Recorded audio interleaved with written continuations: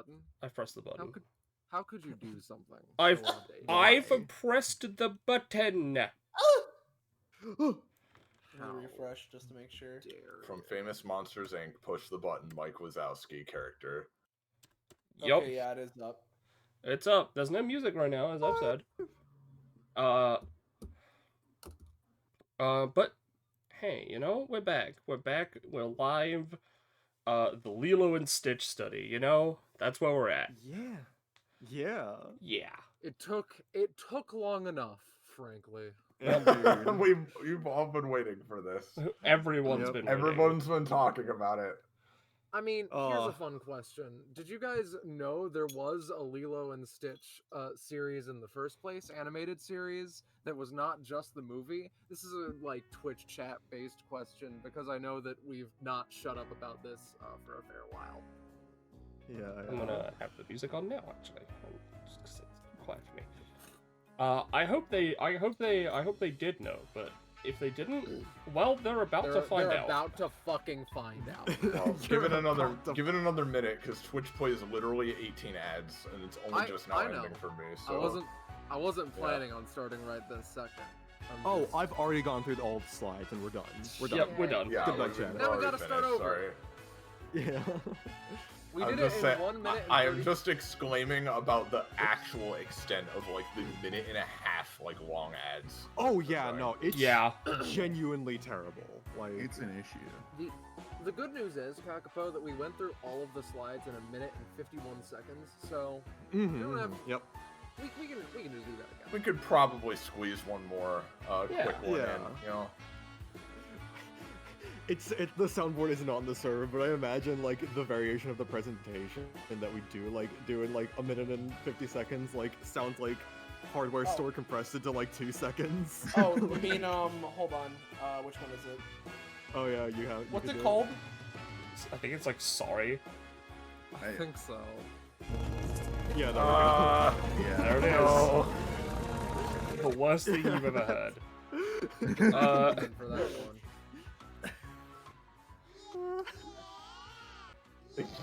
We will get to that later. Don't spoil. We will get to them. All right. It's part of the experience. We have to build up. Yeah. All right, Scarlet Cockpo, let's do this.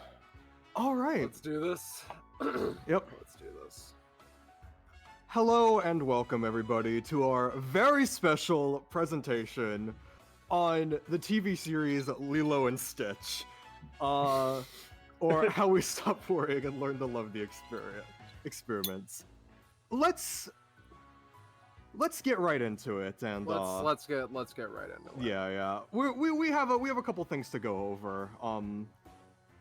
We're gonna introduce you guys to the concept and the series itself for the poor saps in the audience who haven't seen the series or anything about it. The unenlightened masses. Exactly. Then we're gonna go into the tier list itself, a special thing that Scarlet and I, Kakapo, have constructed.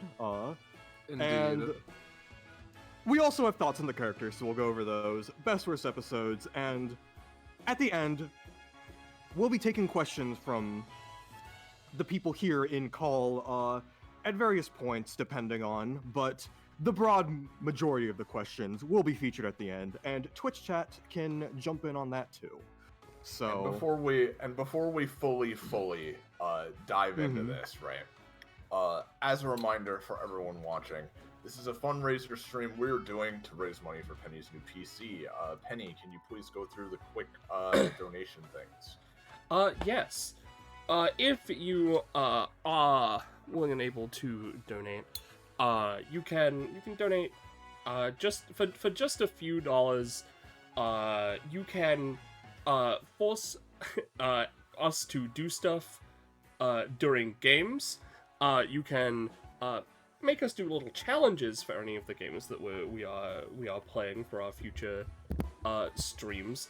Suggest a game for us to play during this time, or if you are particularly able and generous, you can donate to force us to add an entirely new day to the Stream-a-thon, and dedicate that entire day, that entire stream to a game of your choice.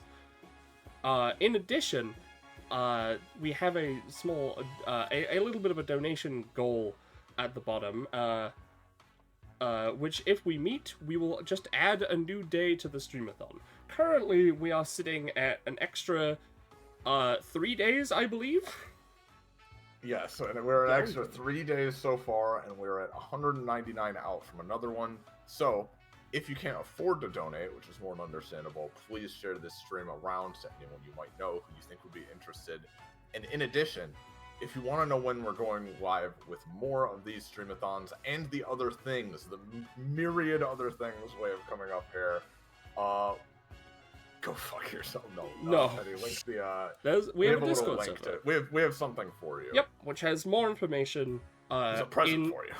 Yeah, It's a present for you. It has more information in our announcements section of our Discord server, but I also have here a link to the donation link,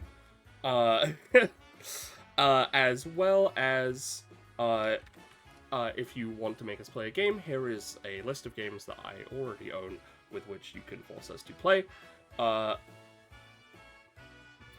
And yeah, generally we're just here to have a good time. Yeah. Though I will add, you can donate to make us do stuff in games. But this right here is not a game. This is science. This is science. This is a collegiate, science-backed Nobel Peace presentation. Exactly. That is being delivered at Harvard and Yale and the other one as well. It's going to save the world. But basically, That's why I'm here. So if everyone could please adjust your monocles and be on your best behavior going forward.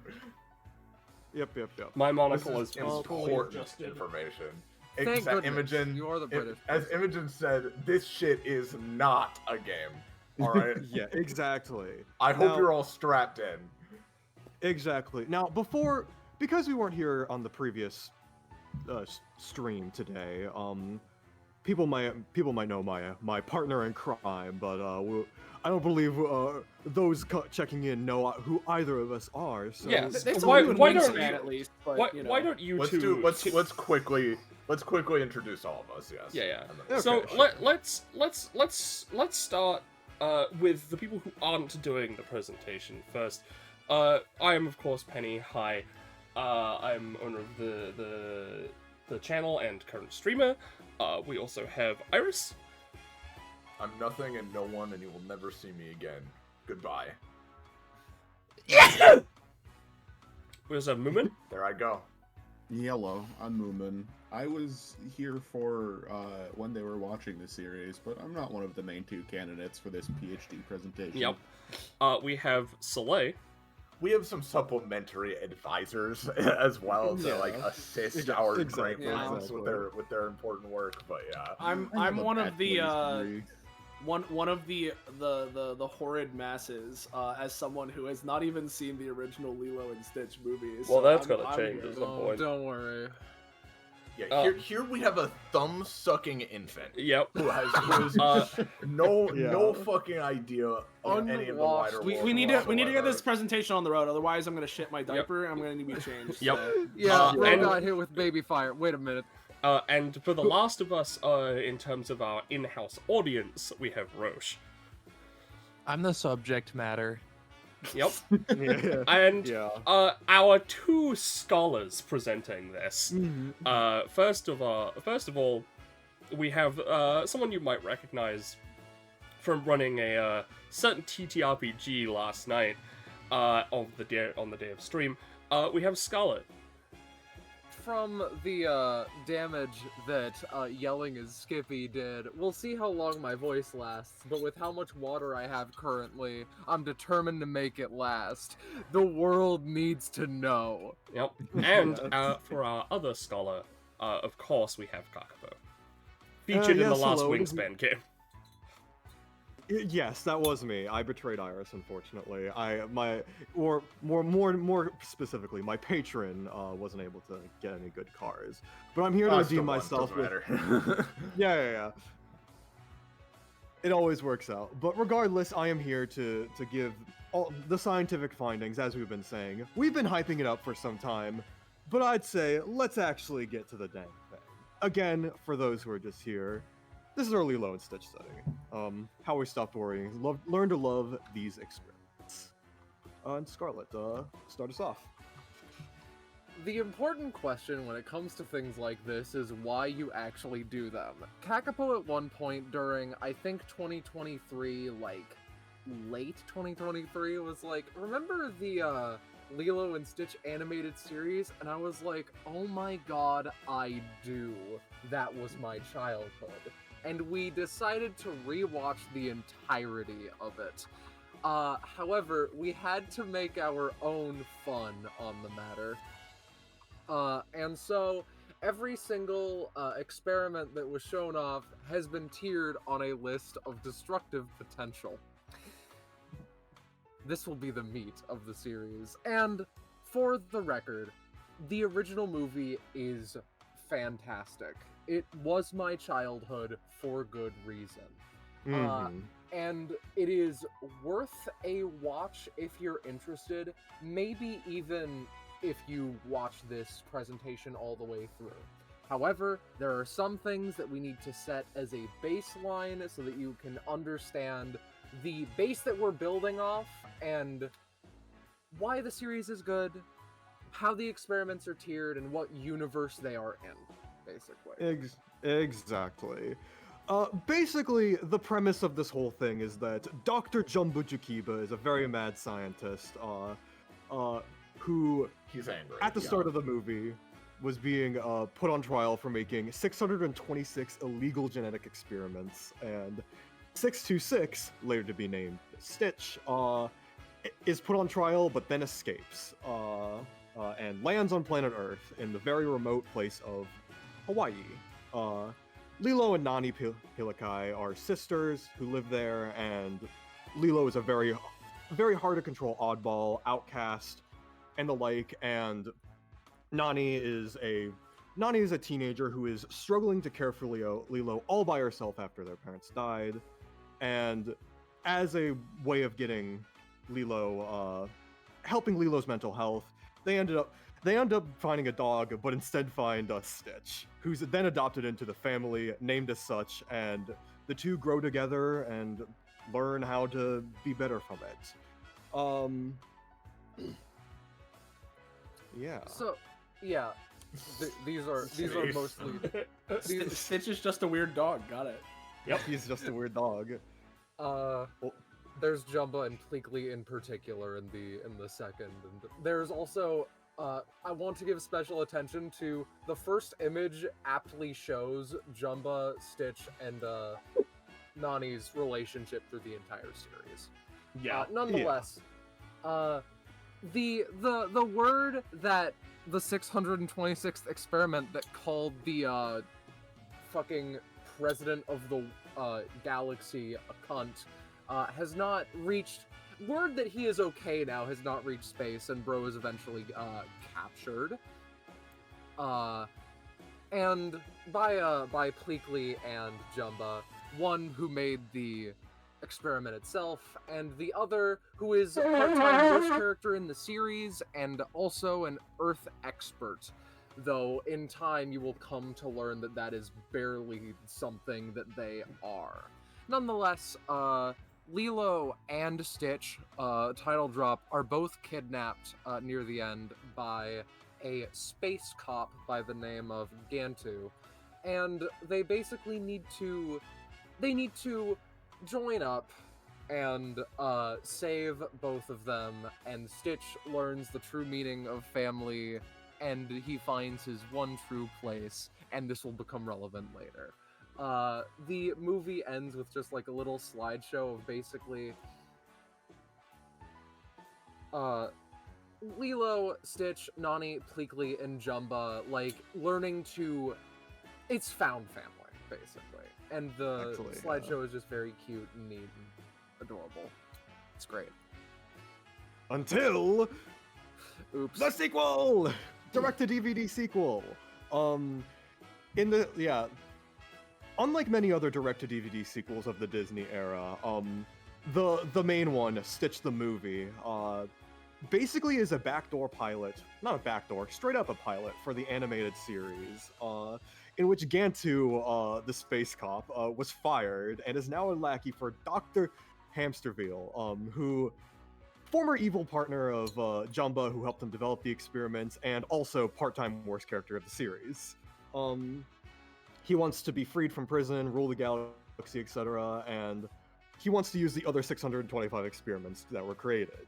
Long story short, the storage unit that Jumba kept to the dehydrated experiment pods that he smuggled to Earth got opened in space, rained over the Isles of Hawaii, and these pods, thankfully, only release their terrifying little guys inside if they're exposed to water. Good thing Hawaii isn't wet. Yeah. But now Lilo and Stitch gotta catch them all and find their one true place on Earth, considering they're outcasts just like Stitch. And that's kind of the premise of the series. This is a series about finding those little funny dinosaur sponges that you put in cups of water when you were 5. Except they can end the world. Some of them, at least. Some of them. We'll get to that. Because here's the tier list criteria. We've tiered them all on destructive potential, and thus, the stronger an experiment is, obviously the higher it will go.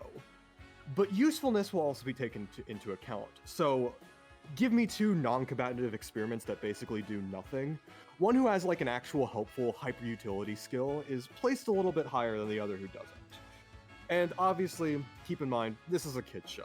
A lot of the experiments, despite having horrifying powers, have easy ways to undo their effects, and that's often the plot of things. So, a lot of experiments are brought down by this for that reason, but some just aren't. So, those are the S tiers.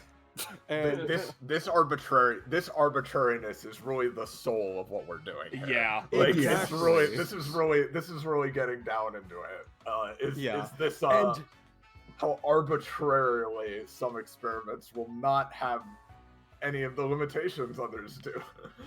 Yeah, and speaking of arbitrariness, something else important to consider is intent. So these aren't just like little guys; they're genetic experiments with explicit programming by Jumba to cause specific types of mayhem. So if Jumba designs an experiment to inconvenience someone with their overpowered ability rather than like kill them, that was also brought into account, and that has made a mark on some experiments. Which of course is to imply that some were programmed with murderous intent. Yeah. Oh, Yes. Oh, yeah. You'll see. You'll see. And also, thank you to Lilo and Stitch Wiki. Most of the images from the slideshow came from there. And yeah. And All right. from worst to There we best. go. Yeah. All right, Starting with the everyone. F tier. Okay. Ladies and gentlemen, the bottom of F tier is this piece of shit. Double Dip's power is that he really wants to lick things Lick twice. things twice. It's not even that he dips things in things twice. It's that he licks them twice. And then eats it. How could he Yeah. do such a thing? This is Yep. the end of what we have to say for Double Dip. Yep. I remember that episode. We'll get to that episode. Yeah. We'll get to that It's- episode, don't worry. worry. Don't I worry. remember that when we saw him and that was his power, we were like, that's impossible. That can't be his only Yep. design. Yep. All right. He is Experiment 2, but we'll get to that later. And because we have a lot to get through, we have categorized some of these guys, and this is the group we like to call the loud and annoying ones. Collectively, their only power is to be annoying with their voice. Zop snores loudly. Heckler is a comedian that dishes out burns, insults everyone he sees, and canonically supports the cops. He's literally- the conservative comedian. Yeah. Yeah.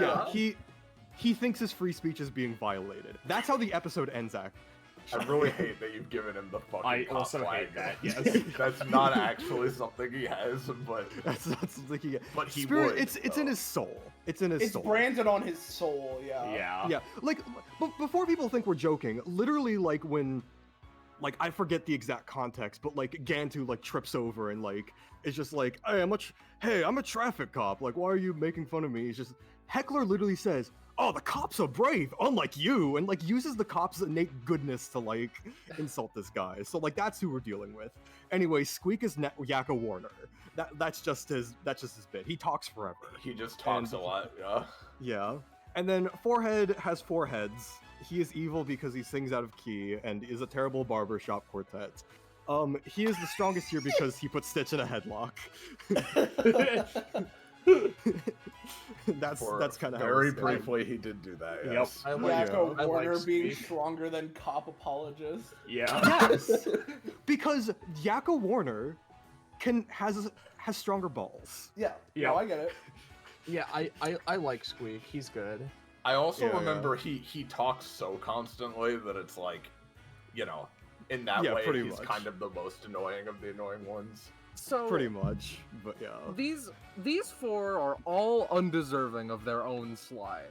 Stamen is someone who is an experiment that tricks like bees into thinking he's a plant. Pix takes bad pictures of you, and the reason that he's this high is because his legs are sharp. Tickle Tummy is absolutely terrifying, and Gachu pinches you and it hurts. Yep. That's it. Yep. Okay. Here's Gigi. So Oh, Oh, Gigi's it's a a weird dog. dog. Yeah, it's a weird dog. It's a Shih Tzu. Maybe because Jumbo wanted to like annoy his neighbors with a dog. And yeah, it's a Shih Tzu. It's a dog. I have one of those. I could beat it in a fight. But I won't because I love my dog. But regardless, like, yeah, like, it's a good plot twist in the episode because it's built up as like, oh, Stitch and Lilo are trying to beat Myrtle's dog in a dog show, but uh-oh, that's the secret experiment that Gantu's been hunting the whole time.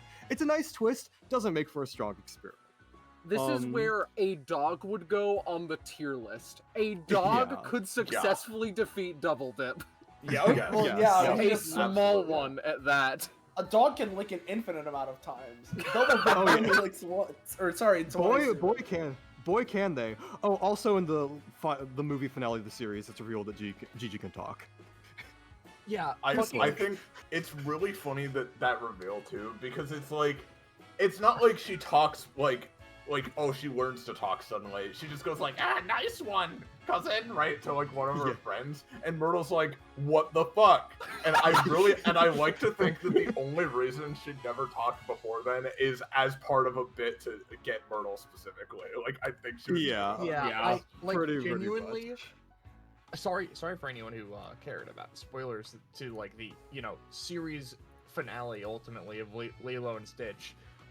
It's just really fucking funny that Gigi busts out like the Myrtle, are you okay? And it's like, huh? What? Yeah. It's like if Yeah. Pikachu talked at the end of the movie. But moving on. Speaking of another talking experiment, we have Slick and Scarlet. So Image in the bottom left. Slick is really good at selling things, and it canonically sold Jumba's wife into slavery. I forgot about that. Yeah. I do. Now, the fucked up thing is that selling Jumba's wife into slavery did not ruin their marriage. That's not what did it. Another experiment did that. But We'll get to that one Yeah. later. But honestly, Yeah. I think that we can move the hell on. That's what comes Yeah. to mind for this one. He just sells things really, really good. he's basically just has like he just is like really charismatic, and is able to do that well. He The is bottom left fully a image. reference to the Music Man from the musical The Music Man. Yeah. Oh, The here we devil, go. huh? I was Yeah. gonna say something about Slick, but we're on him. So, So- Scarlet's giving me permission to go off. Yes. So I shall. Stop Go is an experiment revealed at the end, like at the beginning of the Leroy and Stitch movie. Like flash forward, they couldn't do all 625 experiments, so they just flash forward. It makes sense. They did that.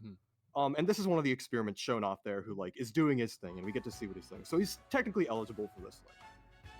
Stop Go is a traffic light who was designed to, as we know it, cause traffic jams.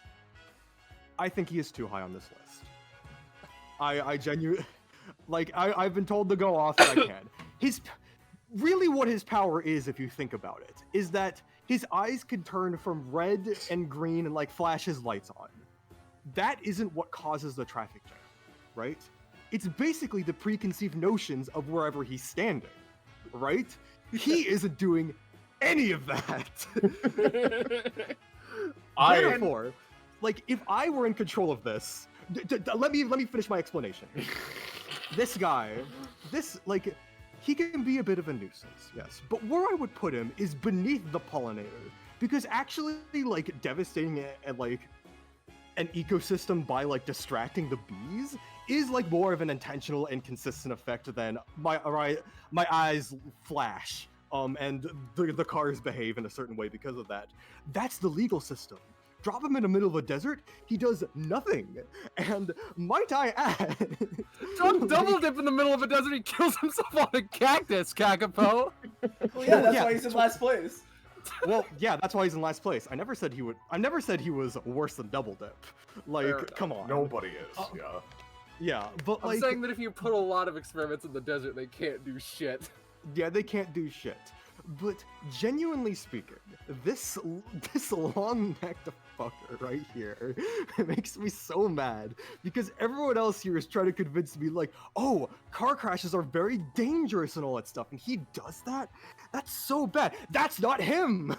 Like, genuinely, if you see this guy in the middle of the road and say, oh, I better obey traffic laws, and then like continue into a car crash and instead of, you know, going, what the fuck is that thing? Like, I don't know what to tell you. You fell for the trick. And that's not him.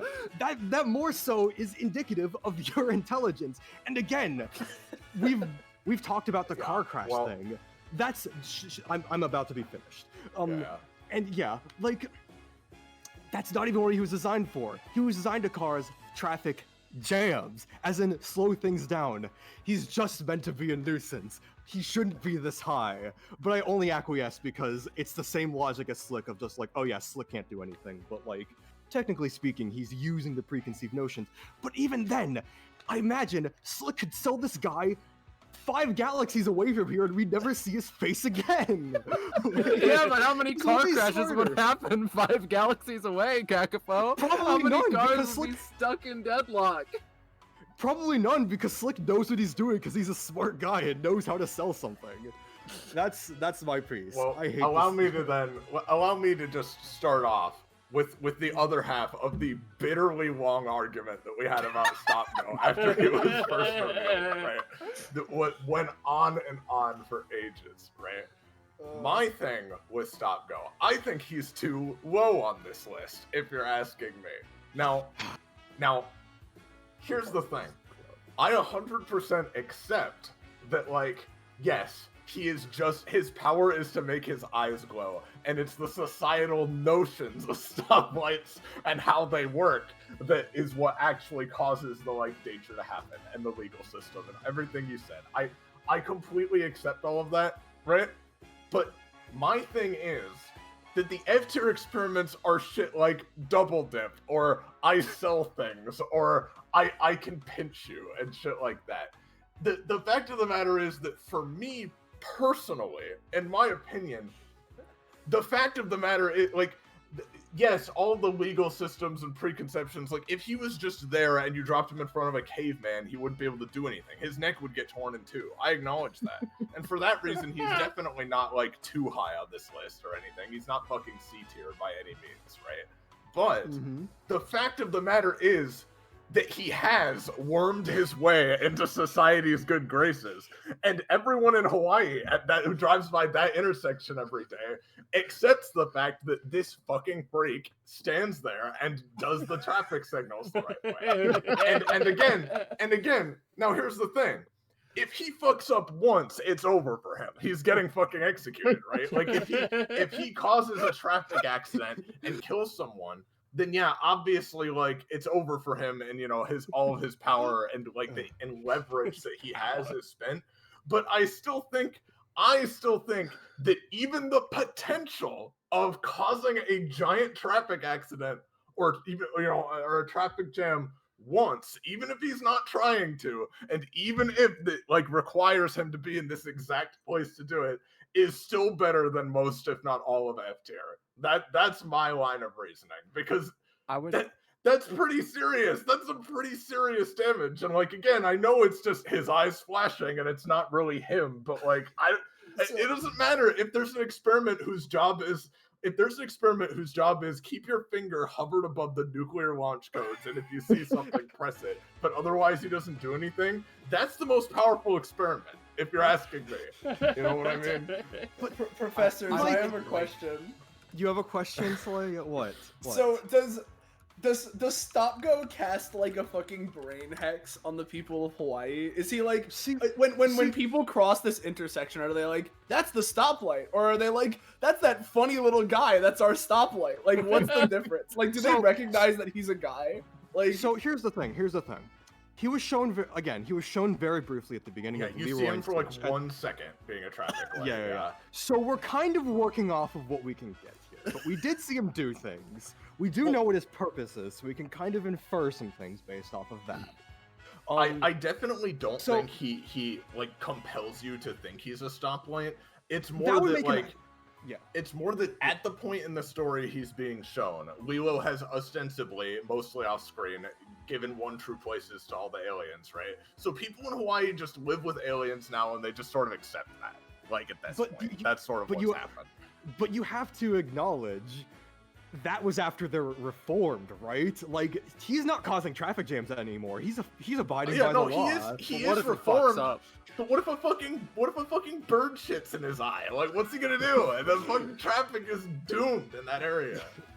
And see, but if that's the rationale, right? Would you say a construction worker is stronger because if a bird shits on them and they fall, it causes the infrastructure of the building to be less sound? Like, I still think stronger than Double Dip, yes, and like a bit of his caliber is what I'm saying. Double Dip.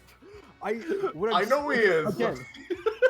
But I think he's stronger than Bee Pollinator and like some of the other guys above him too, personally. Like, that is where we disagree. Again, this is the compromise, and it's just gonna have to be this way. However, the fact Scarlet sorry, Scarlet.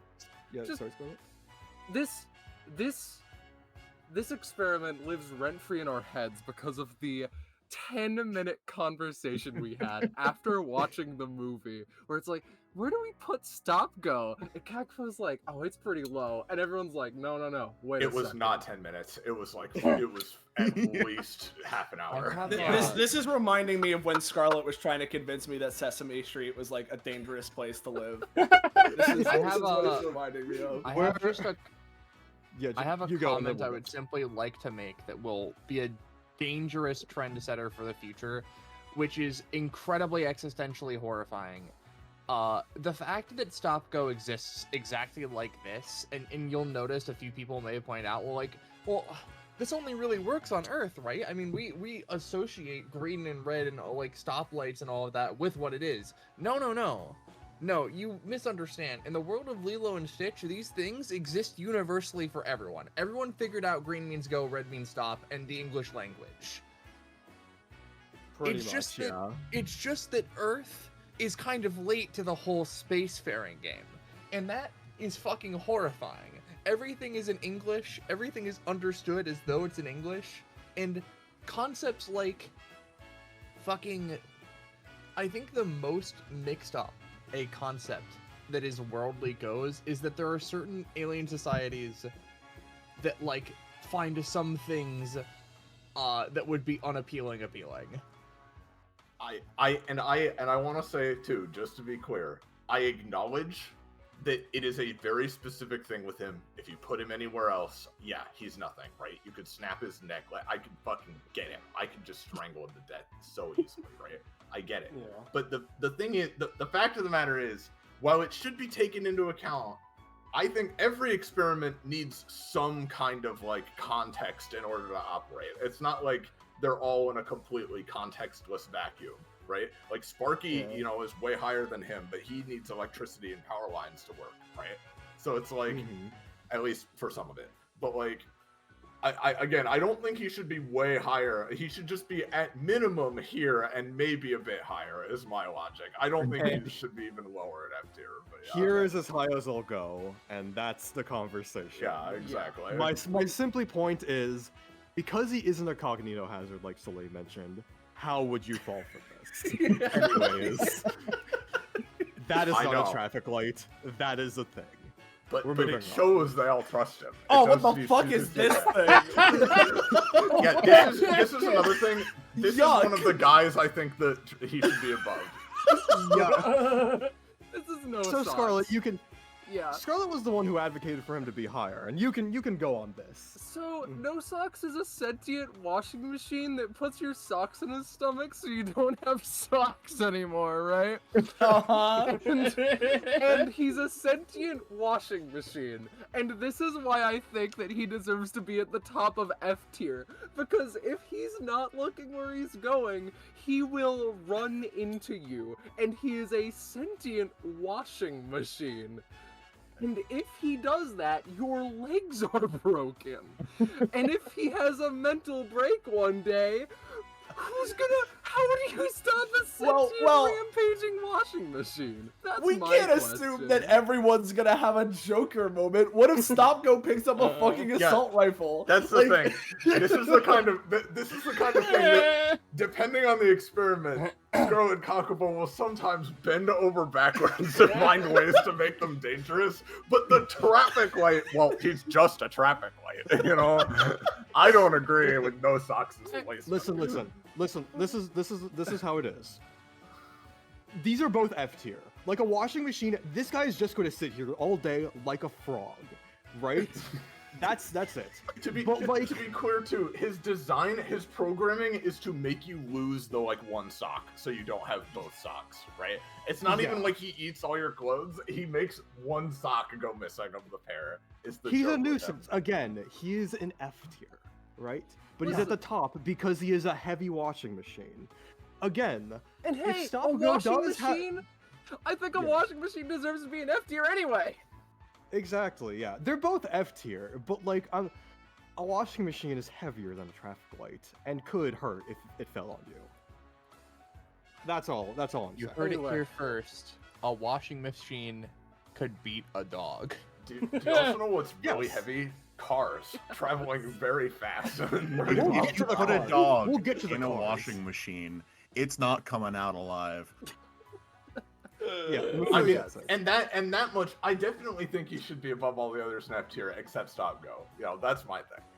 But go on. Anyway. And for chat's sake, and anyone watching, but not to get into this, but I just want it to be known that I'm holding back my arguments of why the ability to sell you into slavery should put that guy higher.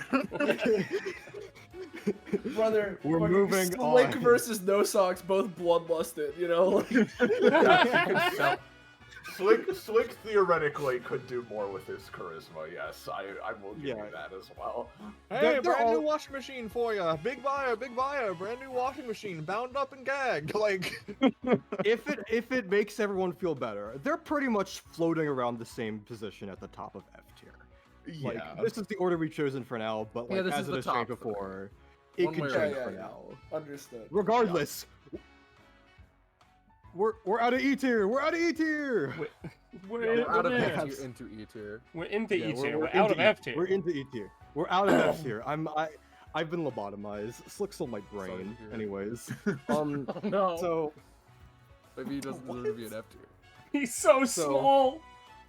Yeah. So these two kind of have a similar power we found. So we've grouped them together. This is the pair that targets one person in particular and fucks their life. So Poxy is a little itty-bitty germ, and if it goes inside you, you get a very specific disease that makes you feel bad, you get pimples, you burp forever, your eye swells, and you smell bad. And Remy, he is not contagious. Specifically, it is stated he is not contagious. It's just he is not contagious. One person only.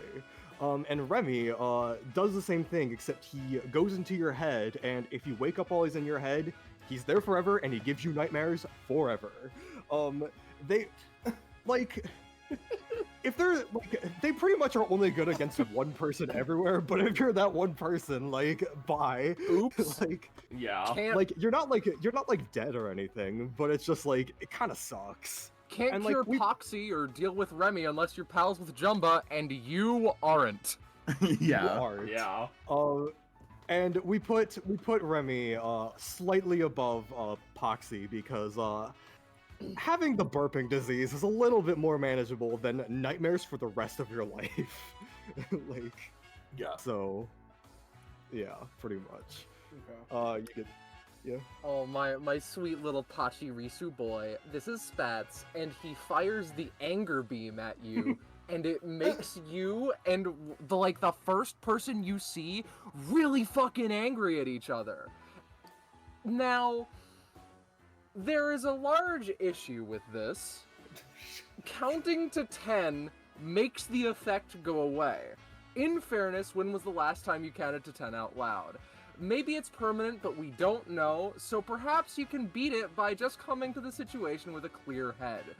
It would be much higher if the episode's plot made two world leaders angry at each other. Yes. Also, this episode canonizes the Proud family. We'll get to it. We'll get to this it. This is one of those ones where it's like, theoretically, if you didn't know the cure, he'd be way higher, or if there wasn't one. Mhm. But yeah. Yeah, Anyway. it's an easier cure. What's but it's the a magical horror movie power. in the bottom right? The reviews and Oh, S tier. God. So yeah, so this is Shredder. For the record, I looked up for this presentation. I looked up Lilo and Stitch Shredder, and I guess I got what I asked for. So here you go. This guy's power is to shred documents. His little head frill thing is the entrance, and you just put paper in there, and it's gone. It's gone. Probably not. I mean, genuinely speaking, if you do get your fingers caught in there, yeah, that could do serious damage and all that stuff. But He's beaten by not doing that. he's beaten by not doing that. There's some damage to wants be to eat done, paper. but yeah, he just eats paper. Where did they find him? Was he shredding national secrets? No, we will genuinely get to where they found him. Yeah. Does one your heart count? Yeah. That's a fair question, Iris. This is Pokey. He pokes holes in water containers, and does blood your heart count? He can maybe kill people, and that has landed him in E tier. Also, I guess if you're in the desert and you've collected a month's worth of water, well, I guess that you're fucked if Pokey's also there. But that's really all there is to say on him. He Yeah. didn't I even, definitely he- think Stop goes on. he didn't. I keep yapping. Donko could hit you in the face with his face and crush you to death. I'll cope forever, but you continue, yeah. Yeah. Pokey, in the main episode he showed up in, I believe he set up an umbrella there and didn't do anything else, but maybe I'm forgetting. Yeah, pretty much. Oh, we're getting to the impossible oh. one placeholder, don't worry. Yeah, Alright, this here- is the guy. Here is the potent obnoxious noise gang. First off, this is my soulmate. This is Fibber. I love this frame of him. Basically, whenever anyone near him lies, he, in the image above, he makes a sound. He makes a sound like "bah," and his light glows. So Yeah. it's yep, they lied, and it's universal. So genuine lie detector, pretty useful stuff. Sample that guy basically takes the noises around him and basically remixes them into an annoying sound of his choice. It's Roche. And and Belle, she's like a love banshee. Belle. She just screams really loud, and it's really, really loud. The reason they're not with the annoying noise gang back in F tier is because, well, These Fibber, guys are better, yeah. these guys are better.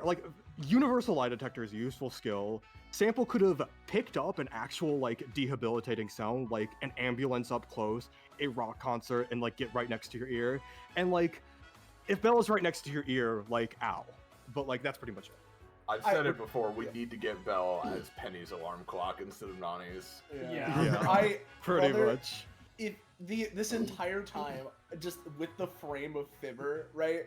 My assumption has always been that this guy's power is like, yes, I'm Megamind, I'm the Brainiac, right? But no, it's that he goes, when there's a lie. Like, Exactly. No, that's just my favorite frame. Like, listen, that frame from the episode is, like, uncharacteristic of him, because, like, there's, like, an important event coming along. It's important that, like, a wedding goes off without, like, the parents knowing that it's, like, a total sham. And then, like, he comes over the steps and starts walking forward, looks like that, and they're like, oh, no! Fibber's arriving, and I was just like, this resonates with me. Fibber is That's the origin. arriving. Yeah. I love Belle because I don't remember if it was said why, like, Jumbo created her initially, but she literally, like, the episode she's in is just like, oh, we're hearing ghost sounds, so the woods are haunted, right? Because Belle just screams like a banshee for fun, right? Yeah. But there's another experiment later that we'll get to that makes loud noises that are like, it's a full, like, weapon. Like, it's fucking weaponized. Yeah. Belle just screams and looks like that. And that's incredible to me. And she's adorable. Yeah, she's also Nani's alarm clock. Yeah, her one true place is Nani's alarm clock, yeah. Yeah, Here's Hush. Hush is also very cute. One of my higher up designs, if nothing else. He's very simple. His ears listen really good, and his tail is a speaker. He's designed to gather intel.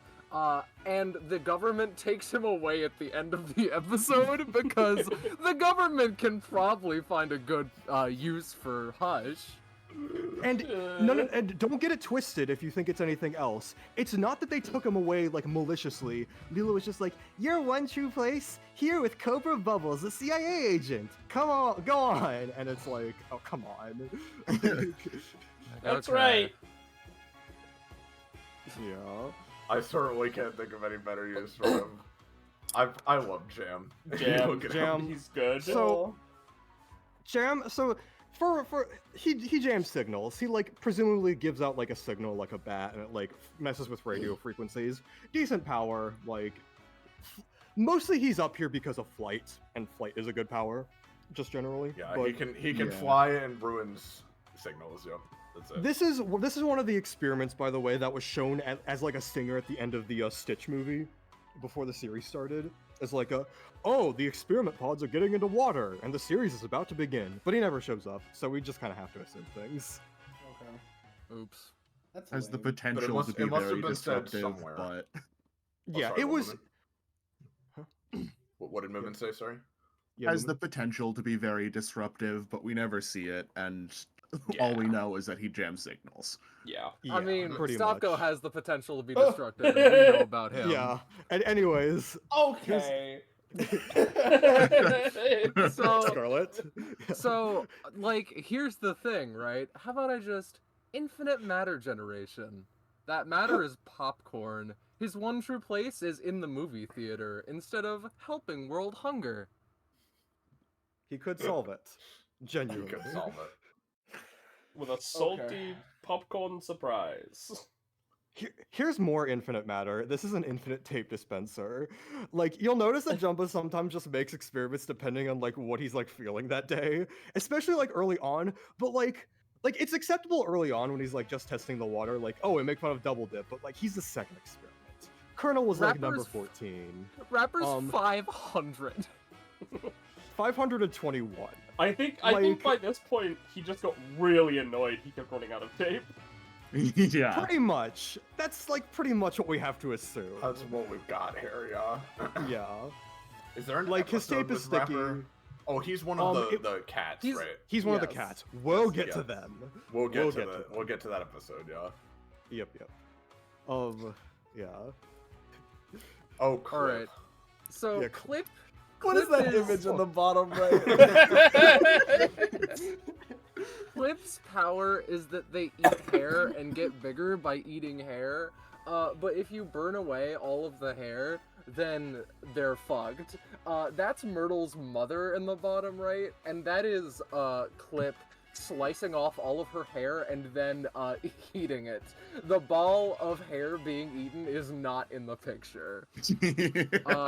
Yeah. Of note, it was meant to originally eat Euburnium, and it is also the canonical reason why Jumba has 3 hairs remaining on his head.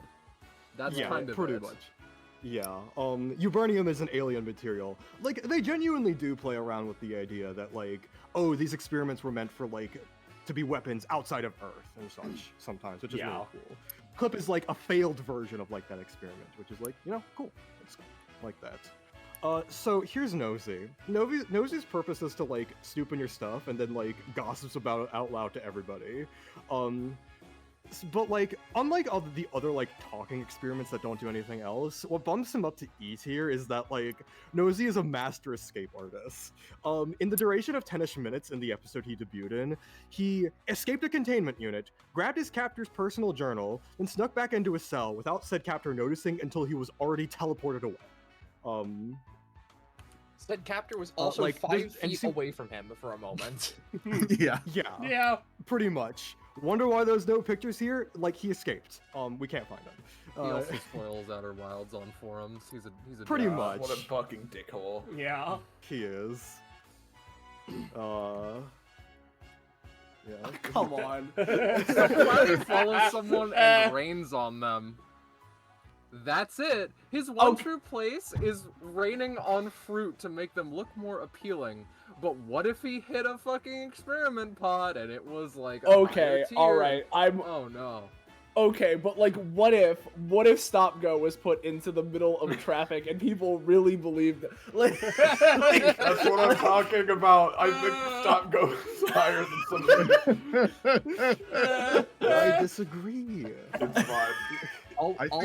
I'll be honest and say that I think water is dangerous. Infinite water. Yeah, Water that's can pretty be dangerous for this reason. I think Cloudy should be where he is.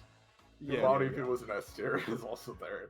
I think Yeah, it's yeah, also yeah. important to remember that Lilo's parents were killed in a rainstorm, so it could also traumatize Lilo. That's true. That is true. Yeah, I'm afraid that like, would not raise him much higher. yeah, like, Well, I'm just was arguing also- for his current place. this was also one of the Leroy and Stitch, like, opening, we found all the experiments, guys, so, like, we don't see much of him. He might be better, he might be Yeah. worse. We Plus, don't I mean, know. like, infinite water can be It- certainly yeah. useful if we were not in a kid's show. So of course I'm watering the fruit. Like, and Pretty he much. could be Pretty he much. could power a dam or something. Infinite Pretty water much, yeah. generation, that water is matter. Holy you know? shit. Infinite yeah. microplastics generation. No. Anyways, here's the D tier. Oh, there's Nosy. There's Okay. Nosy. Oh, There he wait, is. this is Boomer. He does something humorous when you throw him. Like, I hate those images you use. like, like, because he's a boomerang, the reason he's at the bottom of D is because, like, boomerangs are, like, weapons, and, like, if he hits someone, that could, if he hits you, it'll probably hurt. Like, that kind of deal. Okay, Boomer. Yeah. I Yeah. genuinely love Boomer. Why is he 288? I don't know. Jumbo wanted a boomerang. They get better as you go higher is certainly a big suggestion. Yeah. Yeah, no, it's fucking. It's broadly There's- true, but there's- sometimes not. Like, It's I disagree that it's broadly true. I think that like Jumbo really hits his stride in the 600s, and then the rest it's just I'm going to throw a dart at board. Maybe I create world-ending monstrosity. Maybe I create infinite tape generator. Maybe Yeah, I should I create think an there was a experiment. I'm pretty sequence. sure. I'm pretty sure also that somewhere in the 500 to 600 range is supposed to be the okay. I'm starting to create these creatures for war efforts. I think now." that's the 400s. But that doesn't was the save. idea with That doesn't save them. yeah. I believe there's a sequence somewhere in like the 50s to 100s where he started making like actual weapons. but then he just Yeah. went back to, my towel is wet. Yeah. I must create. Speaking of weapons, I must create a experiment to either. throw darts for me. Also, before we get Yeah, into yeah. PJ, I want to say thank you very much to our good friend Amber / Yum Yum / Sam for donating $50 whole and for suggesting the game Poke Park. 1 or 2. Oh, But if they end up not being streamable, the backup request is, of course, Astral Chain. fair enough, Oh actually. yeah, thank you so Hell much. yeah. Amber. Thank you. Thank Super you very much. appreciated. Yeah. Anyway, this fucking nothing to get back to the serious matter, so this is PJ, and his power is to put you in Home Alone traps. Like, we genuinely think that, like, he could make your life into a living nightmare if he really put his mind to it. And also, how the hell did he get fucking wood prisoner stocks in that bottom piece there? Yeah. Luckily, The thing is, I remember watching this episode, right? And it's like, oh, he like pulls pranks. He's just an asshole, right? But like, the thing is that the way he pulls the pranks are insane. Yeah. Like, you know, Rube Goldberg contraptions that Stitch falls into, I believe, and cannot get out of until it's complete. Like, you know, like it's one of those things where he needs prep time, and he needs like, he obviously is just trying to prank you, not fucking kill you most of the time. But also, like, as you see by the stockades, he can fucking trap you if he wants. Like, you know, like he's a little bit more dangerous than you'd think. And that's why he's in D tier. Like, Yeah. Just Yeah. barely, anyway. Yeah. here's Skip. Skip Alright. allows you to travel 10 years into the future. You are gone for that entire 10-year duration, but you age up 10 years when you come back. And there's a smaller undo button for returning to the past. And Jumba initially built this guy to go 10 minutes into the future, but like kind of messed that one up. So I want to say, a lot Yeah. of Skip's placement is mostly in, like, on principle, time travel is fucked up, but I want to fully extrapolate how useless this ability is. Like, unless you have him by your side as, like, a car is about to hit me because Stop Go fucked up, I need to skip 10 years into the future. Like, that 10 years of your life is gone, dude. I was making this tier list. I was making this slide in particular, and I was like, wait a second, I found out a potential use for him. Aging wine. And, like, if he just has a bunch of wine bottles and he skips 10 years into the future, and then I realized, then again, you can also have them in a physical space, and they'll still age 10 years! yeah. I think if you weaponized him, right? If you weren't the one to go forwards, right, and you like threw him button first at someone, Oh my god, and you send actually. your enemy 10 years into the future. They press the reverse button, it's But undone. there's also a reverse button. So. Yeah. Do they know that, though? Do they know that? Yeah, okay. I mean, that's again, why he's D tier, yeah. He's Yeah. D tier. Like, our rationale for putting him this high was he could technically outlast anyone by skipping and such. But, like, other than that, like, he's a defective, quote-unquote defective. All of them have their one true place. We never find out his. But, like, he was initially In the deemed future, maybe. defective for a reason. He was a failed experiment so far as what he was built to accomplish. So, Lottery ticket winning experiment, nothing else, actually super valid. Yeah. Yeah. Valid. yeah. Anyway, This is Mary. this is Mary. Jump- Yeah. She's Jumbo's love bouncer. She was also introduced in the movie. She's like big and bouncy, and we assume she can like deflect things. That's pretty good. That's better than a lot of other powers. Like, This is better than the washing machine? I think it's So the because she washing has the intent to She deal has the with intent to bounce you, I suppose. but, Yeah. I also just imagine, just based on how ridiculous these experiments get, that if you throw the washing machine at her, it's coming back at you. Like, Right. Yeah. We don't know much about her. We don't know much we, about them. we don't though. know much. Here's a Look at slug. this poor little guy. Yeah, what do we got about him? Slimy is very simple. At one point, again, at the end of the second movie, like, we see a bunch of flashes of the experiments, and this is one of them. He does actually show up during the rest of the series, but he's a lot smaller for some reason. The bottom two images are him when smaller, and the top is him when large. Really, his only power is to move around and slime things up, and the most dangerous thing I can come up with for him is, hey, you've tripped and fallen, and now you hurt a lot. But also, he slimes an area. You can see it. You can see the slime in the images. He's nothing to write home about. How is he 390? There's also if he can change his size, there's also at least maybe the implication that, like, the way he gets bigger again is by, like, absorbing and eating stuff. So, like, oh, if he got really big, he could cause some trouble, but, like... Yeah, he's I literally... He's also just, like, very durable, which is why he's this high. It's durability, basis. But yeah, pretty much. This is for them. This is Fudgy. He's chocolate. If you eat him, you'll taste chocolate, but he's also a liquid, and he'll, like, slime you with his chocolate. He can overwhelm you theoretically, but otherwise not much. I don't like high quality animation anime Fudgy. Yeah.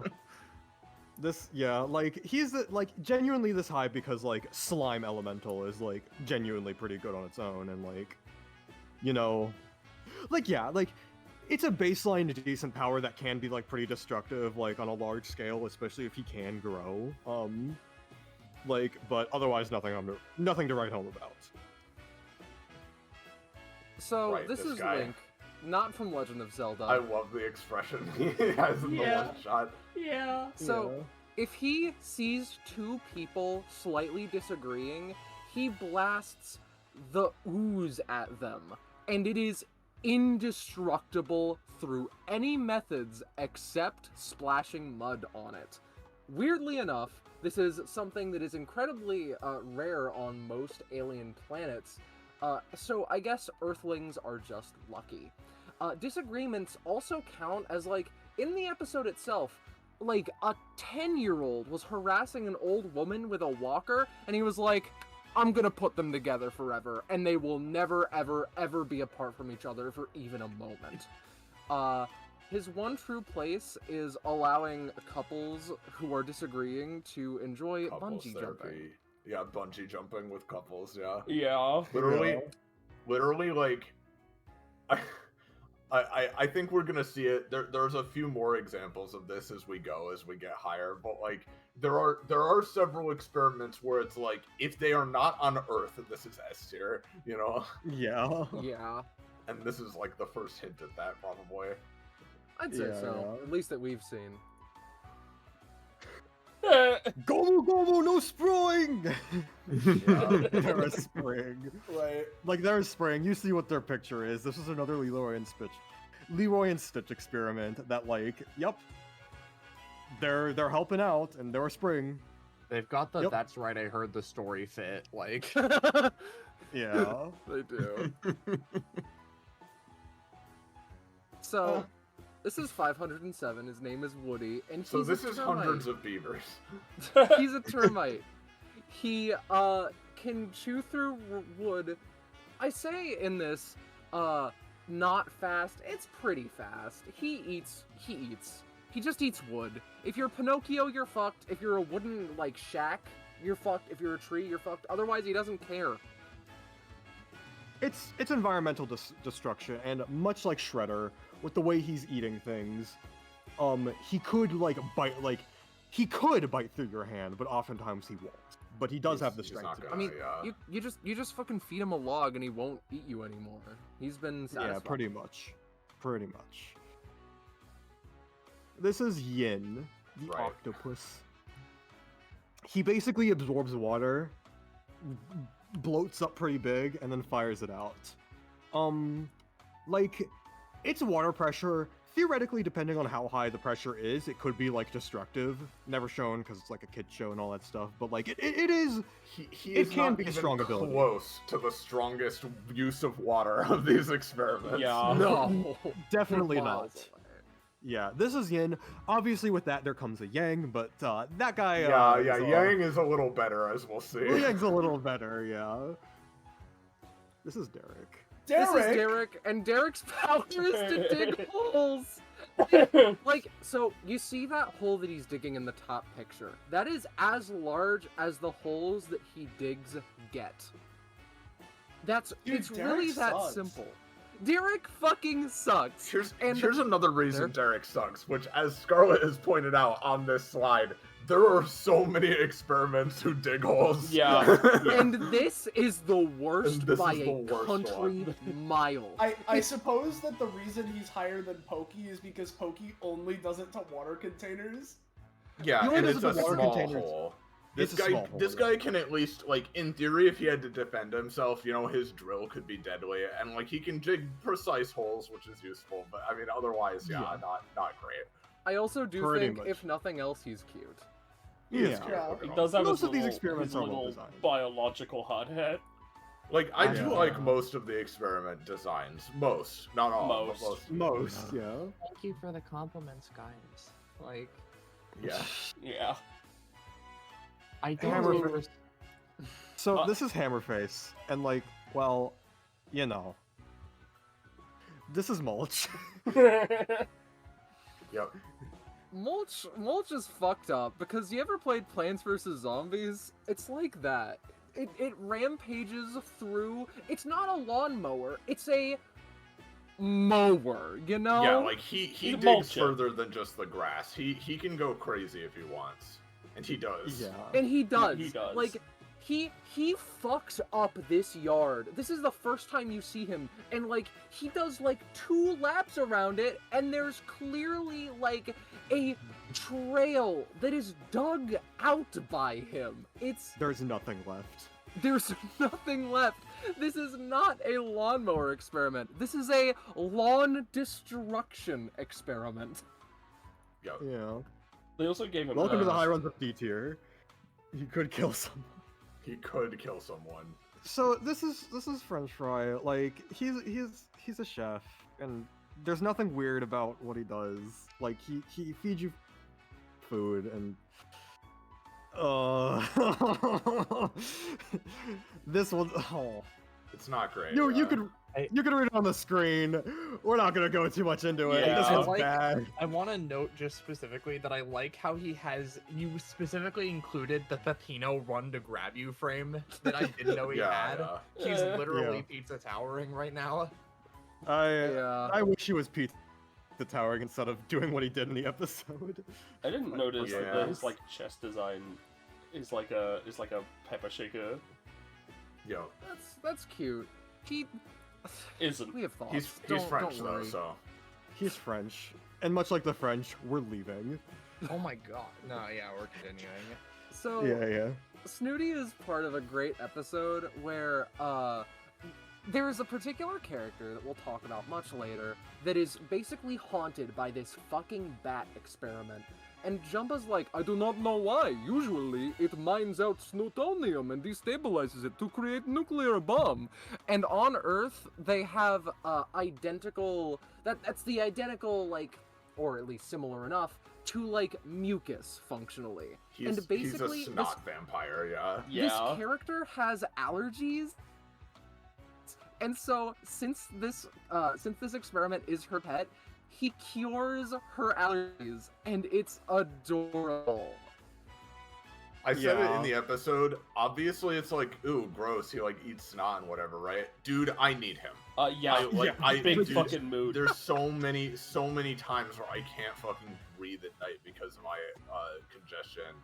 I don't care how gross it is. I'll feed him all day and night. Yeah. Look at him. Yeah. He'd be so happy Exactly. about it, dude. Yeah. It's- No, he's it's genuine. Fantastic. Also, just one of the cutest. Like he's not that too high. Like he's this high because like he makes space nuclear bombs, like outside of like Yeah. On Earth, Earth. you can't do that, but yeah. Yeah. But like, just look at one of my personal favorites. Yeah, For sure. he's cute. He's very cute. Now we're in the C tier. Yeah, we're officially out of E into C. After So, Okay. yeah, you want to give this a momentary sidetrack? yeah. So, Yeah, Stitch here is we go. experiment 626, and he's very fast, very strong, functionally indestructible, very good as a support character, quintessential S tier. We'll get into the specifics later. But why is that important now, you may be asking? The answer... Sorry? The answer is that, like, Jumba had this this idea for this, like, living super weapon design for a while. And he kind of fucked up the first time. Whoops. This is whoops. So what's the Stitch if he just completely fucked up at everything? He's terminally bad and incredibly clumsy, and he does not want to improve. He's just awful. His one true place is somehow not completely fucking up on a bowling team, and the only reason why he is at the bare bottom bitch of C tier is because he's technically Stitch. If he wanted to, if he wasn't terrible, then in theory, good things could come of it, but that's not the one. Yeah, like, he's Stitch. He has all the powers. He's like one of like the prototypes for the design. Again, 600. He comes before 626. But like, he came out a little wrong. So like, Yeah. that's His one true place, I remember, right? Because he fucks up, of course, everything in the episode. And then it's like, oh, the logic of why he's good at bowling is like, he trips and goes whoops with the fucking bowling ball, but then, you know, that's what you're supposed to do with bowling, so of course it goes and gets a strike. Bullshit. That's not how. That just implies that bowling requires no skill or nuance to it at all. And it's like, unlike in Hundreds of Beavers, I do not fucking buy it. It's not earned. yeah, like I just think he's good at bowling. You know, we all have those skills. But Yeah, the regardless- alternative theory is that his only actual skill is bowling. Yeah. Anyways, this one's. Scarlet can also take this one. Let's have that. You can Instead take of the the next whole two. borer, he's the jackhammer, yeah. Yeah, you can take the Yeah. next two because I think they're especially relevant for you. Maybe the next three even, but nonetheless, Digger is another digging experiment, and I have a personal grudge against Digger that I will fully extrapolate on later. But for the time being, all you need to know is that he's miles better than Derek. Literally, look at the tail, look at how much larger it is, and trust us when we say he can do it. He can dig. He can dig Yeah. with his hands, not just Well, his tail. Because literally speaking, with the tools they're based on, like, yeah, a borer is like for boring small holes. A jackhammer is to fucking dig, you know? Yeah. Yeah. Like, keep in mind, Derek is 566. Digger is 529. This will be relevant. Yeah. Okay. God. This is Splat. He's a steamroller. Again, he was only seen at like Lilo, Roy, and Stitch. But like again, we weren't really tiering the experiment. More so, we were tiering a steamroller. Steamrollers can, like, he's pretty big. He can flatten things. This is Yeah, Fat like- Bitch. This is the cat that Zanza thought was real. You think? Yeah. You think that Splat like ever questions why he's alive? He's content in his one true place. I think he knows exactly why. What else could it be? Jumbo need big flat space for better experiments. Exactly. Jumbo only thought of this at number 419 after he make tape dispenser. Sorry. Yeah. I think a bit And to before, your Galactic actually. Council, do not show up today. I've drafted an absolutely dog shit experiment. Yeah. Moving on. Here's This Clink. one's all you.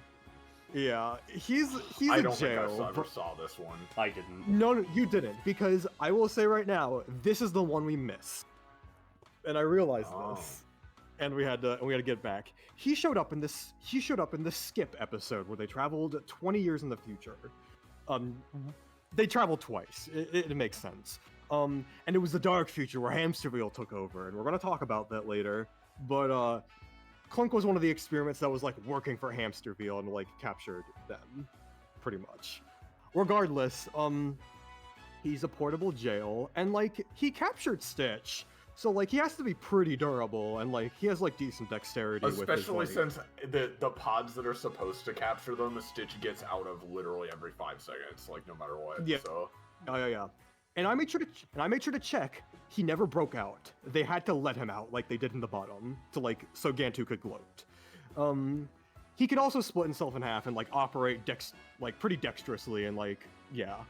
There's no indication that you can ever break out, but you probably won't fit. He was most likely made to just capture experiments. Yep. Set sail for One Piece. So, Thresher punches you, and Huggo strangles you. Huggo is higher than Thresher because he's larger. Guess which one is which? Parentheses. The bottom one is Huggo. Yeah. Thresher just punches you with his stretchy arms. They're the same power. It's just that one strangles you. You know? Yeah. Pretty much. Yeah, and is larger, moderately. Thresher simply reminds me of a Monsters Inc. character. Yeah. But moving on. Oh, Soleil. This is more fun than you. What do you? Why me? Why am I? I just thought you'd like this one especially. He is silly. I like him. I like American Dragon Jake Long. Where's he on the tier list? Yeah, we'll get to that. Morphology is a little guy, but like, he doesn't shapeshift. He shapeshifts other people by like touching you and like, yeah. So like, show him a picture and like he just transforms you into that. Like, so good espionage stuff. Genuinely a very good utility skill. Yeah, no, I like. But like, guy. Instead of making gender dysphoria like gone completely, he just lives in a costume shop after his reformation, which is like, you know, not the only experiment to like have a misused one true place, but you know, it is what it is. He's not the most egregious one somehow. He isn't the most egregious one. Yep. Finder can find no, anything. not brother. Man, I've never seen a set of images with a name finder and been like, okay, I get it, moving on. Like, look at him run though. He's got his own pizza tower grab animation. Finder? Genuine, you go. Just Finder finds anything. His one true place is running a Lost and Found, and I think that it's cute that they've crossed out the Lost, you know, because he will find the thing. His only functional weakness is that, like, he can stop trying to find something and then misunderstand where the location is. Like, in the plot, like, he finds out the location of Dr. Hamsterville and then stops actively tracking him, and then Hamsterville moves. But, like, if it's keys, they're not going to be moving. And it's also one of the worst creatively bankrupt names. The 8-year-old's got to get better. He can also fly. I hope that when he flies, he's always in that pose. I think so, yes. Yeah, pretty much. I think genuinely the most disruptive thing to him existing is Stitch getting a little jealous that it's like, what? The experiment that can find things? Lilo's depending on the Finder experiment and not me to find things? I'm being a little piss baby right now. Yeah, it looks like he's driving when he's flying. Look at him. Yeah. It does. Anyways, here's the fucking with you four, who kind of have like similar like hyper utility abilities and all that stuff, but like they're just kind of bunched together. So Swapper does. We'll get to him. He's a part of the I just four. Can't wait to find out what he does. You know? Yeah. Swapper swaps your soul with other people, and like he's been shown to do this like between people communicating over TV, like across the universe, and like he's done it up to 4 people at a time with his eyes. Like he needs to see you and like and stuff, but like otherwise, like you're getting mind switched, and like the only reason he's the lowest is because that it's the least debilitating ability. Genuinely, there was no way to reverse it other than to ask him nicely. I want to give special shoutouts to this one, because this is the experiment that ruined Jumba's marriage. Yes. Yeah. And Hunka Hunka is a little bird that, like, if they peck you, the first person you see, you just fall in love with. But like, just splash water on the face. Just splash water on your face and you're fine. Definitely like spoilers. But like, I must add, not just in love, sickeningly in love. That is all Like, you think about. You're gooning.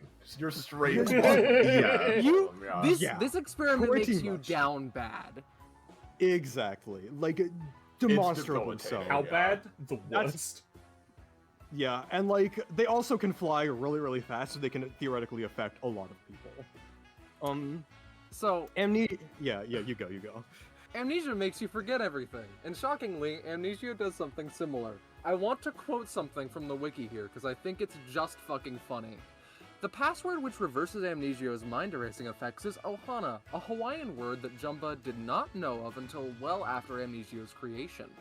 According to Jess Winfield, Jumba obviously changed the password for Amnesio after arrival on Earth when he learned about Ohana, because, quote, it's always wise to change your passwords occasionally. What are you talking about, Just Woodfield? So, if you say Ohana in his general vicinity, you remember everything. Swirly makes Everyone. you listen to the Convenient. Swirly makes you listen to the first person who asked you to do something, and that's, like, powerful. The plot was that he wanted, like, fucking... The plot was that it's like, we can just control the world with this, obviously. And hypnotism is undone with a snap, so like, it's not the fucking strongest thing. However, it is ugly as sin. I think. Look we at can that move little on. fucking thing in the bottom right. Oh. Yeah. He's like a big Oh, old burger who dude. got legs, yeah. Yeah. Yeah. Amber's saying that they're basically finder because they see the Illumise that you've. Yeah, Amber found them, yeah. Yeah. I mean, you can see the connection. Yeah. Yeah. Anyways, here's Houdini. Oh! He makes things invisible by blinking at it, and can make himself invisible by blinking. Like, not like the most powerful skill, but like in conjunction with anything else, it's pretty strong. Like, again, like it's best used with a partner. Yeah, considering So- it's not just he can go invisible, but like other things he can do it too. Exactly. Yeah. Hey, where is he in that bottom right image? You know, I figured He's out right there. time travel Look. before invisibility. He's right there. I don't know what you're talking about. Oh, okay. Yeah. Yeah. Do you not have eyes, Iris? SMH. So this is Blowhard, and he blows you hard. He's the weakest wind experiment, but that isn't saying the most when later, Granny.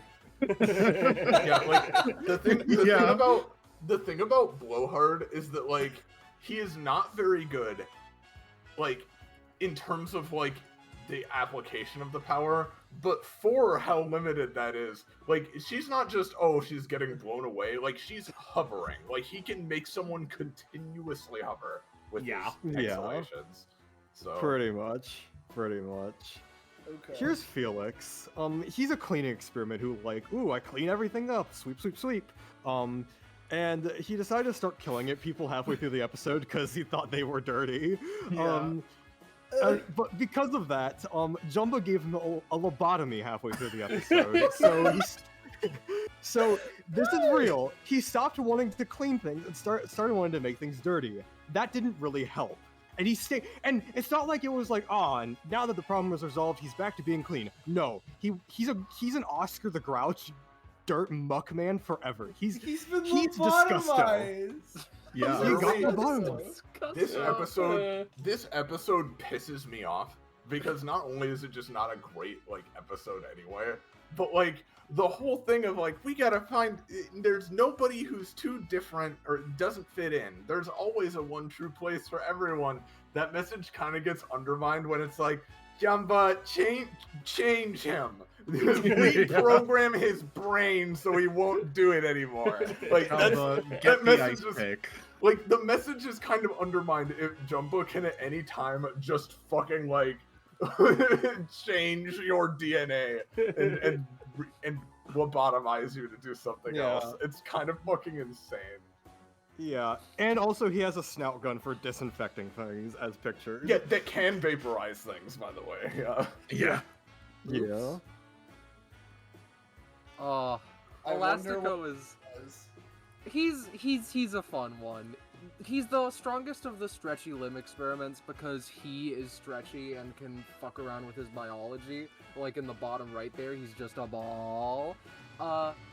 The episode is like, I think, below average, but I think he's genuinely just a cute little highlight. I think whoever drew the middle image there had a blast doing so. No, there's nothing wrong with him. The episode's stupid, but there's nothing wrong with him.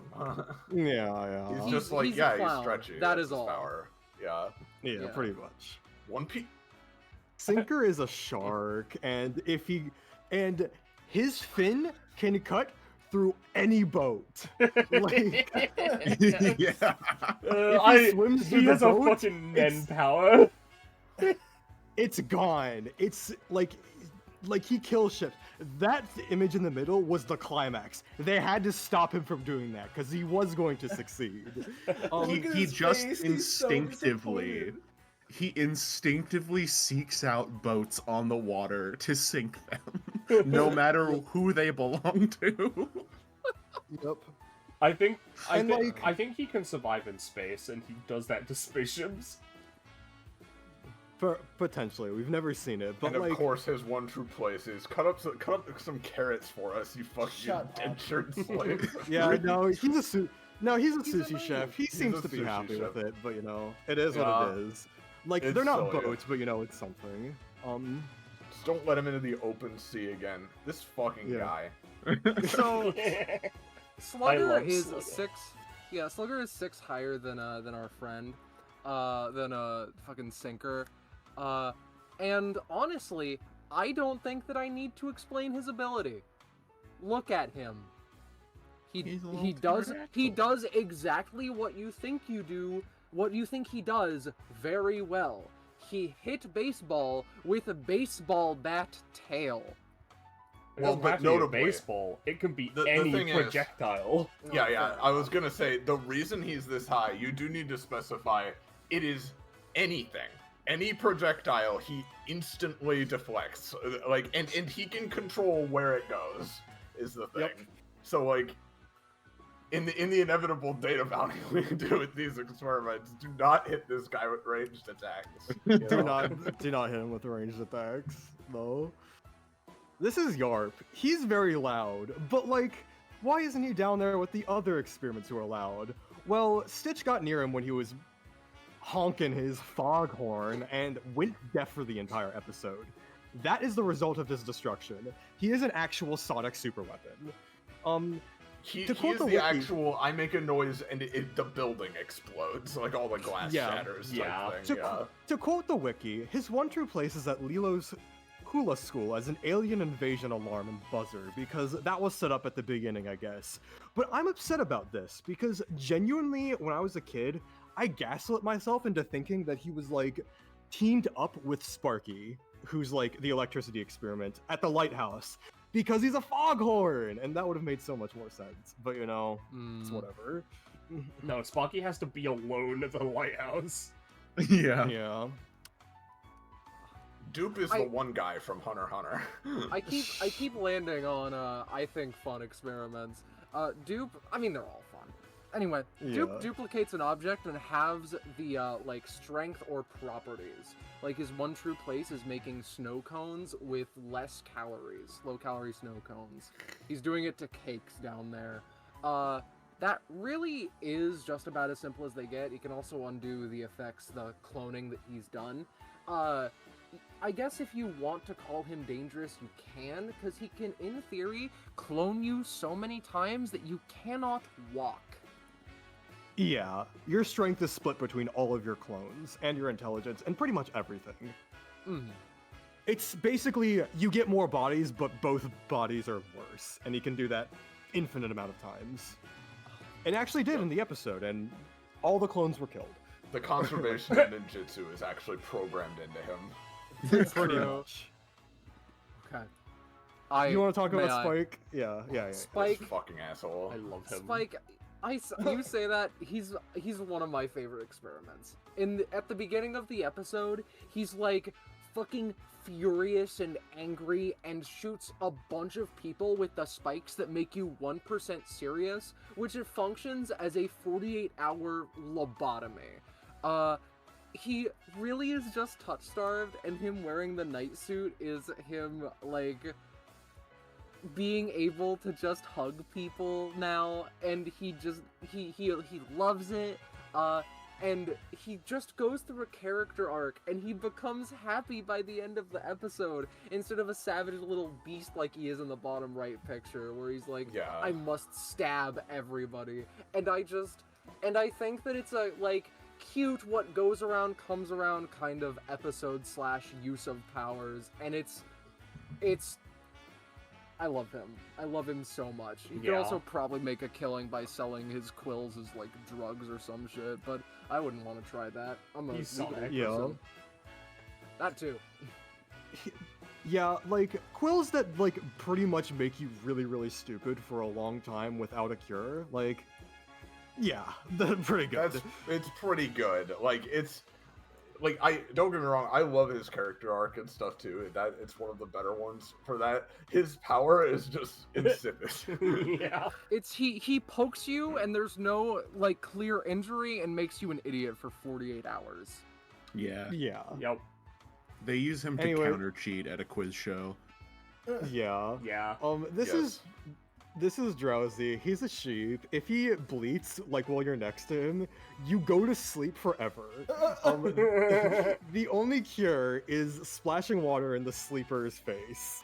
And, like, there is genuinely, like, a part of the episode where he was just, like, running up to people, like, on the beach and going, bah! And they just, like, fell over instantly.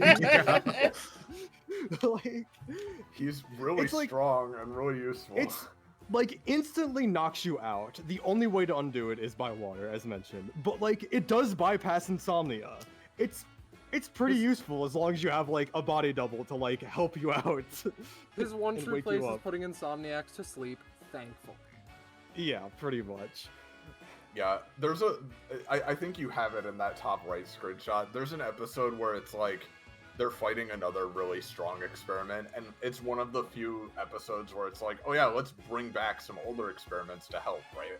And, like, this guy could absolutely have bodied that one, like, because he could have just instantly put him to sleep, but of course they do a thing of, oh, right as he, like, opens his mouth to bah, the other experiment shoots gunk into it, so he can't bah, you know, right? So it's like, that just demonstrates how, like, yeah, this guy's power is just insane, you know? Yep. Pretty much. Yeah. So, yeah. We have Topper. Topper signals the alien armada. He's also one of the worst. He's part of one of the worst episodes. No, just the worst episode in the series, for reasons that we'll get to. But just, like, he shows up right at the end as more of a gag than anything, and literally makes a more interesting plot point than was A, expounded on in the episode, and B, is not further expounded upon when Topper just signaled the alien armada. Yeah. Yeah. And the aliens see the signal and it's like, oh, we better check out what that Earth planet's all about. Never mentioned again. What the hell? Yeah. Insane. Absolutely fucking deranged. Yeah. This is Mr. Stenchy. Mr. Stenchy! He has the capability to shit so hard that it renders a 40-mile radius around him nebulously uninhabitable after 42 hours of charging. Oh. Some races of aliens, like, they apparently like the smell. Like, for example, Pligly species, like, it's like, that's a nice perfume. Humans, ugh! Most people, in fact, are like, ugh! Like, it's genuinely disgusting. Like, I should have given Disgusto the 42-hour charging shit, dude. Yeah. Yep. Gonna This brown. little baby is like yeah, 40 miles this little- ballast, yeah. Like, again, like, he can render San Francisco uninhabitable, but like, part of his, like, power, too, is just being so cute that, like, everyone wants to keep him, despite being, like, a ticking stink bomb. I have Insidious. I have a different opinion. Yeah, I don't like how he looks at all. I'm What was talking his about what was his one true place again? On launch the into alien space. Yeah, Launch- on an alien planet where he can fart and people will like the smell instead. Yeah, They he don't was. even keep him on Earth. Jesus. No, he's too, Yeah, he's too that's all he's he's biohazard. I think that's pretty much equally as egregious as like the Felix scenario. No, because, no. Because this guy gets to live as he would want to live, right? Fair this enough. guy gets to But, shit like- all his days out. Yeah, that he I mean, wants. like, your one true Like, you place get what I'm doesn't saying, have though, to be right? on Earth. It just has to be, like, the way you are and not lobotomized, you know? Yeah. Yeah. Maybe not as egregious, but I still find like the point is just like, oh, these experiments are here and they're like being integrated into the community somehow. That's how I see it, at least. But like, regardless. And most of the time, that's Hawaii. Sometimes it's the CIA. Sometimes it's space. Yeah. This is Our Rubens. boy. For most of the series called 625, this man is basically like he was awakened in like the first like the movie pilot, and basically throughout the series is Gantu's sidekick. Less sidekick, more so Comic relief, yeah. comic relief, constantly insults him. He's voiced by Rob Paulson and like As I sandwiches. see it, he and what's the guy's name? Gantu. Gantu. No, not Gantu. Whoops. Wait, yes, Gantu. Yeah. Yeah. The way I see it, he and Gantu are engaged in toxic yaoi. Yeah. Yeah. Yeah, that wasn't taken into And account. that is but a regardless. valid interpretation. But regardless, this guy is also a Stitch-like. Notice he's 625. Stitch is 626. Ergo, this guy was like the last like try before he got it right with Stitch. But you Basically, must like- understand, he never Yeah. uses it. He never uses again. Intent is an important factor. He's more sapient than Stitch and can like form full sentences, but like as a result, he acts like just like a lazy guy and just wants to. He has the powers of a pretty intelligent but extremely lazy guy who wants to make sandwiches, and then also he's like indestructible and whatever, but he's not gonna do any of that. Yeah. Exactly, yeah. He's brought this low because of intent, but at the end of the Leroy and Stitch movie, spoilers, he's like starting to get a little better. Yeah. He has character development. His one true At the place last is as second. a chef. That's Yeah. Yes, of course it is. B tier.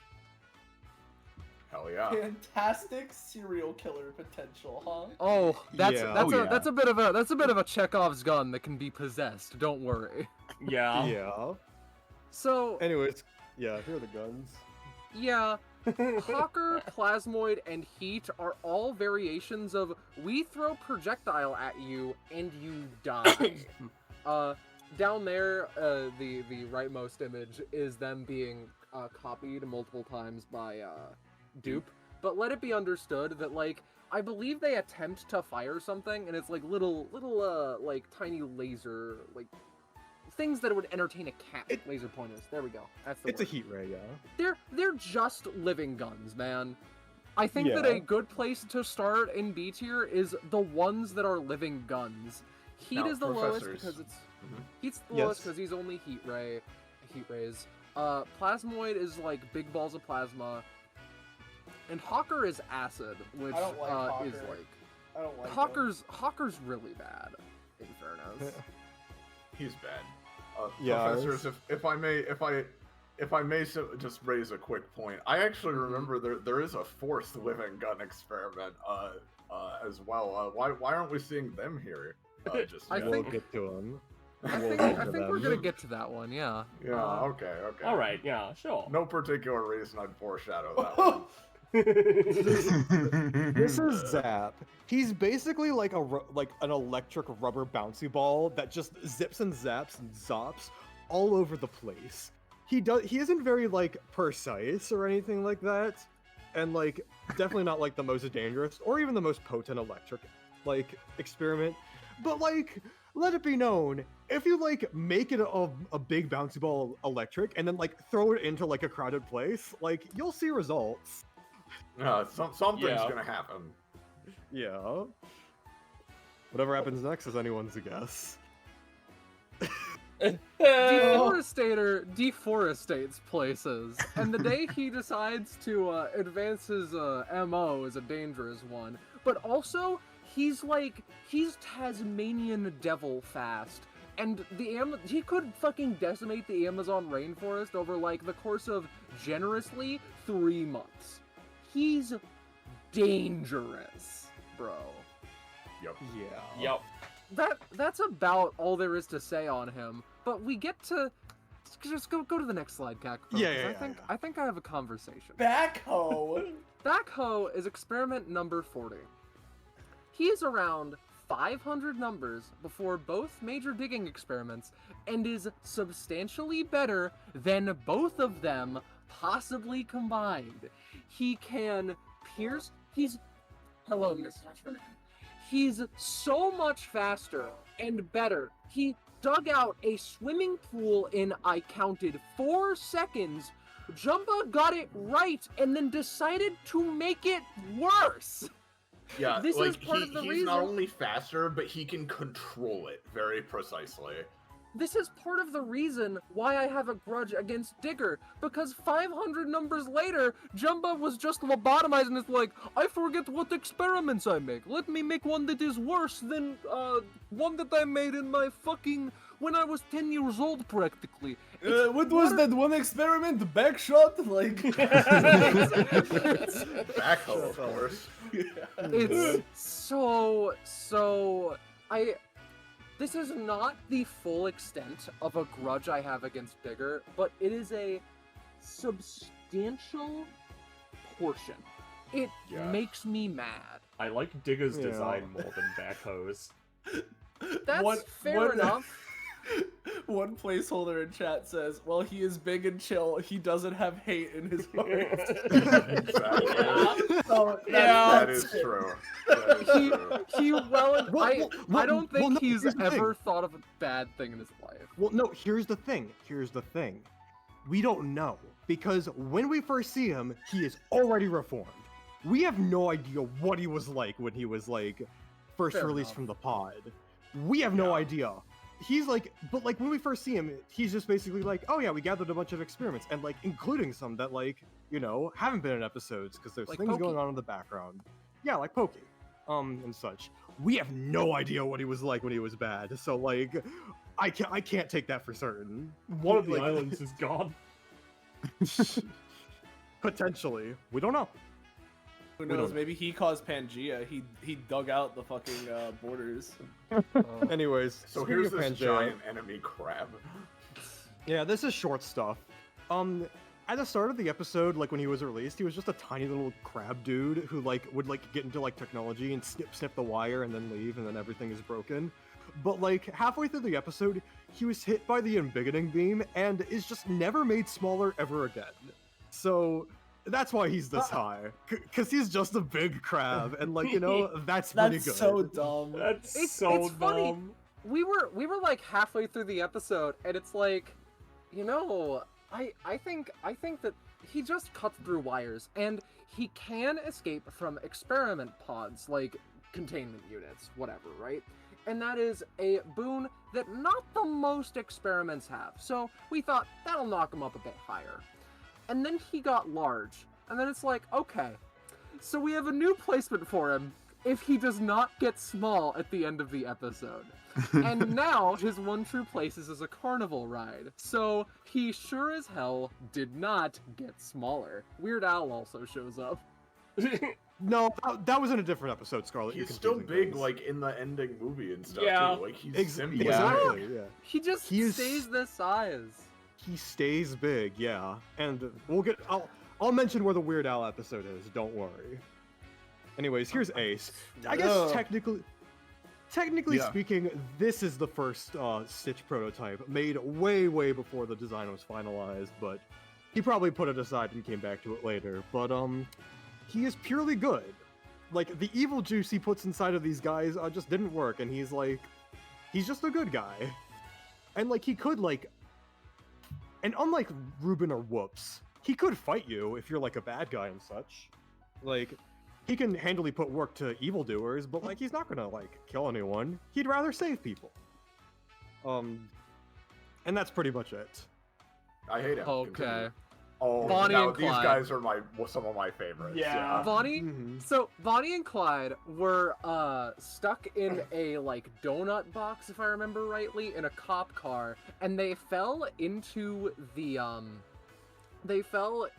coffee and were activated. And their first act, the first thing we see of these two experiments is they beat the shit out of the cop, kick him out of the car, and drive away. Yep. Yeah. Yeah, Bonnie. They're intelligent, and they not only are they intelligent, they work together and are just generally like it's hard to quantify like competence, but trust me, in this show, they get shit done way quicker than most people can. If like it were Bonnie and Clyde catching people instead of Lilo and Stitch, I'm not sure if they would have made it like done it faster. They would have done it faster for sure. They would have caught them. Yeah. Like the thing is, like there are other experiments who like basically just talk, but like I don't think Nosy or like Slick could like beat someone in a fight. These two could probably beat a lot of people in a fight. And they're also really smart to boot and can basically kind of just outsmart their opponents. They like again, intent is like a part of things, and they were intended to be master criminals. And oh boy are they. They get arrested at the end of the episode. Criminals, and also like instead of like what normally happens in kid shows where it's like, oh, some stupid misunderstanding or whatever causes Lilo and or Stitch to like act differently than they otherwise would, like in this, Lilo's helping Bonnie and Clyde for a while because Bonnie like is that persuasive. Like Bonnie is explicitly like, oh well, I mean, doing the right thing is kind of like a weird gray area. Like, if you help us out, wouldn't you be helping us? Like, that isn't that better than like, than this guy just being minorly inconvenienced? And then like, while she does the minor thing, they like do something worse and steal from the guy or something. And then once she's like done that a few times, she's like, well, now that you've been doing bad things, you can't just stop because then you'll get in trouble, right? Like, it's obviously still simple stuff, but that level of intelligence is powerful, Yeah, pretty much. Clyde, the larger of the two, if it's not abundantly clear, also has like a Mega Man arm that can turn into things like a drill or a mixer in the bottom image there. They end up being arrested at the end of the episode, and living with them in jail must be one hell of an experience. I also want to give jail 100%. I also want to yes they do. I also want to point out one placeholder comments. Criminals are apparently stronger than a steamroller. Yes, they are. Yeah, they are. They would have that steamroller working for them in 2 seconds flat. Yep. Pretty and much. if not, then they would do something to make sure that the steamroller knows that if it ain't working for them, it's barely working at all. You know what I'm saying, Clyde? And plus Clyde's drill arm is shown like what he's doing there in the upper right. Like that's Gantu's alien spacecraft. That's like his fucking starship, and it's just like, all right, Clyde, make a hole, and they go in. Like it's really strong. They're incredible. They're I think probably my favorite experiments. They're amongst my favorites for sure. You will notice that having a personality as an experiment gets you far. Yeah. I mean, it's genuinely speaking, I think pretty much anybody else lower than them on the tier list, and maybe a few higher, they'd outsmart them, Yeah, like, pretty much. good. Yeah. You're Anyways. these guys would outsmart the washing machine? Yeah, I think so. with ruthless efficiency. Anyways, here's a glitch. He takes over technology, and if he's in the technology, it's controlled. And like the plot of the episode is that like Jumba updated the entire house to have alien technology, and then he arrives and then of over. Course the same day he shows up. Yeah, pretty much. And the only way they were able to defeat him is just by like downloading him into a video game console, and he just lives in their house now as a video game. But yeah, I mean, like, technology control is a pretty broad and pretty good ability if he's in the right place. Especially Yeah, in that's pretty good. alien space society. Exactly. Yeah. Exactly. It's hard to get. It's hard to like control him or to get him to do what you would want. But like he's still like good on his own. Yeah. Yeah, exactly. And on a similar note, you have this one, Scar. This is So, Lax has the power to hit people with the little, like, he fires a beam from the little, like, dongle on his head, right? And it makes you lazy. This also affects technology and Yes. other non-sentient objects, which is terrifying, especially because it explicitly shows in the episode that a satellite being lazy, as defined by Lax's ability, is not being in orbit anymore and plummeting to Earth instead of malfunctioning. That Yeah, is like insane.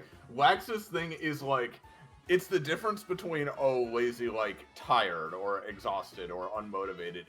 It is all of those things. Like it applies the definition as we think of it to something. Yeah. You know what? You know, It's like it's fucked up. It's like the concept of lazy is like taking a break, right? Which Yeah. on the He could- wrong if he front- shot the- Being in orbit? Well, If yeah, you fired it at the sun, it's over. Yeah. But like it also depends on like in one specific case who it hits. yeah, for Uh, sure. It doesn't have a consistent effect necessarily at all. Because Yeah. one of... I mean, I can explain this, or do you want to explain it, Kakabo? I was just gonna like say in general, just to move on and wrap things up. Lax and Glitch are like basically on the same level. Glitch is just consistent technology control, and Lax is shut off anything but with less consistency. Yeah, it Um, could be interpreted differently. Yeah. Yeah, for sure. Though, here we have Retro. This one's one of my favorites. Yeah, retro is Go off, Basically- my friend. Basically, whenever he wraps his tongue around something, it like spins around, and then it becomes Ooga Booga. Like, he basically It's turns something Uga. into like a quote-unquote primitive iteration of itself. So like clothes turn into old-fashioned clothes, people turn into cave people, tigers, saber-toothed tigers, like, and all that stuff. Look at the bottom. That used to be a cruise ship, and now it's a canoe. It's like an older version of itself. He doesn't really have any control what to do, but like it's a pretty like strong effect against like a coordinated like army or like technology and stuff. He could just undo all that progress that mankind has made in an instant. And it would be better. We would be better. Again, and let me say, he actually has a very good undo button in the terms of like you have to get him to wrap his tongue around the thing that he already oldified and then spank him. You wouldn't know to do that. So it's kind of Yeah. just fucked. There's no just convenient button on him. Yeah. Yeah. He also turns people into It- cave people. Yeah. I've mentioned, yeah, he does. It's the, And it's similar to Wax, but like it is targeted like our joke definition of the thing. You know. Yeah. yeah, exactly. His one true place is making Jurassic Park real. Yeah. Yeah. That was weird. Yeah. That was Asinine. weird.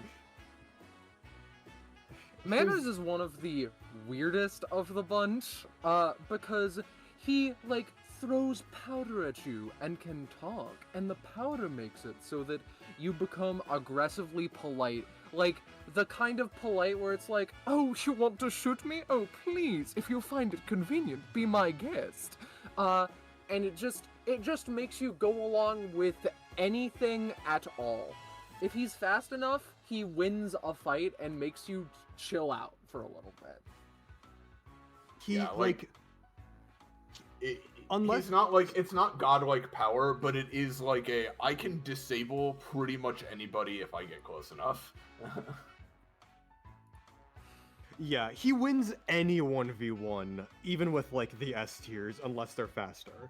Like, like pretty much. Like he ends any encounter, cause like yeah, and we don't know how long his powder lasts, but like, there doesn't seem to be a cure. So like, Yeah, it was is. not gone into if there's a way to stop it. So yeah.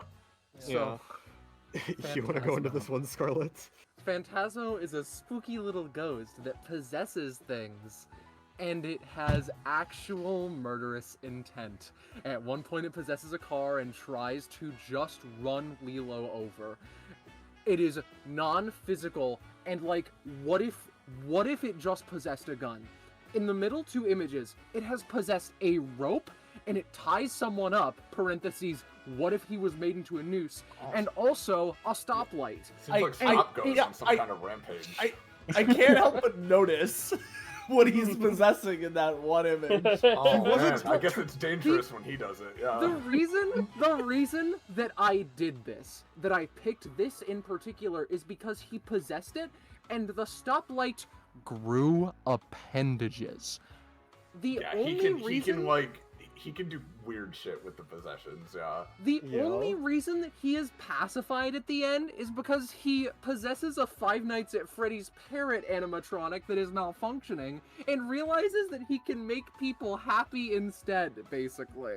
And if he didn't do that, then I guess we would have all been fucked. It would have been the undead scourge, yeah. Yes. Yeah. All right, This is Cacapho. Yang. Oh, This is right. Yang. It's Yang, finally. So, Yang makes What? lava. I'm shoots lava I'm out of sorry. his I'll back. stop reading ahead. I'll stop reading. Well, yeah. He makes lava. He shoots it out of its back, and if you hadn't noticed, lava's a little more dangerous than water. And Yeah. as was read ahead, their one true place is working together and making another island of Hawaii. Like, Yeah, they're like, just he starting shoots out. lava into the ocean, and then Yin cools it off. Which, to be Yeah. fair, is a good counter to climate change. But also, Yang is way stronger. Yep. Because, Yeah, like, pretty obviously, much. if you're Yin, I can, like, cool off the lava and stuff. But if you're not Yin, Yin can't really do much to other guys. Yang can kill you. Yeah, pretty much. Foon Wind. is a little fucking soccer ball elephant that, Oh. like... Sorry? No, just I'm looking at it. Yeah. Yeah, no, the thing is, right, that, like, the first thing we see is, like, it activates, it hops off a building, and then does that to the building. It blows on the building, and only a foundation is left, and he laughs. Later on, Gantu finds out that this thing has been activated. He goes outside, it's right outside his fucking spaceship, and he goes, like, to try and go out and about, basically. And then Foon blows some trees down, and coconuts fall onto his head, and it hurts, and he's like, and then he runs away! Dude, Oh, if he rocketed you into space, you would be gone. And he would be like, it's horrifying. This murderous intent gets you far on this list. Well, he's Yeah. also just literally way, like, as strong as fucking the elephant was, he is fucking, like, another level. Like, he can literally Yeah. annihilate you with wind, you know? Yeah, Named pretty after much. a typhoon. Yeah, Yeah. exactly. Yeah. Here's That's funny. Sparky. He's an electricity elemental. Shown in the first movie. He's canon I to forgot. Kingdom Hearts. Don't I read forgot ahead. it was Yeah. in Kingdom Hearts. Yeah. But pretty much like what his entire deal is like, oh yeah, if you know JoJo, Red Hot Chili Peppers. Very, very strong and potent electricity elemental. Can do a lot of stuff. Electricity is dangerous, and he can wield it to like absolute proficiency. So you know, that's what his whole deal is. Pretty damn simple, but I mean, yeah, he can not only like control the electricity of objects, but he can also like even without that just shoot like electricity and stuff. Too, Exactly. so Exactly. Yep. Pretty much. he doesn't need it. Oh, Right, And I forgot me about too. this freak. Snafu looks a little bit weird, but I do appreciate that, like, you know, Jumba makes a chocolate elemental and is just like, what if I make experiment that turns every plan I ever make to putty? And did so. Snafu's entire, like, MO, and the only reason he exists is to find out people's plans and ruin them. He, long story short, Gantu gets a hold of a, like, functional brainwashing tape from an experiment that we're going to get to in a hot couple of minutes. And Snafu is like, what if I take the brainwashing tape and replace it with, one of, Gantu's, what is it, karaoke, like, VHSs that he records for himself? Yeah. It's... Pretty much. He is good at doing one thing, dismantling everything you know, love, and care for, and he will do it. This is the funniest example of one number after another being radically different. Snafu is at the very top of B tier, and Chocolate Boy is in, like, E somewhere. Yeah, like, I gotta add, there's a rule, like, stated in the episode of just like, hey, if you want to capture this guy, you can't. You can only capture him by accident. Because if you have a plan to capture this guy, he will hear it, and he will, like, stop it. Yeah, like, you can't try to stop him, because then he will fuck it up somehow. And if you just ignore him and go about your day with any of your other plans, like, he's gonna stop that too. He's the biggest nuisance experiment of all time, and the most effective, might I add.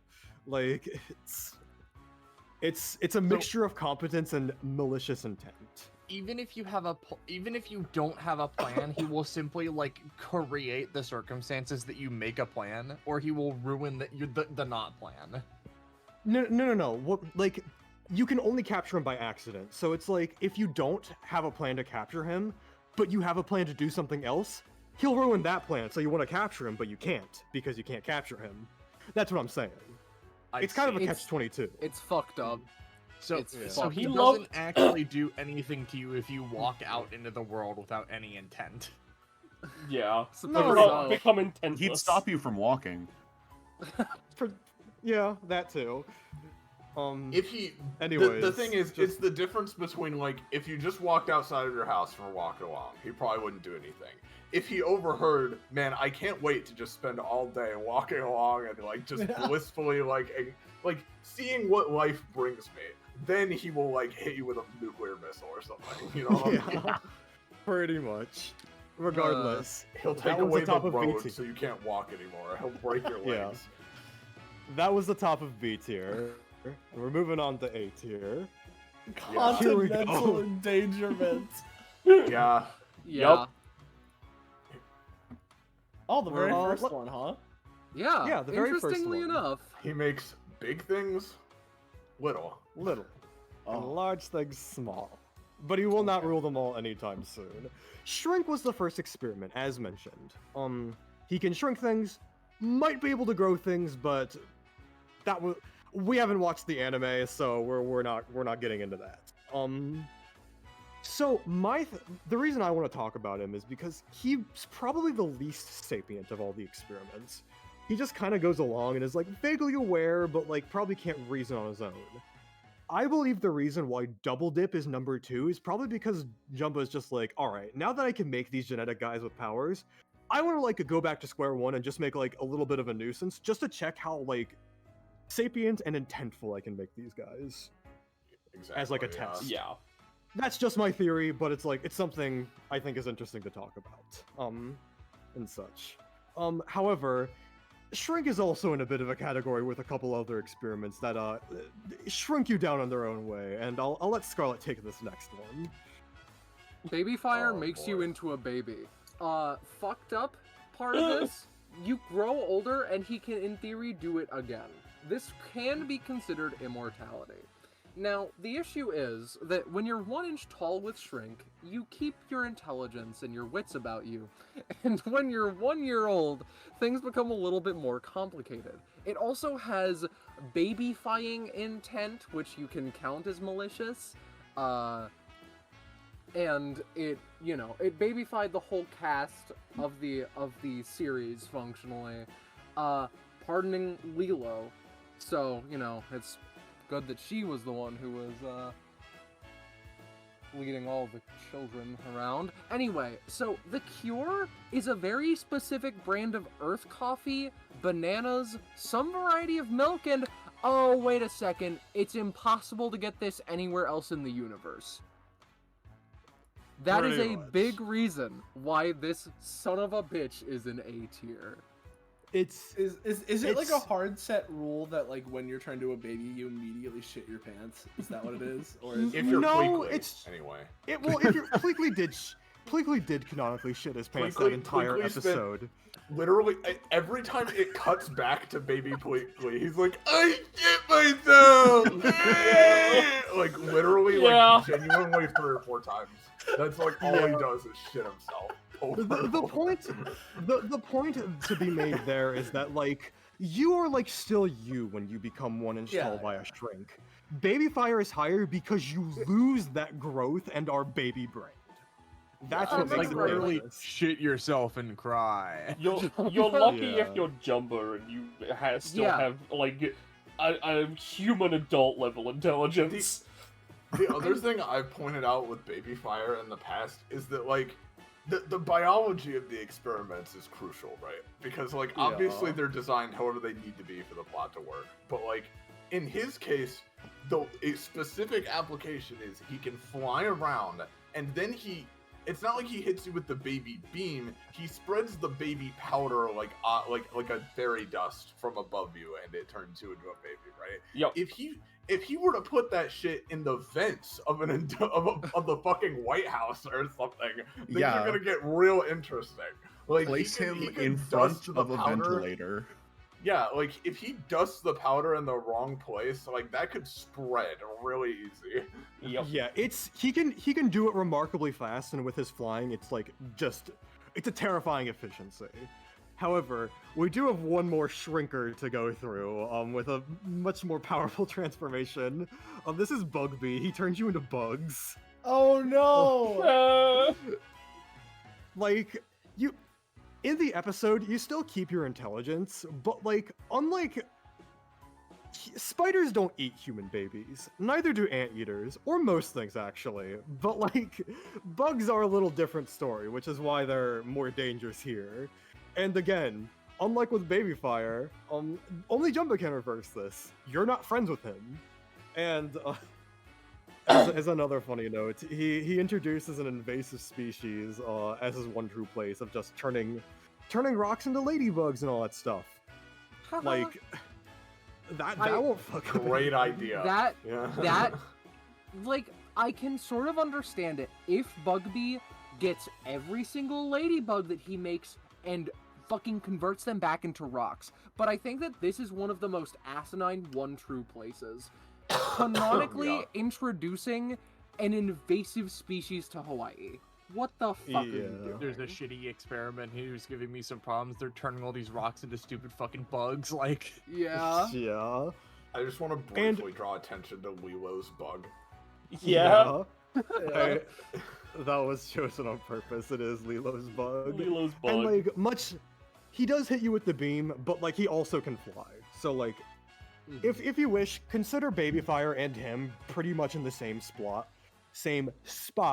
but like I mean, I think Yeah, his they're- ability to turn even objects and people into literal bugs, I'd say, is higher. Yeah. Yep.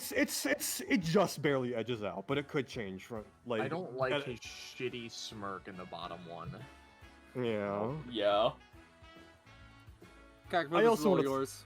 Yeah, I want to talk about this one. So, outside of the ones that appeared in like the opening to Leroy and Stitch and the closing to the Stitch movie, there were some experiments that showed up as like cameos at the ending fight of the Leroy and Stitch movie, who were less than cameos. Like, didn't do anything. We can't even gauge their skills, so they were omitted from the list. Like, for instance, there was an experiment named Kingpin. What does he do? But Mashy's a little bit different. He, like, it's fun to mention him because he's the actual implementation of the idea behind Clip. He eats Ubernium, And you know, he's designed to cause a fuel crisis with that. So I really like that reintegration. I'm glad we see the experiment that eventually succeeded in that goal.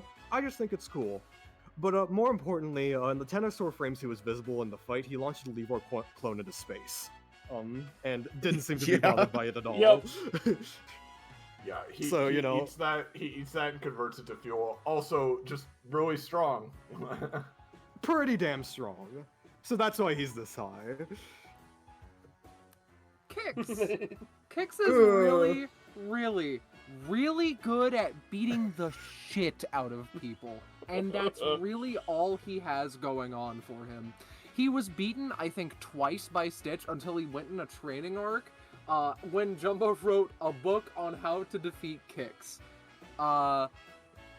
He will kill you, worst comes to worst. Yeah. When blows come to blows, as it were. His one true place is as a fitness instructor, and I think that's funny. Yeah, he pretty much is like he's another Stitch prototype, so it seems, but with this time with just a predictable fighting style and martial arts skills rather than an all-destroying weapon. Yeah. He can also the thing is though, he can body any human, and that means that you go pretty high on the tier list. Yeah, pretty much. I love the concept that he went from Whoops at 600, who is really strong, basically Stitch, but the clumsiest motherfucker around, to, you know what, maybe I give him purpose this time. Give him an extra 2 arms, yes. Yeah, give him an extra 2 arms, and, you know what? I give him, I make it so that he's really good at something. I'm going to make him just fuck someone up. Yep. Yeah, exactly. Speaking of fucking someone up, Plute! Yeah. Basically, this was the experiment introduced in in the obligatory 2000s cartoon. We gotta clean up the Earth episode. Right. And such. Basically, he starts out cleaning everything, but once he becomes big enough, he gunks up the entire city and such, and becomes a kaiju-size. Yeah. He becomes a kaiju-sized Disgusto, effectively. He eats trash extremely quickly, and it does not take him that long to turn into the trash to turn into Disgusto, right? He turns into this big trash kaiju who can repurpose the trash to pollute everything, you know. Yeah, and you can beat him. He does have a weakness, but it's aerosols. It's hairspray. So the environment, it's not a net positive. It's to a the lose-lose. overall. Yeah. Didn't Jumba fucking remove the ability to become a kaiju from him? So now he just cleans? Basically. Yes, at the end of the episode, Jumba changed it so that he now just cleans up. He does not, turn evil after that. Which, I think that's at least more valid than the other one. But We're it's also still- a cleaning experiment, weirdly enough. Yeah. Felix just wanted to clean things, but Plute was genuinely going to ruin a significant portion of Hawaii, if not the world, if left alone for a long duration. Yeah. And I think that I would lobotomize a nuclear bomb in a heartbeat. Yeah, I mean, pretty it's much. a little more understandable at least. They could have just jettisoned him somewhere else, but yeah. Yeah, And yeah. have them fuck up that? Damn. Anyway. Regardless, yeah. Spooky! So Spooky is a standard issue. He shapeshifts into your worst fear. And I have a question. What if your worst fear is terrifyingly powerful? If you overcome the fear, then sure, he can't do anything about it, but getting shot fatally in the skull is pretty scary, you know? The only reason that he's not in, the S tier area is because he just wants to freak you out, and his one true place is over at the haunted, dilapidated house, or as a Halloween decoration on Halloween. And that's kind of it. Yeah. Yeah. I love his default stance. Yeah. I'm the finder this time, by the way. Yeah, I see Alright. Yeah. I thought it would be funny. Yeah. But, Spooky is where, the intent conversation comes in. Because, he genuinely doesn't want to kill you. He just wants to make sure you're scared, and he can't do that while dead. So that's why he's an A tier. But he's a shapeshifter. That bottom And image looks like it's from Super Jail. Yeah. Yeah. Anyways, Yeah. this is Melty. He's a fire-breathing Yay. dragon. If his fire touches anything, it turns into a liquid. Anything, genuinely anything, instantly changes the state of matter. And to date, he is one of the only experiments to have ever broken out of an experiment containment pod. Guess how he did it? Genuinely a miracle no one was killed while he was set loose. Like, yeah, it's pretty good. it's a statement that could be made for most of the A tiers, frankly.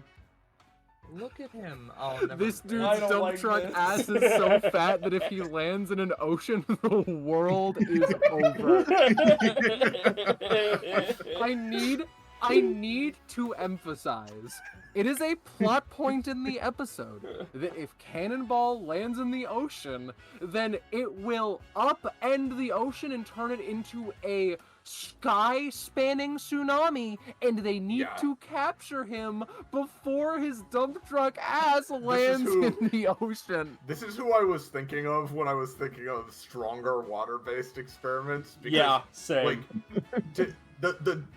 the dump truck ass joke aside, his power is literally, if he lands in a body of water, every drop of that body of water is instantly incorporated into a tsunami. So if it's the ocean, bye. Yeah. Yup. Though it's also really dangerous too because he can control it. Because at the end of the episode, he does land in the water, but like he's a good guy now, so he just washes Gantu So to he San just Francisco. makes big waves, not Earth-ending ones. So like he can control the magnitude of it if he really wants to. Yeah. You can Yeah. see the intent on his face in that first image. Yeah, Yeah. but at the start, look at him. He's like, I want to see how big the wave is gonna be. It's horrifying. This is why this show is so charming to me, right?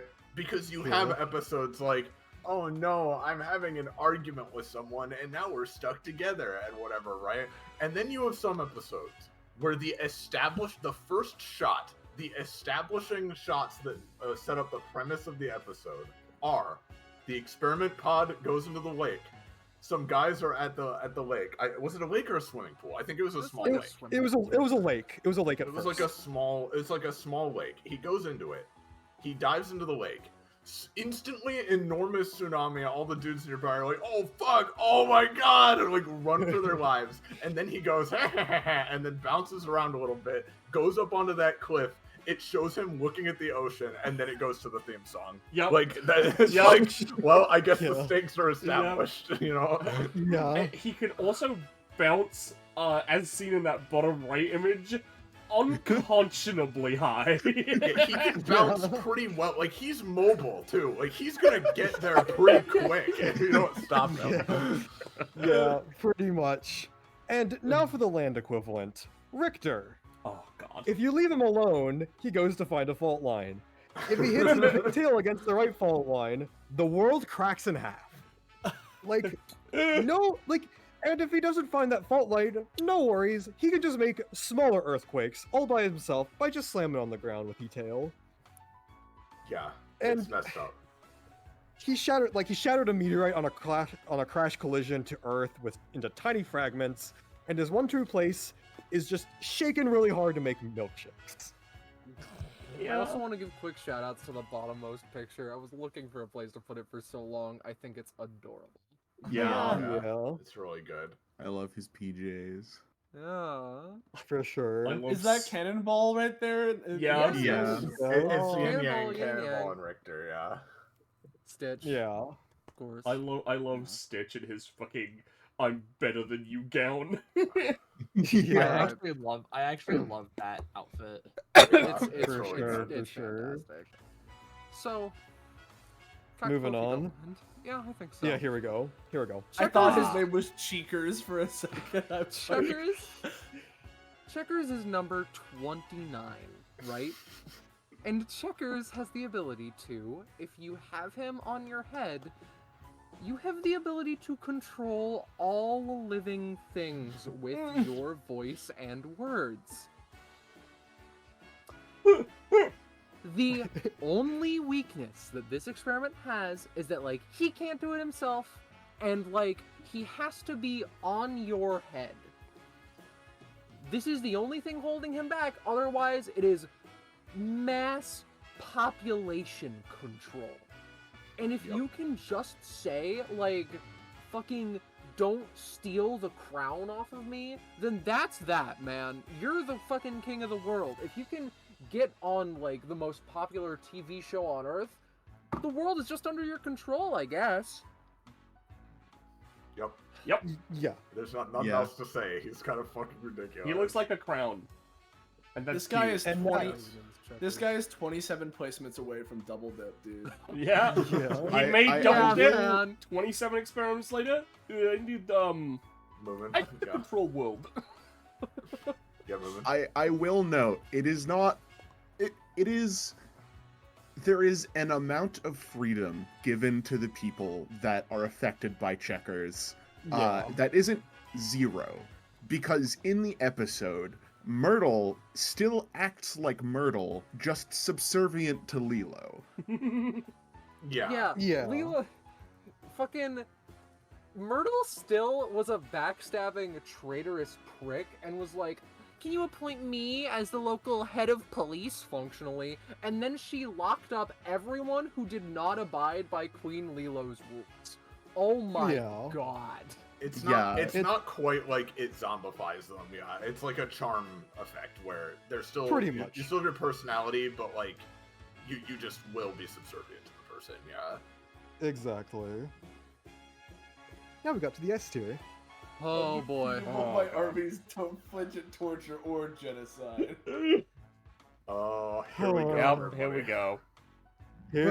I'm waiting for him. Coincidentally. Leroy. Welcome to slide 100, everybody. Yeah. Yeah. This is Leroy. He's the main antagonist of the series finale, Leroy and Stitch.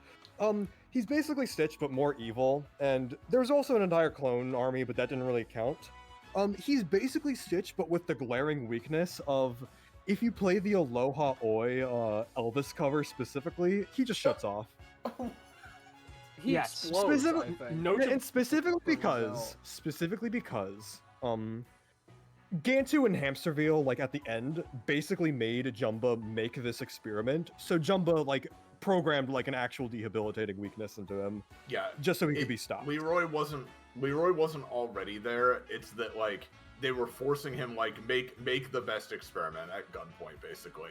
Yeah. And then while doing it, he programmed in the weakness, because he was listening to the record just, like, separately from that, right? Yeah. So he made that his weakness, I guess. Yeah. I don't What know I why he will couldn't just note- program in, like, in 24 hours he melts or something, No, but, like, you know. Here's the thing. Good Here's question. the thing that I'll note specifically. He didn't intend to do that. He did that by accident. He just had the radio playing while he was doing it, and it just happened out that way. So if Jumba didn't fuck up and have the radio on, Leroy would be unbeatable. I just want to let that be known. He put the record like on in the while he was making Yeah, I'm him, pretty sure- like on purpose. I'm pretty sure this was, like, Hamsterville, like, gave him, like, a record of evil, and he, like, replaced it with, like, the Elvis record. Yeah, I'm pretty I sure. thought it was on purpose. Yeah, because like it doesn't really matter. it but is yeah. notable to It doesn't- it is notable that Leroy is experiment 6-2 after Stitch, so you know. He's Yeah, 6'9" technically, yeah. Like, here's the thing I will say on that. Because my theory of what happened is that we'll get to experiment 627 soon enough. But the ending stinger of that episode was Jumbo being like, oh, better try again someday, as he puts away a pod that's labeled 628. And my theory is that that was supposed to be Leroy, but they wrote the beginning to have Jumbo being a new experiment just to make more sense. However, we never see 628, so it's just like a really weird plot hole. It's a weird plot thing, and the other thing is, it's not really confirmed if that pod for 628 is like, oh, that's one he has just made now, and it like is alive, or if it's like he intends to fill this pod with something, you know. So yeah, it's pretty much. the we don't know. wiki says he is technically 6'9" because the 6'8" thing was never seen, but we don't really know. Yeah. for sure, We don't really is know. It's contentious. a weird thing. He is 6'2" after 6'7". He is, but yeah, it's contentious. Regardless. Either way, Tank this was- is fucked up. This is the Weird Al episode, isn't it? Actually. Yeah, it is. Yeah, Yes. no, fair enough. But Tank is, he starts out as like a little Kirby, and he ate a car in genuinely 3 seconds and got bigger, and he does not seem to have a size cap. He just keeps going and going and going, and he eats shit so fast. we're talking about like we're talking about Katamari like accelerated pace. Like he gets Yeah. he Yeah. will very quickly eat the planet. He ate a car in 3 seconds Yeah. and a car in 15. Oh, well, It's that not was just actually, that in that the was meant bottom to be, left. that was meant to be a factory in 15. That's my bad. An entire factory, yes. I don't know Like- who that is, by the way. Yeah, I Could don't, be I don't- anyone. I don't remember that character. The only reason that he did not become practically unstoppable is because it was Hawaii instead of like Los Angeles again, you know? Yeah, Yeah. for real. Like he would have started swallowing skyscrapers like it's fucking nothing pretty Yep. soon. Exactly. A hole would have remained. And well, even more like accurate, not in like one of the main cities, because like Honolulu, like and a bunch of other like big cities have like a Fair lot of enough. like stuff. It's just he was in the middle of like a festival and like near like a small town rather than like A major city. a hyper city. Yep. Yeah. Absolutely. Yeah, same Sprouts. similar deal with this guy. Yeah. Similar deal. He's plants. If you put him in the ground, he grows into more plants. Eventually, the plants will take over the entire world. It's Audrey 2, basically. Yay. He was only defeated by killing all the plant roots and just putting the big old plant in the middle of a water tower, and they just kind of sat there for a little while. I want That to give quote from the wiki is damning. Yeah. During Yeah. the battle between the Leroy army and the experiments and Leroy and Stitch, Sprout did not grow into an uncontrollable forest of destruction like he did in Yeah. his debut. I In think he the, just chilled out in the this Leroy time battle where it's like, oh, a bunch of Leroys against all the experiments. They just, there were some notable omissions of any of the S tiers doing anything. Yeah. in Yeah. that scene, or most of them anyway. Yeah. At least 2 of them could have solved the movie. It's, Yeah. I love Sprout because like my headcanon, right, yes, during the whole like thing he could have just, done that, but I just love the idea of, he chose not to, right? Because his He's a time on the porn. water tower is just like, yeah, I'm kind of vibing. I've been putting time out. and I'm chill now. Yeah. Yeah, he's learned to chill out a little bit. He wanted to let the others have some fun, you know? Yeah, exactly. Exactly. There's some other examples of this that we'll get to, such as Hi, Angel. Angel's another Stitch-like, but this time it's But a this woman. time. Alongside just like super powerful, super strong, it has the ability to do a siren song, which turns any reformed experiments back to evil, as well as Jumba. Experiments beyond 624 have been programmed with an immunity to it, but Stitch is down bad, so it doesn't really matter that much. Yeah. yeah. That's really all there is to say on Angel, I think. Pretty yeah. much. Like, I do love the concept, though, of Jumba was like, maybe someone will try and make my experiments good in future. I should make a fix for that. Sexy woman experiment, yes!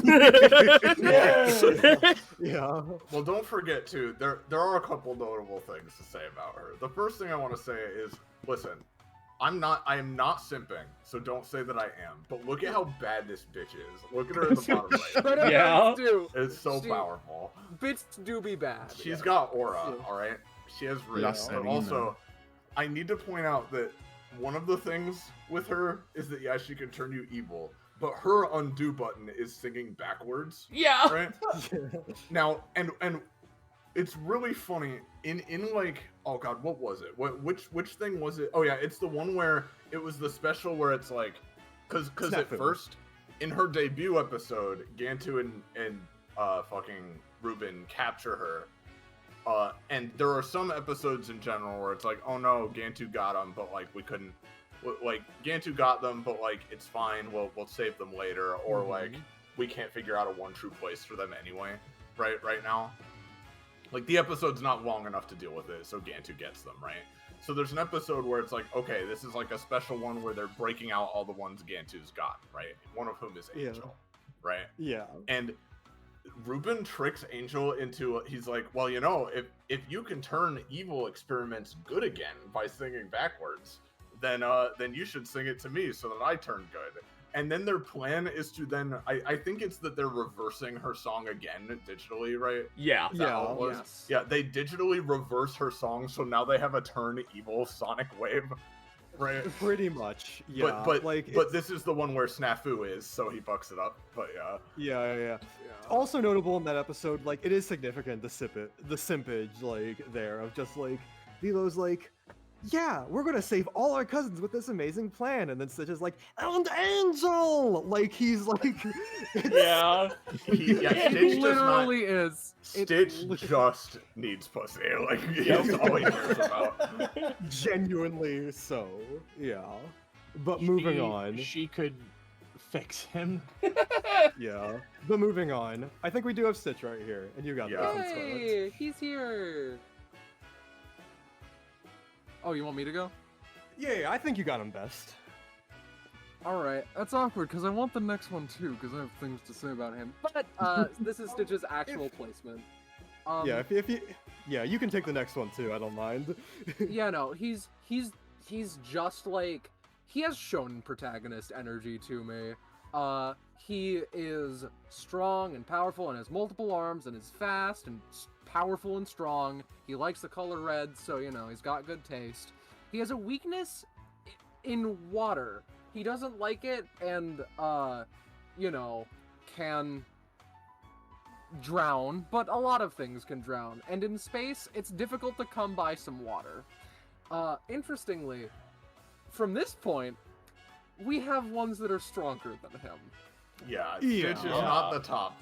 Stitch is obviously really good for many reasons, and like, you know, Stitch is not only like, because you mentioned like, yeah, he's super strong, fast, indestructible, but Stitch is also like, he isn't like a brainiac by any means. I mean, look at him. Yeah, but he is as smart as a supercomputer, but like he also has fucking animal brain hemorrhaging. Well, he has gremlin computer brain, but essentially what that means is he is like cunning, right? Like with something like, oh, he's like when he's fighting like the elastic guy, right? Whatever his name was. Like, it's like, oh, well, you know, I can't like punching him doesn't work because he's made of rubber. Yo, he took it, but like what he does is, of course, he ties his limbs together and shit like that, right? Like he has general cartoon smarts that he can use to outwit things too. Yeah, for sure. He's got his wits about him. He's the ideal super weapon, but like, Jumbo's done better. Yeah, wouldn't it be funny if the very next slide is the very next number and it's better than Stitch in every way? Hey, look, it's 627. So, so this is Stitch with more everything, including evil. Faster, stronger, has the power of 20 other experiments. He, in the episode, won a fight with him without being so much as minorly injured, and Jumbo just made this one evil forever. I think the plot point was that he was just like, it's been a while since I've made evil experiment. If Lilo and Stitch turning everyone nice, and instead of taking that as good thing, I am going to try and just make everything work. What's up? You're misremembering that. Specifically, Stitch was just like, haha, I'm on the top of the world! And like, Jumbo was just like, haha, but what if I gave you a humbling thing? By making the most evil thing imaginable, and, you know, just showing it to you, and then he breaks out. So I cannot emphasize enough that the reason why 627, who goes unnamed in the episode, is defeated is because he laughs too hard at Stitch being beat the fuck up. Yeah. Stitch not giving up and just functionally, he loses every fight. He gets a tree slammed on top of him, and 627 laughs so hard that he becomes basically, he can't fight him anymore. Which allowed him to be temporarily captured and returned into an experiment pod. His one true place is dehydrated and doing nothing. Is borderline decanonized, yeah.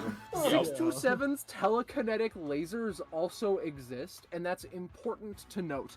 Gantu had control over him for the latter half of the episode, and he fucked shit up the entire time. If any human goes up against experiment 627, then they get decimated. You will not live long enough to make him find your suffering humorous. Yeah. That is experiment 627. This episode was poorly written, but you can't argue with his results. Yeah. Yeah. Let's Now go into the absolute catastrophes on the entire environment and world.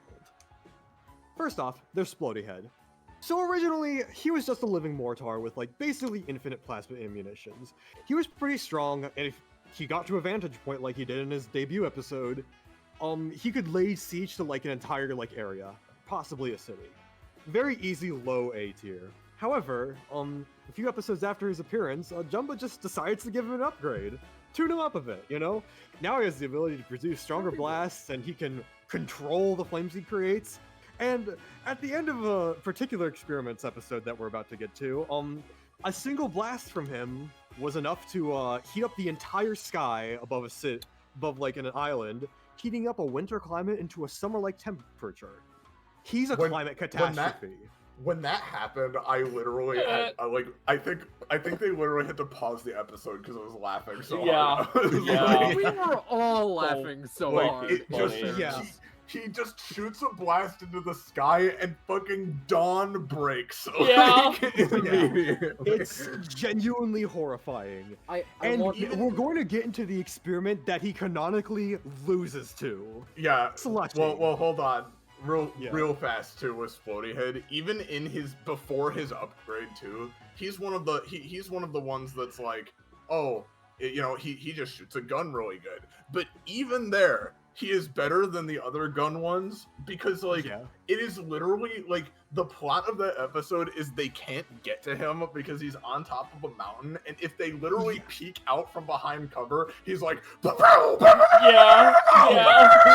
that. Pretty much. He's insane. Pretty much. Literally, he's crazy. He fucking D-days. Exactly. So Slushy. And that's before his upgrade. Slushy. That's before his upgrade. Yes. Do you want to take Slushy? I do. Slushy is brought into this world, and he finds an airfield. That image in the bottom right. First thing. Yeah. And he finds an airfield, and he gets on a helicopter, and for a while we were like, what is he doing? And then he coats at least 30% of the island in ice. In no more than like 5 to 10 seconds. And we're like, oh no. Like literally, it's the difference. Like, it's an experiment with ice powers. That can't be too much more than like, some of the other fucking crazy guys we've seen. Except that these ice powers are on a fucking new level, dude. Yeah. Yeah. And he creates an island-wide cold wave that assuredly decimates the population of literally every wild animal. In the middlemost image, that's a frog. That's what a frog was. It's done. It's frozen. It's a statue. He can instantly freeze plasma. He can freeze plasma. He will freeze you encased in ice and laugh at your misfortune. At one point, Splody Head, during the battle that these two genuinely have, Splody Head hits him straight on, and he turns into ice cubes and reconstitutes himself back into Slushy.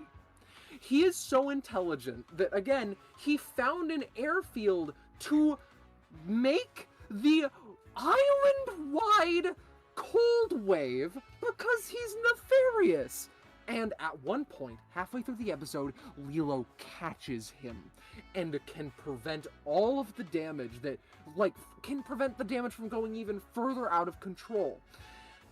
And then she lets him out because she wants to play in the snow. And everyone who lived in Hawaii as their fucking infrastructure is demolished is like, ooh, instead of, what is happening? Yeah. Genuinely, like a plot point of the Go on. You've and I think I might be saying what you're about to. Another thing he does is create a villainous ice spire castle in the middle of the frozen wastes for him to be in and further drench Hawaii in a catastrophic climate. Like, what even is this? Yeah. Literally, demolishing event. Ballas, you say, brother is a Logia. Literally, he is, because... Yes! I to be honest, I don't know if we'd get in trouble if we did this, right? But, I really wish we could play the fight between him and Splody Head on YouTube, because it's insane. But also because it shows he's literally blown apart into ice cubes, and they reform into him. That's better indestructibility than Stitch. I need to note, just also, right, it is genuinely palpable how high he is, being equivalent to the fact that he laughs whenever he freezes something. Because he doesn't just go in that thing on the far right, when he froze Stitch, he's howling. He's like, he's fucking insane. It's not like a little. He's full of malicious intent. He's so fucking happy that he fucking killed him. If so anyone, happy. I don't know how the creators made this episode and then go well, Stitch is the strongest experiment. No, he isn't. Here's the thing. Here's the thing. Jumba didn't even know what he created, because it was a plot point in the episode of just Jumba being like, oh yes, experiment 523, he makes cold weather. It's a decently powerful weapon, but not my best. But then as the episode goes on and he sees what he's created, he's just oh, I've realized this is probably one of the greatest things. Soon Earth will be in a giant snowball. Oh, he's genuinely realizing what he's brought upon this world. Yeah, accidentally creating a terraformer. Yeah, and dude, good thing he's making ice cones right now, dude. Genuinely, yeah, his one true place is just making ice cones or snow cones for people. And I mean, it's not like it doesn't make sense. He seems to have chilled out. They befriend him, yeah. Yeah, they befriend him, yeah.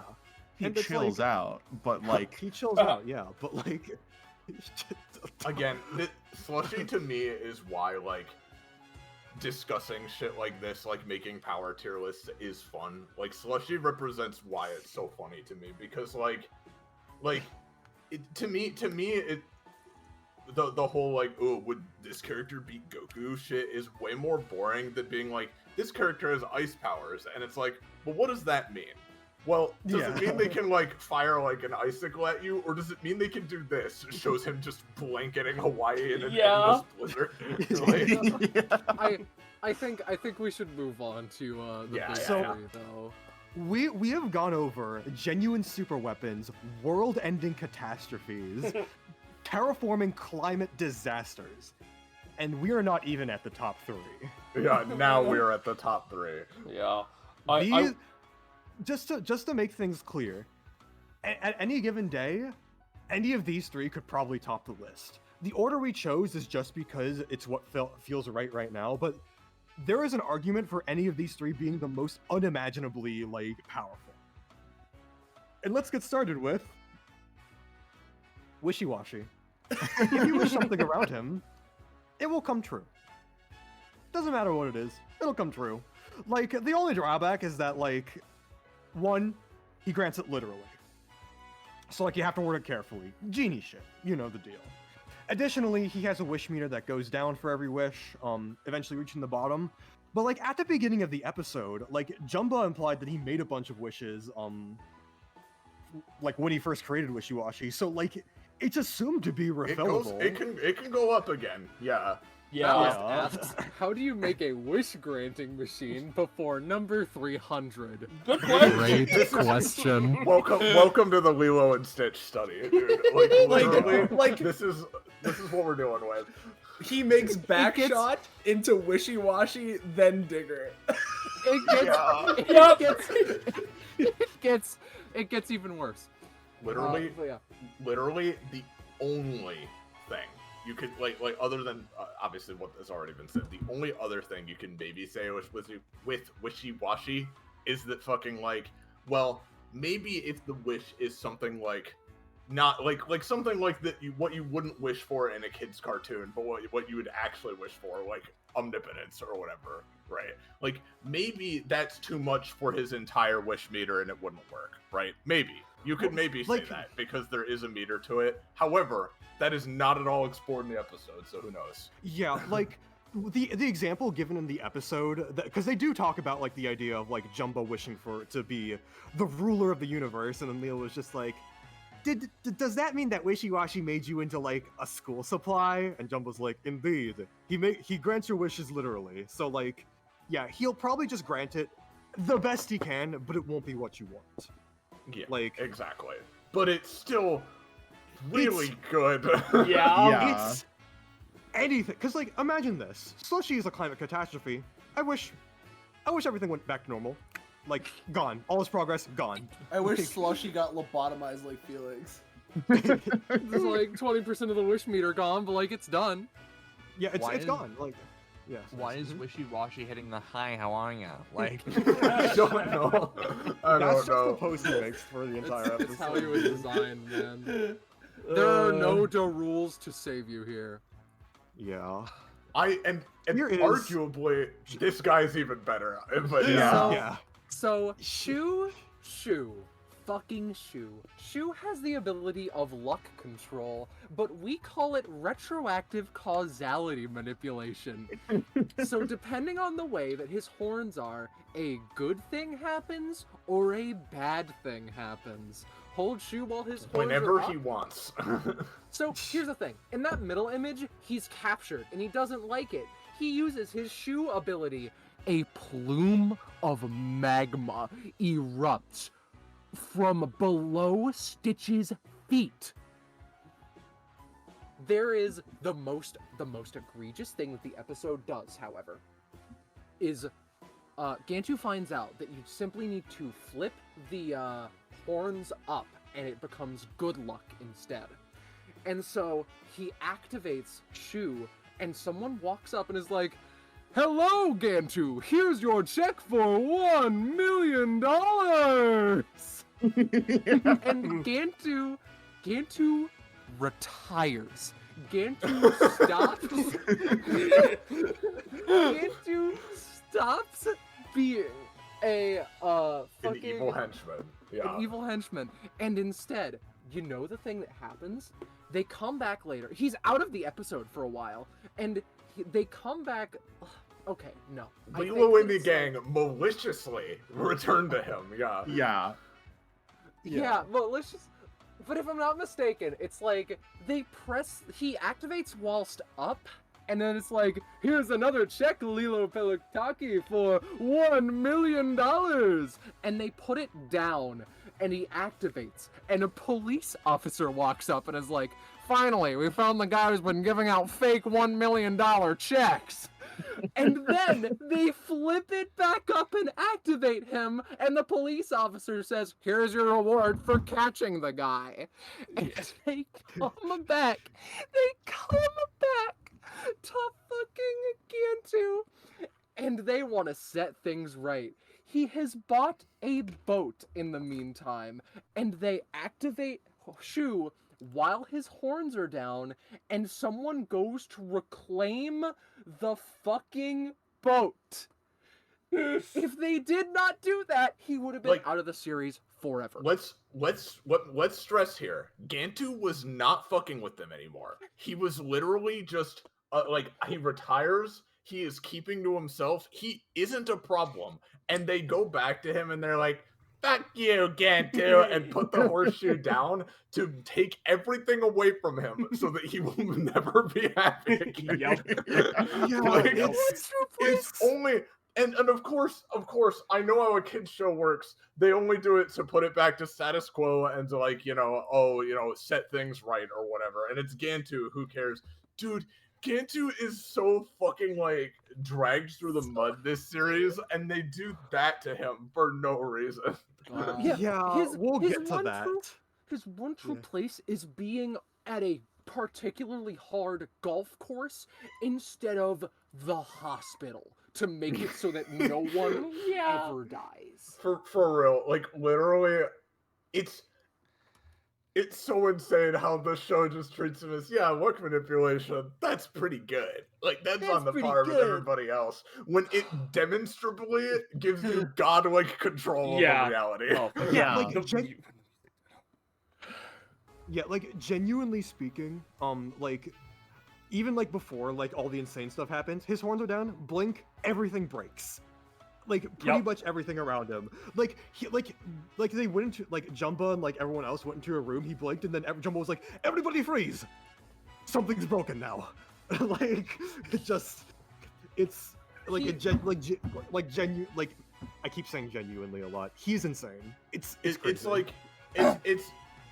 the way it's shown, it's like less luck manipulation and like, oh no, I tripped or whatever. It's more like something bad happens or something good happens, no matter what it is. The retroactive causality manipulation. Yeah, the reason it's labeled by us retroactive causality manipulation is that in the early bits of the episode, it's shown that when the horseshoe is pointed down and Shu blinks, Nani suddenly has several traffic violations. Got that. Yeah. And as it was pointed out by Tip in chat, yes, Shu was made 6 before the chocolate slime elemental, 7 before Snafu, and far, far, far before the Wish Granter. I think it's funny the fact that, like, with the specific shots here, it's like Shu with the horns down, looking kind of like not the most pretty thing to look at. Shu's with the horns up. I'm everybody's prettiest little boy. Look at me. He's cute. I like him. She's great. Yeah, for sure. Anyways, we should move on. I'm ready. To number one spot. We all know number one. But I know who number one is. Yup. Number one, Polio. Oh, He's a black hole. Did you forget him? He's. We don't need a comment. He's a black hole. No. Yeah, there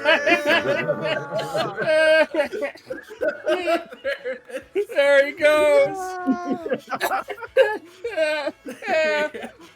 To make it clear, the only reason this guy is stopped at all is that Jumba's like, "Quick, Lilo, take myself the plot beam and go into the black hole and you won't die because you're a cartoon," you know? Yep.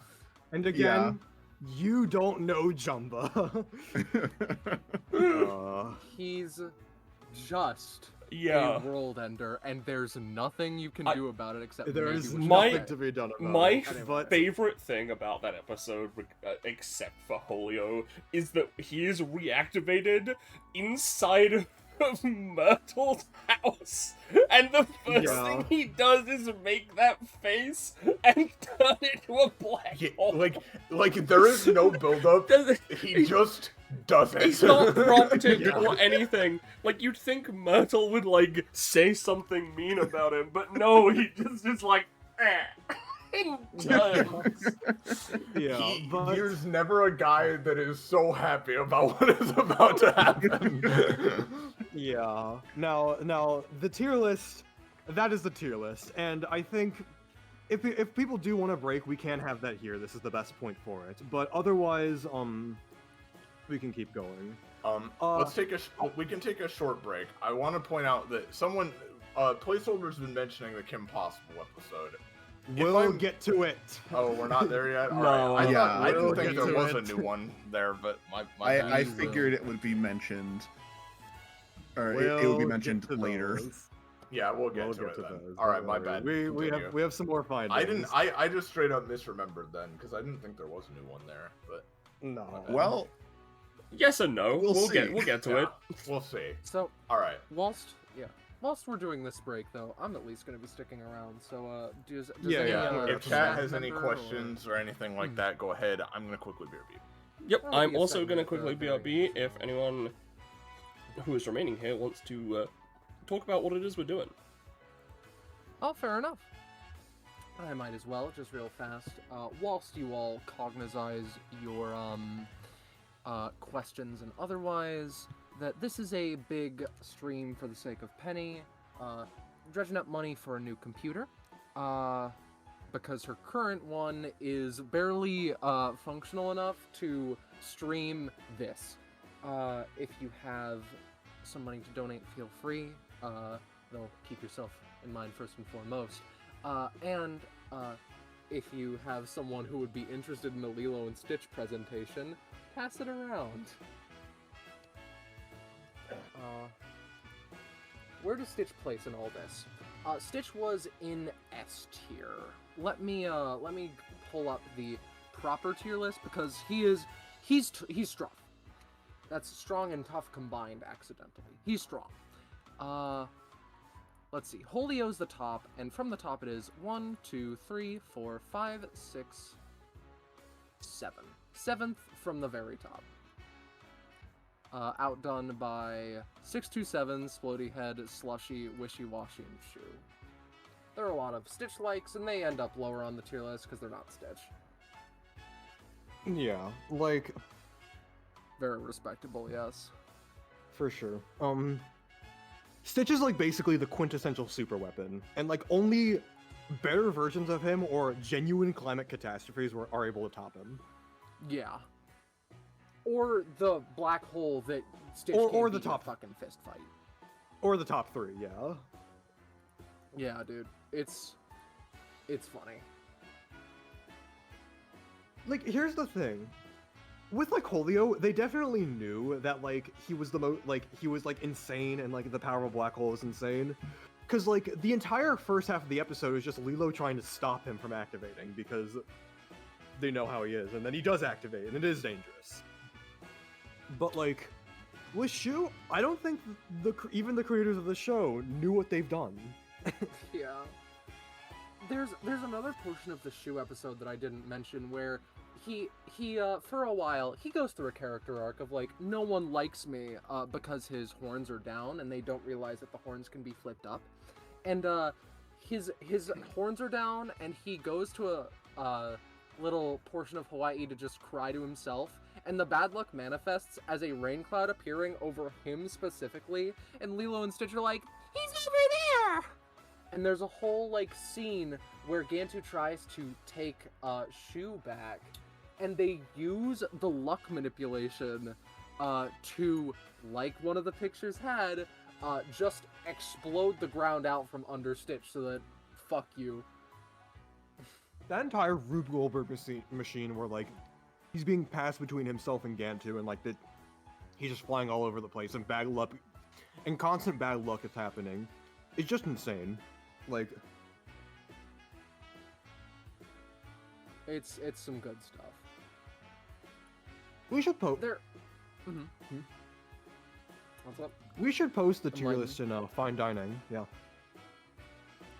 You know what? I can do that real quick. Yeah.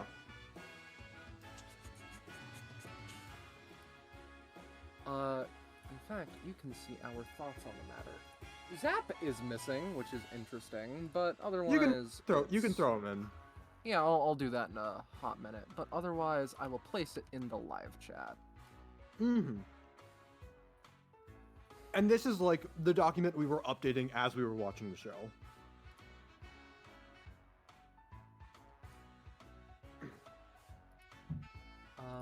Who else is here considering? Me. Did you like the presentation? Yeah. So far? I haven't been able to pull out the Hamsterville voice.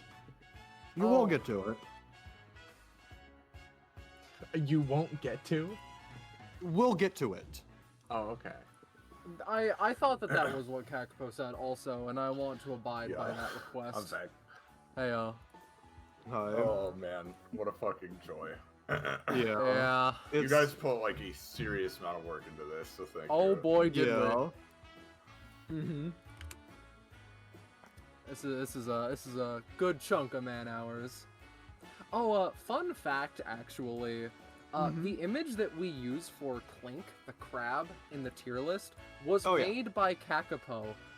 They went into the episode, cut it out, and it is now a part of the actual Lilo and Stitch fandom wiki. You can go to Clink's page and see the image that Kakapo did. Yeah, that's the header image because the old one was like really out of focus, and I was just like, no, no, I'm gonna fix this. And I mean that's what wikis are for, so you know that I contributed. I just think it's funny. You know. What's your favorite experiment? Comment below. Mine is probably Shu. Shu's funny.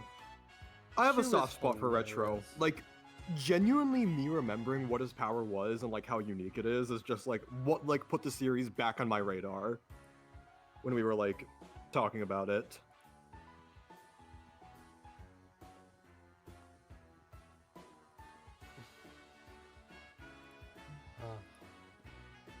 Imogen, 50 nuclear missiles are heading towards your state.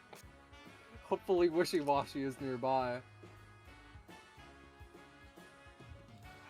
Stop Go is so fucking funny. Like on principle. Yeah. Anyway. The differences in opinion on Stop Go are very funny, yes. He Yeah, himself fair is enough. like nothing. Fair enough. He's nothing. I personally, I just, I don't have any feelings about Stop Go. I'm not talking about Stop Go. Okay. I was just gonna say like, I just personally, like really find Bonnie and Clyde really fun. Yeah. And, which is, you know, not a unique opinion, I suppose.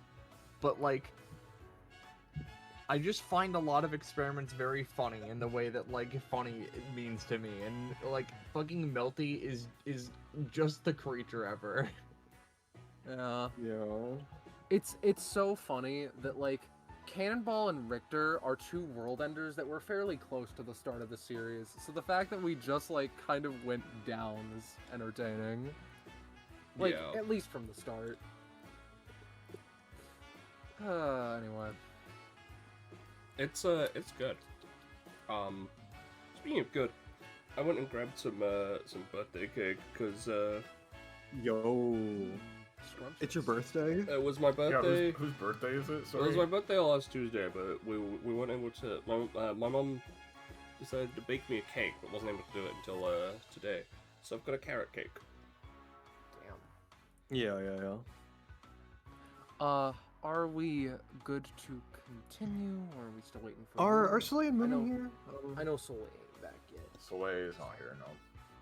I'd at least like her to be around, considering she's like the one person who like hasn't seen anything from this. So it's good to get those reactions. Oh, hold on, we have a new donation that's just come in. Oh. Indeed. Let me reading refresh and check.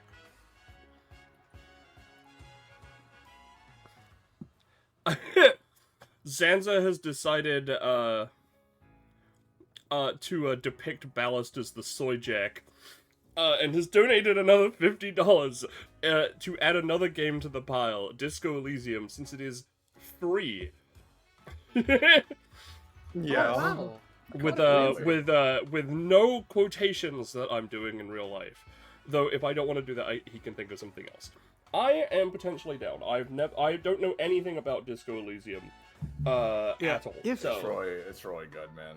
If you're gonna do it, I definitely would like to be there. It's definitely been one of my favorite games I've played recently, and it's one of those games that's just like, even if you don't like it, it was made for me, so like obviously I'm gonna enjoy it. So like, it does have I four definitely really like it too. Yeah. Kakapo right at the beginning. yeah, exactly.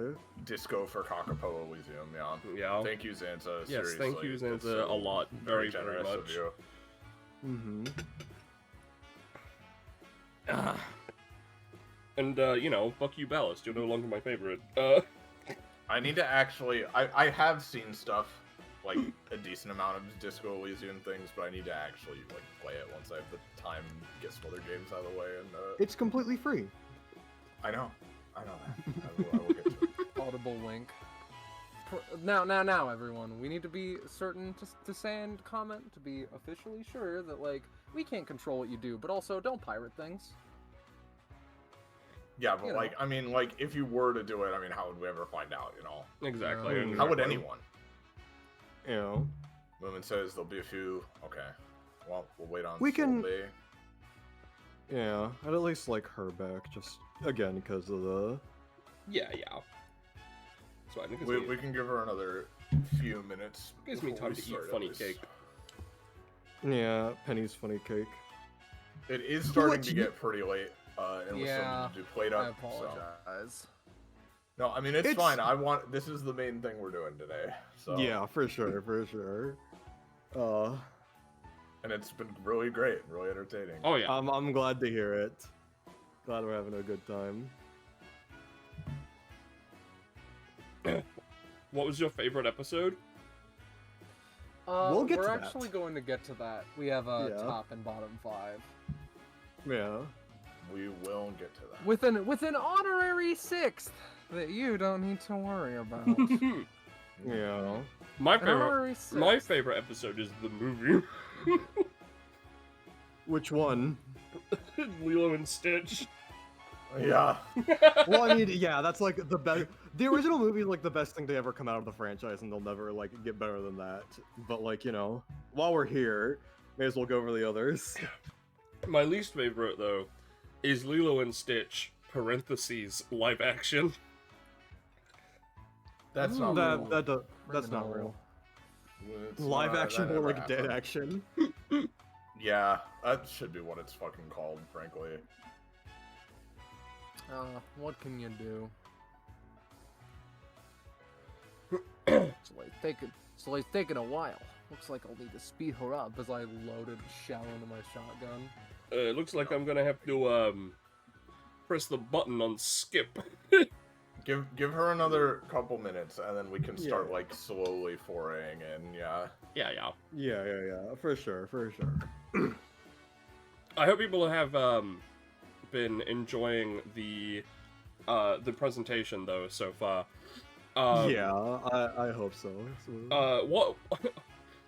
Imogen mentioned it. What's everyone else's favorite experiments? Both in chat and in poll. I mentioned probably Shu. I think for me, Bonnie Oh. and Clyde are just extremely entertaining for multiple reasons. I definitely Yeah. enjoyed them a lot. I like that they're kind of they have just predictably they have the most personality Hello. of most of them. Hey Soy. Hello. Then like concept wise, there are definitely a few others that are just very entertaining. But like, I love Bonnie and Clyde for both their personality and the way they were actually used in the episode too. I thought was good. Yeah. So Yeah. My two favorites would probably have to be Retro for the reasons I mentioned, very nostalgic, and I really just like how unique the power is and such. And also Slushy. I always liked Slushy as a kid. He was like my favorite experiment, like arbitrarily. And like learning that he's also like one of the most horrifically powerful ones growing up was just like I don't know. Younger me was justified. Yeah. Me and Tip definitely agree on this then. because I really like a lot of them. I find it hard personally to top just Stitch because he's so fucking good. He's baby. I mean, Stitch. I mean, you know, he's the classic for a reason, yeah. But you know, he's the Lilo and for a reason. Yeah, exactly. But like, I like Melty. I do genuinely like Leroy. I think he's funny. I like Houdini. They're very cute baby. Oh, very sweet. Yes. I like Yakko. Belle. Belle is great. I also love Yakko Warner. Yeah. All right, let's get going again. Yep. Because we're pretty late running this. We still got a bit of shit to talk about to get off our chest so that you can come away with this experience with the full breadth of knowledge on Lilo and / or Stitch. Yeah. The series. You start us off. So usually the faces here. Yeah, usually the characters are pretty good, but you know, we've developed opinions on them. Lilo and Stitch are good characters alone and very nice as a combination. Jumbo is pretty entertaining if it is not clear, and it's interesting. Bro's definition of evil is all kinds of out of whack. But that's part of the joke. He's a lovable. He's lovable, you know. I don't know what else to say. He's Lilo's kooky uncle. He's Lilo's kooky uncle that's very good with technology, and it's interesting. Some of the better episodes, I think, are when we like explore into his past, even minimally, with just like, I am making a log for experiment that inflation fetish. Not that one. Not that one. Not that one. Like, but it is an example of. It's an example, back but in the like past and used for looking evil. into what he did, his thought processes, etc. Nani is excellent, but the animated show seems to forget that she's, as Kakapo wrote, she's a struggling orphan 19-year-old raising her kid sister, and she's very mom-coded at times. And one of the better episodes is when she is, when her issues are revisited, you know? Exactly, yeah. Like, the oftentimes... relationships they have in the movie are very, sanded down for the show.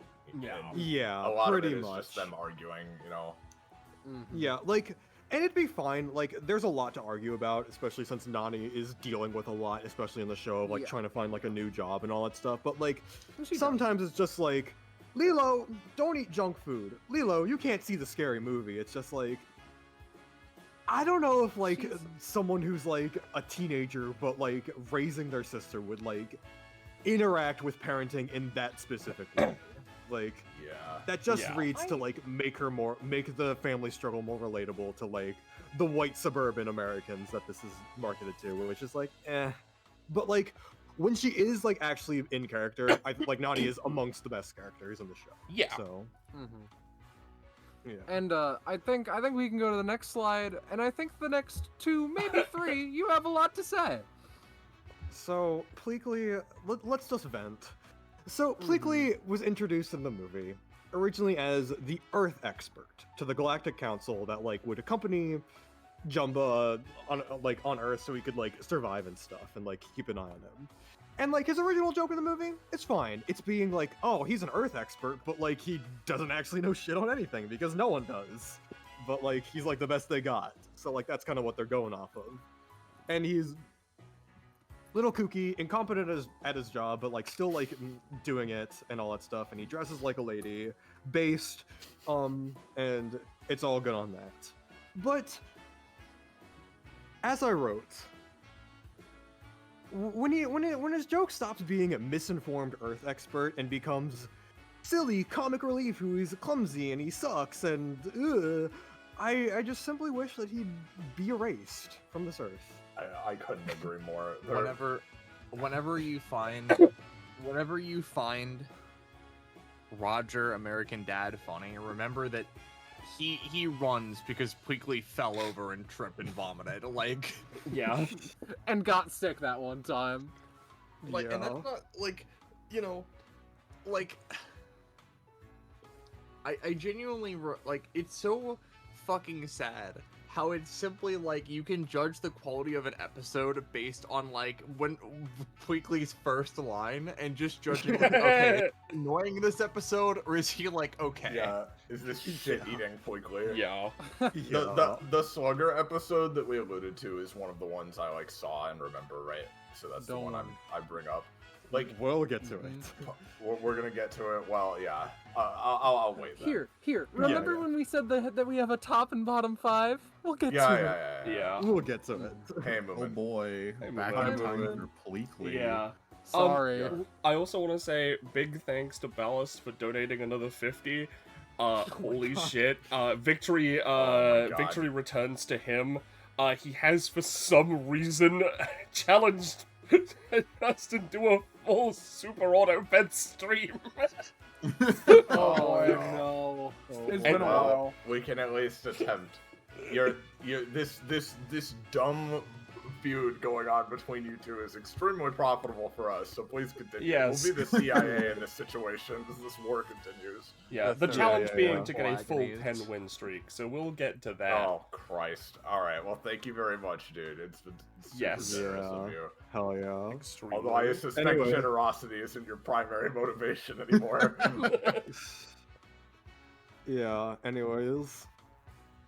There's Dr. Hamsterville, another part-time antagonist. This is what this guy looks like? I've been hearing you guys do his voice for the last however many months, and this is what he is? Yeah, he's a hamster. He's not even, he's a rabbit! He's a We gerbil, do He's an his alien. voice derogatorily. Yeah. And Do you it- want to take this one, Scarlet, or He shall does I? talk like that, literally. I'll do it, sure. So Hamsterville is the overarching antagonist, and for most of the series, he's in prison, and is like Skype calling Gantu to be like, Gantu, you dumb son of a troglodyte, go give me my experiments now. And when Gantu does, it's like, this experiment bad. Take it back immediately or you're bad. And it's grating and obnoxious. And his motivation is lackluster at best.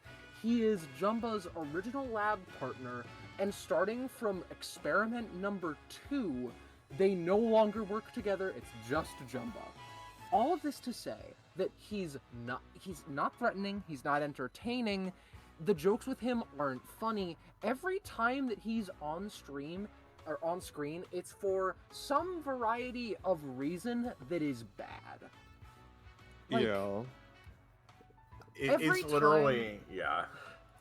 Gantu would be such a better character if Hamsterville literally didn't exist. There are like 3-ish episodes that center around him, and none of them really are that good. In fact, one of them pierced into our bottom 5. Yeah. It's like he's- here- a Sorry. mess. That's all. like his 2 jokes are basically, oh, I'm a little guy, like he's short and all that stuff, and like people make fun of him for being... hamster! Well, and the other joke is basically being like, oh, we have a thing from Dr. Hamsterville, and he goes like, like, Yeah. Yeah, and I people made that pronounce his funnier than it name. is in the show.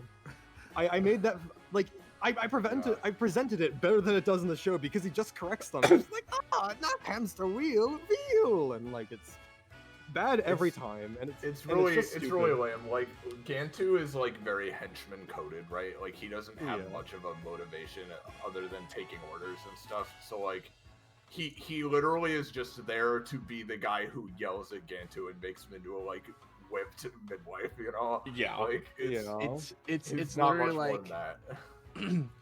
Gantu, get your blubbery behind into motion and get me that experiment, or I will send you to the penis exploder room and have your penis exploded. Gantu, Yeah. why aren't you in uniform? Yeah. Yeah. Roche's voice for him is astonishingly good, is the worst part. Yep. It's very Yeah. Oh, it is Pretty the worst part. much. Oh, Yeah. it's bad. And in real life, he is voiced by Johnny Bravo. Yeah. Yeah, the real only human good Johnny going for. Bravo. Yeah. Yeah. Go Yeah, off, there it Kakapo. It is yours. So, Gantu, we were talking about him. So, Gantu is basically the recurring villain on Earth. His ship crashed in a particular valley, and he's just there to collect the experiments and get in Stitch's way and all of their deals. He is ordered around by Dr. Hamsterville to do so after being fired by his council job after putting a child in danger in the first movie. So he loses 90% of the time to Stitch. Hamsterville is always on his ass. Ruben, his sidekick, is just constantly insulting him. The main cast knows where he lives. He never wins. His life sucks. Like, it's so sad, dude. The universe is genuinely out to get this guy. And, you almost root for him, like, at certain points. And, like, his redemption in the final movie, like, where it's like, oh yeah, he like finally turns around, goes against Hamsterville. It's just like, yes, and he's has a job again. He's cool. Thank fuck. Like the reason the reason why I refuse to watch the Stitch anime, which is a sequel series to this, and it is technically canon. The reason I refuse to watch it is because because from what I read, he has the worst relapse ever, gets fired from his job, works for Hamsterville again, and I don't want to see his Hamsterville's face or Gantu working for him ever in my life. I'm good. So yeah, that's that. Genuinely, I've pitched this like my hypothetical rewrite that like if I ever were to write a fan fiction in my life, it would be this of just like if Hamsterville was written out like after the movie and Gantu was just stuck on Earth trying to capture all the experiments to like give back to the council and redeem his job, slowly but surely, like, you know, finding his own family and the guys he captures and like becoming a better person because of it. That sounds like a better show and like more thematic to like the themes and stuff, but like whatever, Hamsterville can exist, I guess. Yeah, I fully agree with just like the series would be better if Hamsterville was not a part of it. Yeah. 100%. Yeah. It would obviously be more nuanced than like what they want out of a kid's show, but yeah. They wouldn't be able to have guys with funny voice. I just want to quickly, before we move on, I just want to quickly say, if you're just joining us, hey everybody, this is Starlight Nebula's big fundraiser, getting a Penny a new PC thing. We're currently in the middle of our very important scientific presentation. If you want to see more, stay tuned and join Fine Dining, our Discord server. There's a link in the chat to find out when we're going live with more. Yeah. We're going to be streaming for what increasingly looks to be quite a few days coming up here doing this as we get more donations. So please, so thank you for watching. And if you can't afford to donate, that's just fine. Just spread it around to people you think might be interested. And if you're enjoying it, you can follow, which again I appreciate Artisan Bowtie following right now, in fact. And perhaps you know, I don't usually do this, but if you happen to have an unused Twitch Prime subscription, you could use it here. It's always a possibility. Yeah. I need Always more Penny available. Stream in my life. I'm using the hypnotism experiment on you. I snap and it goes away. Oh, That's his weakness, dude. Subscribe and follow for Gantu. You know what you want to. Yeah. Anyways, before we leave Anyway. Gantu, because I'm a freak, I have to say, the only thing I think going good in Gantu's life is the sex he has with 625 has to be wild, because Yeah. otherwise I can't conceptualize how their relationship works. Exactly. I don't want to Lumen is a about big that. proponent of this theory. You know, maybe However- it's just their working relationship that sucks, you know? What I want to note very, very specifically, right, is that Gantu's standard issue throughout the entire series, people have these plasma guns, right? And like certain experiments are just you make a plasma gun, but you turn it into a living entity, and it's not very powerful, with the exception of Splody Head. Gantu's plasma gun genuinely does nothing until he becomes a good guy, in which case it starts killing Leroy's. Yep. Yeah. Actually, a fair He can assessment. never hit shit, or if he does, it doesn't do anything. Pretty much. Like literally half the time, Stitch will like catch it, laugh at him, and then pelt it back into his face. Like, Yeah, like plasma holds no effect on the people in this universe, generally speaking. And if it does, it's like, dude, he's holding the plasma. What are you gonna do? On this note, also, just to note like the technology level of this society a little bit more, and I know we've just got off of Hamsterville. He's supposed to be in galactic prison. He is in the what should be the most. He's in Fort Knox, and yet it's like every episode he simply like his room. He's scientifically modified his entire room so that he can simply slip his restraints off, enter his little pod, and go talk to Gantu, and they just don't notice. It's hilarious. Also, I want to point out Hamsterville's prison cell is just hanging him upside down from the ceiling. Yep. That's how they put people in jail in Galactic Prison. That's how Stitch was in the first movie, so it's like, makes sense. That's just what they do, yeah. I don't know, man. That's space Weird prison. artistic choice. Yeah. Anyways, here's Myrtle and her amazing friends. You got this one, Scarlet. So, Myrtle's terrible, and like, as mentioned, she's supposed to be, but sure. Myrtle is very safely in the camp of like a tormentor of Lilo, but she still wants to be, but Lilo still wants to be friends with Myrtle for some reason, and the entire time, multiple episodes are dedicated to like, we need to go impress Myrtle, and we're just like, get better friends, Lilo. She has a posse of assholes who wander around with her, and it's like,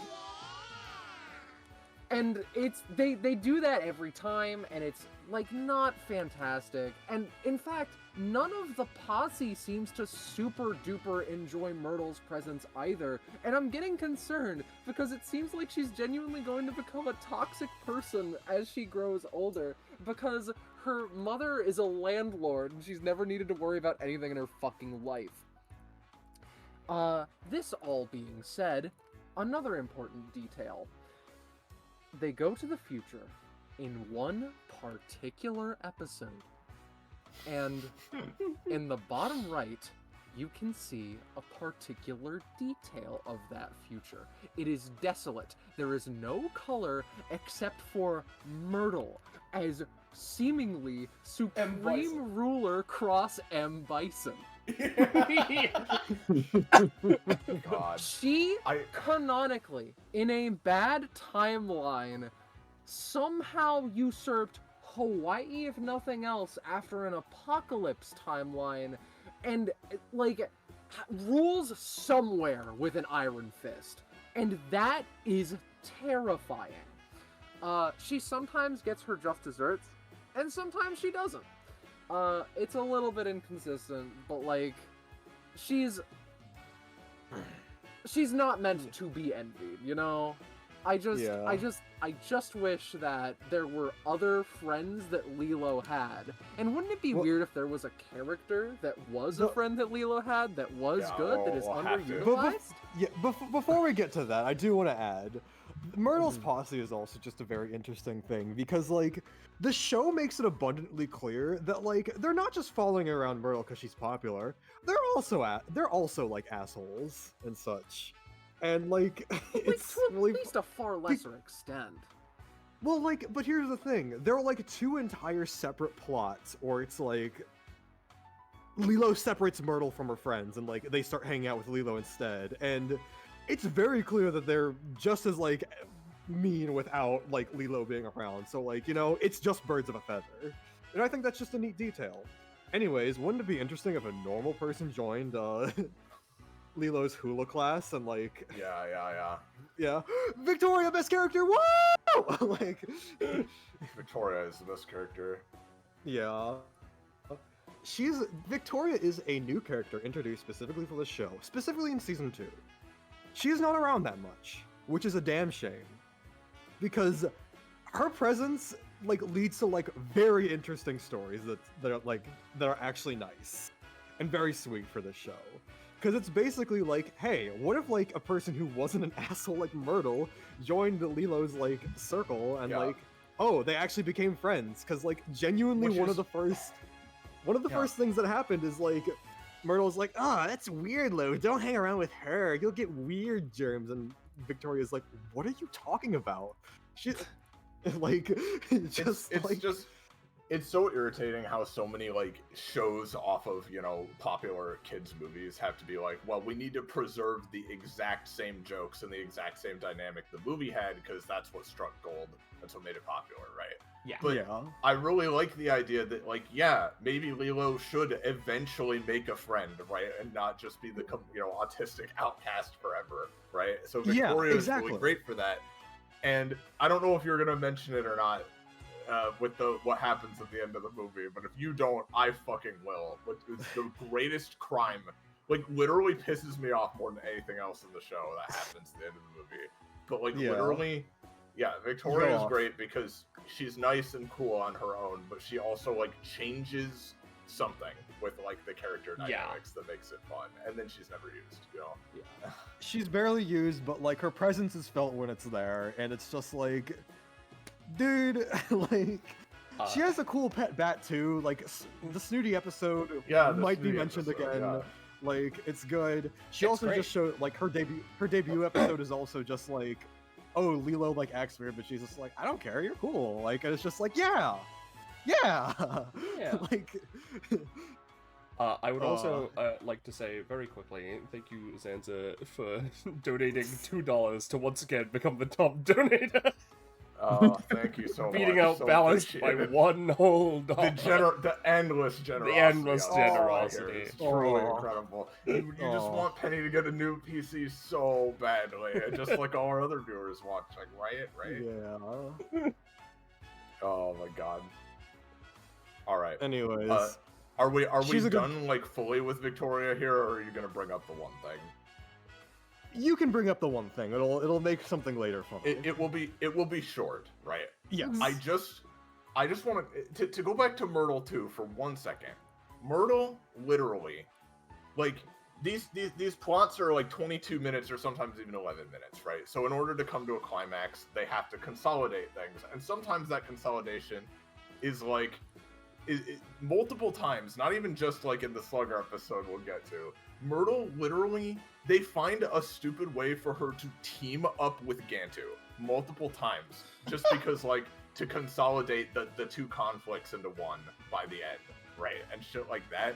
Like Myrtle isn't even just like, oh, I'm a bully that hates Lilo because she's weird and whatever. Clearly she is willing to do weird shit just to get back at her. So like Myrtle is like not even real. Right, she's not even. It's not even like, oh, a misunderstood bully situation. She's straight up just horrendous, right? Which is why it pisses me off so much that in the finale movie with the Leroy and Stitch movie, in the final like scene of the movie, it's like, oh, all the experiments are at Lilo's house hanging out, so they can take one last big family shot with all of them before they go their separate ways again, right? And in the middle of that scene, fucking Myrtle shows up because Myrtle like got dragged into the like events of the movie, just via her dog and whatever, because she had the dog experiment and everything.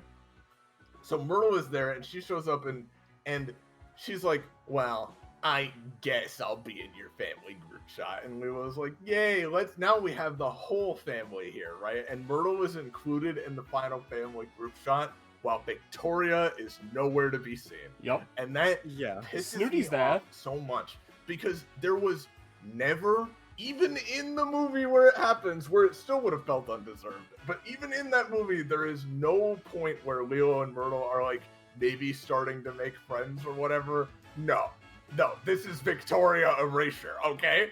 Because Myrtle is not her fucking friend. Myrtle is a fascist dictator, as we just established. So the fucked up thing is, she shows up in the last movie. At the bottom there, that is the haircut she has in the last movie. And she just isn't there at the end, and it's so sad. It's very so sad. Annoying. They didn't fucking forget about her. They just did not care. They just were like, oh, well, Myrtle is more important because she was in the original movie. And it's like, wrong decision. Like, it just annoys me. We need to keep going, but we need to keep going. Okay, so let's go over the top 5 episodes, why don't we? Number 5 is the Snafu episode. We've described in detail what goes on here. Hmm. Gantu, they're basically coming up with a plan to like capture all of the experiments that Gantu ever stole. But Snafu is getting in their way. But it's like really cool because it's just like it's not just about the one guy. They're basically like reincorporating a lot of things.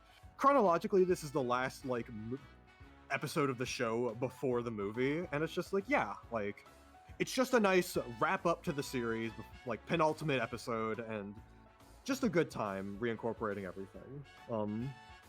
It's nice. It's a good thing. Slushy's a fun episode to watch. Yeah. Slushy is just so much fun. It's a great fun. It's fun, very yeah. good. It was when a lot of like newcomers to the watch throughs came by, and Yeah, also I think Iris. it was my first one. Yeah, and we could not stop fucking laughing at the concept. It is such an important episode that at one point we went back for Iris so that she could watch it, because she joined after we went through it, and it's like we need to show her that one. I've heard so many rumors of its legacy, and I was like, yeah, I see why now. Holy fuck. And like genuinely speaking, it's another one of those episodes that like acknowledges, yes, the experiments from previous episodes exist. That's why Splody Head is here, and they actually have like a decent fight and like They have a climax pretty and such. cool like 2-minute anime battle too. Yeah. Yeah, It's pretty like, good. You For you sure. can find it on YouTube. I assure you. Yeah. Absolutely. And it's a Number decent 3. watch. It's fun. Number 3 Anyway. is Bonnie and Clyde for the reasons we've mentioned. Bonnie and Like, Clyde is also just super fun, and to reiterate something I said earlier, you will notice that a boon is, like, when it comes to good episodes, is that the experiments have a personality. And Bonnie and Clyde have a lot of personality. Yeah. And like, Absolutely. and it also just kind of like portrays like the relationship between like Lilo and Nani in like kind of a interesting way, because it's just like like Nani thinks that like not Nani. Lilo thinks that Nani's being a hard ass. She like rebels because of it, and then like Nani has to like, you know, like come and like comfort her at the end and like kind of like make amends to their relationship. It's like it's one of the better like Lilo and Nani episodes. And for Yeah. sure. Even if Nani is a bit strict, but here it's a bit justified. Yeah, Number they're 2 doing is fun. Snooty, Victoria, best character. Yeah! She gets a Oh, pet yeah. bat. It was a good time, and it's- yeah. Yeah, no, it's just really fun for all the reasons we've done it. Like I said, it's just like I don't know, I really really like it. And definitely number one, one of the Myrtle best. gets her dog. I love that episode so much. Yeah. No, it's Mrs. Hasagawa's cats. What's Yeah. like so interesting about we've- this episode? Yeah. Go on, you go We- first. We vague posted about this, but the full story is now a requirement. Miss Hasegawa is a supporting character through the through the entire like franchise and movies, and she's just someone who has a fruit stand. And Lilo and Stitch find out that her house is packed to the brim with hotbed. experiments. Like, there are genuinely 5 or so. Derek is one of them. Double Hawker is one Yeah, of Hawk them. 2 is one of them. Boomer Puma. is one of them. Yep. Zop. And there's Mulch. Manders. Double seeing dip, yeah. every one of these experiments interact is like actually interesting and fun, and like watching as they're going through, it's like, oh, all of these experiments kind of suck, and like they go through the whole thing of like, all right, we're gonna be bringing all of these to their one true place, as like Stitch is packing them up. As Hasigawa is like, what? No, but then like begrudgingly goes along with it, and it's like, here is this one's bed, and here is this one's the one that it must sleep with, the plushy toy, and it's super quick and to the point with it's only a 10-minute episode, which is almost a shame.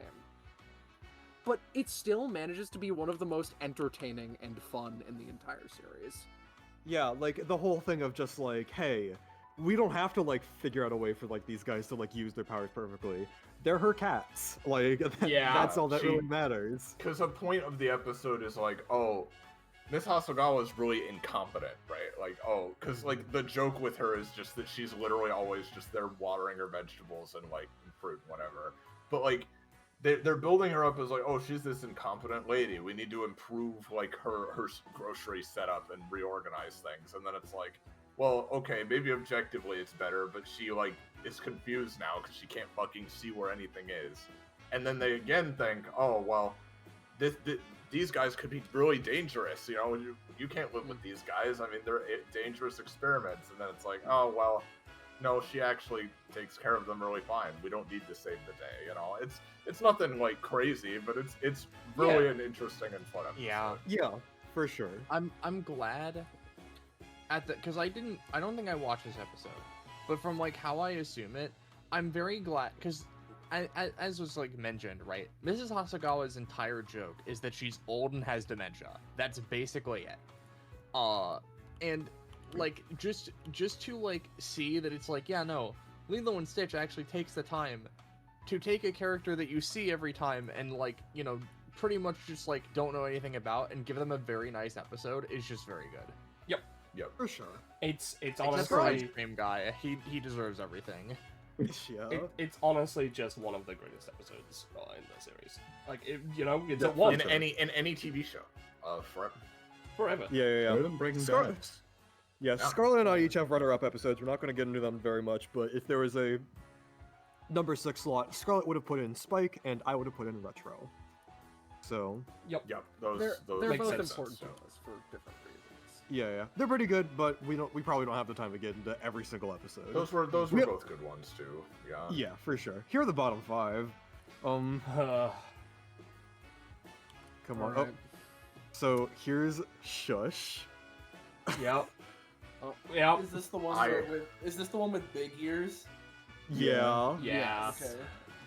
I What did is not see going this on? one. The biggest Yeah, so- issue. It's a... You can go on, Scarlet. The biggest issue with Shush is, like, I personally do not like that Lilo is just like, you can probably fit in a government, have fun. But Yeah, that's a personal super issue. Bad and It- lame, yeah. Yeah. It also just isn't a good episode because it's Hamsterville related and Myrtle related. Yay! Basically, at one point, Hamsterville puts on the Robo Myrtle like headband, and she becomes Robo Myrtle, and that's what they need to deal with for the majority of the episode. Yep. And it's not funny, and it's not entertaining, and Hamsterville is there the entire time, like, yes, capture me, the experiment, the pathetic human woman. It's like, please stop talking. It just feels like a kid show episode, like a Yeah. aggressive boy. It's very specifically like he fires Gantu and like makes Myrtle his henchman, which is like, come on. And like the moral of the episode being like it's a decent one of just like don't intrude on other people's business. Like I like that how one's fine Stitch is enough. dead on the fucking ground. In Yeah. That image, by the way. I mean, who The guy who with the wouldn't be? freeze ray.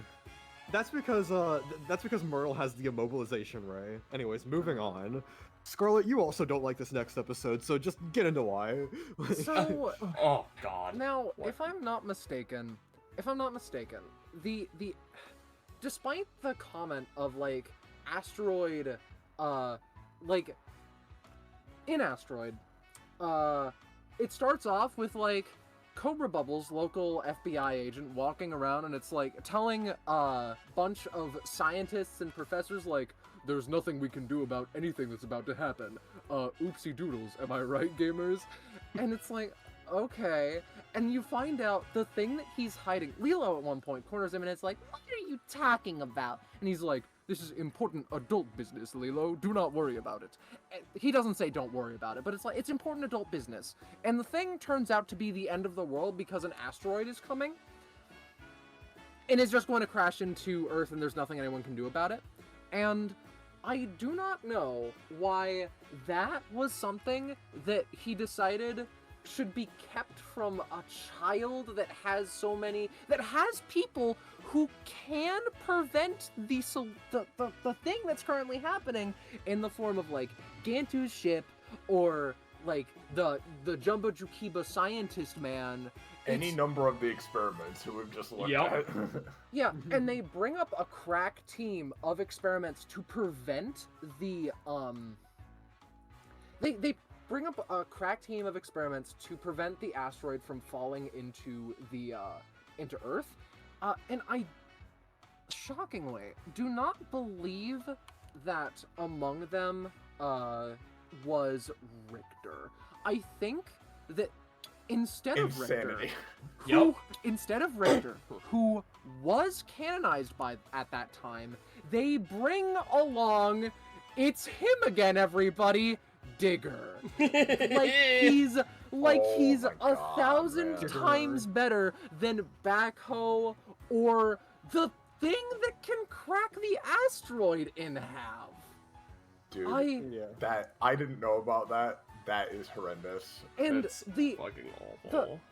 it just sticks with me in the back of my mind as like, why are they doing it this way?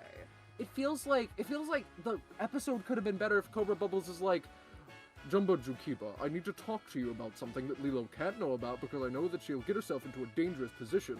Can you genuinely save the world with the experiments that you made? Can you wish that asteroid never existed? And he doesn't. Instead, it's like, hello, scientist who's done a lot for the sake of astrology. Live the last couple days you have with your family. It's the end of the world, bro. Sorry. And I just don't Insanity. like that. It's so stupid, yeah. Like, especially since Cobra can talk to the Galactic Federation. Couldn't he just call my God, Planet that's Cracker? true also. Cobra is in a direct line with the Galactic Empress. Yeah. Yep. Oh my god, It's- man. You can understand why it's one of my least favorites. It's so many small things that just pile up, and it's like, what the fuck are you doing?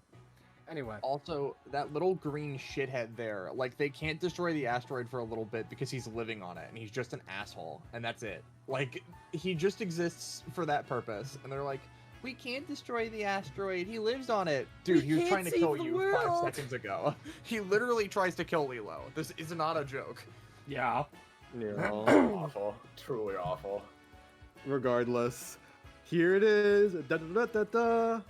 Slugger. Yeah, This is the makes worst. sense. This is the worst Pleakley episode by far. Basically, the entire episode is like Myrtle and like Lilo being on a team, and then like Pleakley fucks it up by being horrible, and it's just like. But like instead of like Pleakley learning like.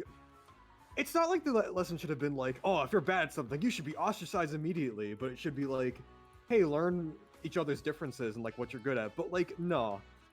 Lilo entirely has to learn the lesson of like, I have to trust in my teammate Pleakley. And then he eventually pulls out something good and saves the day against the baseball team that like Gantu is a part of. Even though he is horrible at everything, like basic hand-eye coordination, he is demonstrably shown to be horrible at. Yep. Oh, but if it's basketball, he's suddenly LeBron fucking James. So he just fucking like, so he's like, oh, Lilo, this is identical to a space sport I used to play.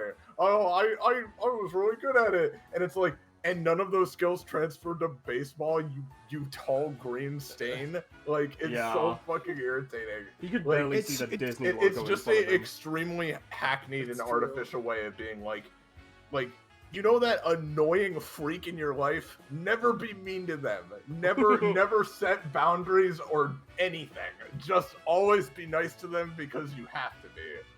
I hate that stuff more than anything.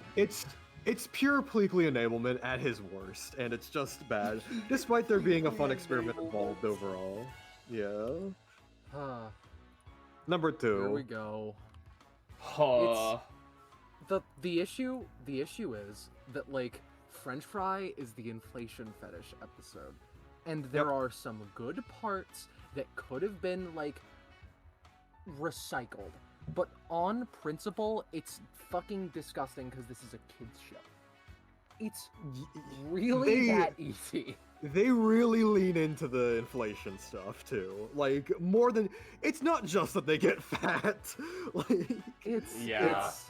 It's the It's- standard weird adults writing kids media that isn't bad on its face, but it's really weird and at best, even if it's not like harmful, that stuff is like really weird at best. Like, and I never like stuff like that. if it's not harmful, like it's not harmful. Like I genuinely watched it as a kid, had no idea what was going on. It's fine. But like if you want As me an to rate this adult. episode high, you probably shouldn't have put that stuff in, you know? That's all I'm saying. Yeah, of course. You don't have to and- like it, even if it's like, you know. I like how Yeah. this is the one image related to this character that will ever be shown on this fucking thing. Yep, Yes! We're not gonna Yes! show anything Yep. else. We're not showing you the rest of it. I know what's coming Anyway- at number 1, and oh boy. You don't know the image attached. Yeah. It's top. God.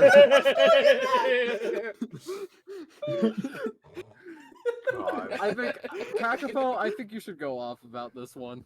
I want to hear your thoughts on it too, but we'll go on. Oh yeah, just- but I think you should open it. Oops. I'll open Open it. the floor. Basically, you know that funny experiment who could summon the alien armada a little bit back?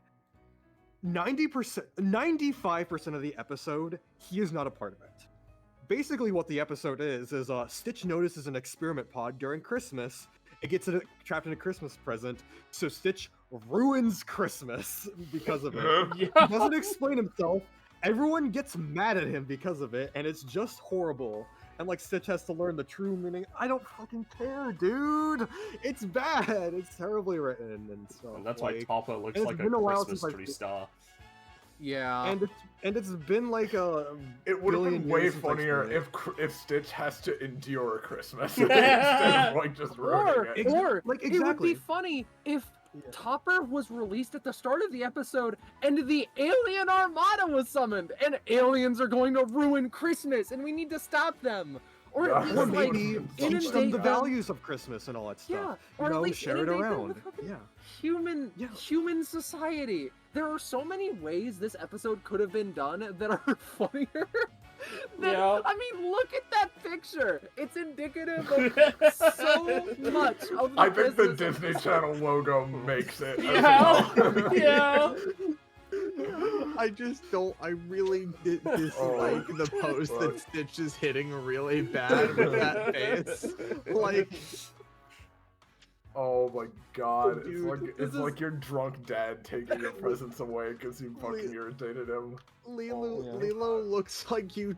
Lilo looks like a shovel that gained What? human. That's not Lilo. That's not Lilo. That's not That's not Lilo. reload. Oh, That's not a random Lilo. girl It's a random whose girl. Christmas is over. Like, And here's the thing, it would even have been fine if it's like, now, Stitch, we understand why you did that, but you can't just ruin Christmas for everyone because you saw an experiment pod. And he could be like, Ika Mala Krishna, and like fix Christmas and learn from his mistake. And instead it's, we need to summon the alien armada real quick. Yeah. It's Nala Krista. so That is- stupid. Thank you. yeah. It's. Yeah. well, I haven't seen. I haven't seen any of these except Slugger, but like I don't need to. Holy shit. You don't need to. Oh god. Anyways, let's talk about the no. crossovers. Crossover, Uh, so the crossover episodes somehow managed to be like Lilo and Stitch at its Lilo and Stitchiest. And we were idly just like, that doesn't really make much sense. Because, like, one of the episodes is Lax, and that's, like, pretty good. The experiment's fun. They do what they do with it pretty good. One of them is more Follow Mew, and it's American Dragon Jake Long shows up to Hawaii so that he can participate in a Skating competition. skating competition. Yeah. Skateboards. And then gets tangled up in Lilo and Stitch's bullheckery, as it were, and now has to go and save his pal. And then the other one is Spats, and that one's fairly entertaining. And now It's we with get the to Proud the Family. episode. Sorry. It's I like haven't- fine. I haven't Yeah, watched it that. Yeah, was it's like good. aggressively average. But Yeah. Oh, however, and by the way, for those who don't recognize it, the Lax episode is a crossover with the show Recess. Yep. Which ended before Lilo And, like, started. So this that is the one last is, like, appearance. that Yeah. one is pretty boring in like terms of what actually happens, but Lax is hilarious, and like, I guess if you like the Recess characters, they are doing their thing, you know. So Yeah, pretty much. my friends know very well that I have not been inundated in. I childhood barely, things like that. barely saw any Recess. It was never like the popular Yeah. one me or my friends ever talked about. I as watched kids, like so. some because I'm a little older. However, Yeah. there is an episode so bad that we knew that we were going to talk about, so it did not end up at like number 2 position on the worst list. The crossover episode with Kim fucking Possible is garbage. It's a terrible fan fiction, dude. It's like, you want to it, really Yeah. bad. like it genuinely starts with like Stitch getting kidnapped by like Dr. Draken, and then like Lilo being like, Stitch is kidnapped, and then like Plinkly's like, we gotta call Kim Possible. Like, Yeah. Oh, dude. Oh, Genuinely- Kim Possible's here. Look, she's on this magazine. Like, what? She's Yeah. a super It's- spy. It's so forced. And like, there's like an arc where Kim's like, Lilo, you can't be on the mission. You're a little baby. And Lilo's like, no, I know Kim more Possible. about the I actually experiments saved the than world." you can ever understand. These are in my DNA, you asshole. And it's like, all right, kid, let's get you to bed. It's not like your dog's been kidnapped. Fuck you. Like Kim, the whole episode, like Kim's only personality trait is Lilo's a little kid. I can't endanger a little kid on my dangerous spy missions. When Kim is like at most like 4 or 5 years older than Lilo, like Yeah. it's hilarious. Oh my god. It's- Yeah, no, she's like 14 to 18. Jesus. Yeah. I don't even think she's that like 18. No, yeah. Nah. Like, She she's a high can't be schooler. 18. Yeah, she's like It's 16, 17. fucking, it's fucking dumb, man. It's so fun. Yeah, like, it's just written like a bad fan fiction, written by someone who likes to do things, but like hadn't got any writing skills, which is weird because like the other, like, first off, my train of thought is going everywhere. Like, the other crossovers are fine. Where did this one go wrong? Like, Yeah. and it's also like a thing of just like, I remembered the crossover for like the decent gag it had of just like, there was no experiment in the episode, but like the whole time Jumba thought like the naked mole rat, Rufus, that like the Kim Possible crew carries along, that was like one of his most dangerous experiments and all that stuff, and he was like trying to like catch it before it ends the world and all that stuff, but it's a naked mole rat. I thought that gag was like way funnier as a kid, and I was just like, oh, that's fun, like they're doing that. But then like that gag is only there for like 2 seconds, and the rest of it is the bad AO3 stuff, and it's like, what are we See, doing? What are we here? doing here, I man? did misremember then. There actually wasn't a new experiment. Yeah. Yeah, All right. Well, They I just wanted mentioned to an make sure. experiment. yeah. This episode is so piss poor that we felt the need to make this the penultimate slide of this entire presentation. It's terrible. Indeed. I still like Draken from Kim Possible though. He's still cool. And This Shigo. isn't about him. Yeah. He's right there. Look at Draken him. and Shigo are fun characters in their own show. Yeah. Yeah. No, the problem Yeah, is pretty that much. some kind of writing goo happened in I between think the two Snafu got writers. in there. Yeah. Yeah. Yep. But yeah, we'll end it off with just open questions. Open questions to everybody. I see what you've done. Yeah. Listen, if the steamroller gets an appearance, so does she. Okay. Exactly. Yeah. Just had to make a couple edits, but you know, it is what it is. Yeah. Oh, I see. You also edited the steamroller. That's really No. funny. No, the steamroller was there from the beginning. It's Belle. Belle and Victoria are both there. Yeah, that's. I'm what surprised it you is. didn't Wait, I completely forgot the other thing that pissed me off was that Belle wasn't in the last shot either. Which Even is though like, she lives in wouldn't- this wouldn't house? she inside being the alarm clock? You fucking dickhead! She has a house. You can have her in the photo. I'm surprised you didn't edit Myrtle out. That No, actually like wait it a makes sense second. why she's there because her Well, dog who would- is there. Well, who would Like- own her dog? You know. Exactly. Like Her I don't mom mind would her be being there. there, but like there's just some other additions needed. Regardless, and like opening up questions to chat, and you guys can give any other commentary that you want. But yeah. I would like to note that I don't like how Jumbo looks like he just farted and just like, ooh, I can't Yeah. move. I have a question. Yeah. Who's the guy on the left under the crab? Like Under the the pink crab. guy. The Oh, big that's- guy. We actually didn't mention that. So there's a couple of experiments that like showed up in the movie, right? But like at the ending Leroy fight, just as like less than I mean- background cameos. It's what Mashy is. Yeah. And stuff. But Like- like we don't. You say They're that. just So, like, designs. are you referring to the pink one? Yeah, that's what like the guy Yeah, that's pink that- that has the 3 things on their head. The big That chunky. that's actually Foon, if you recall them. Oh, What? them. In their episode, they got mutated at one point, and we decided not to make a point of this because it technically is not in their power set.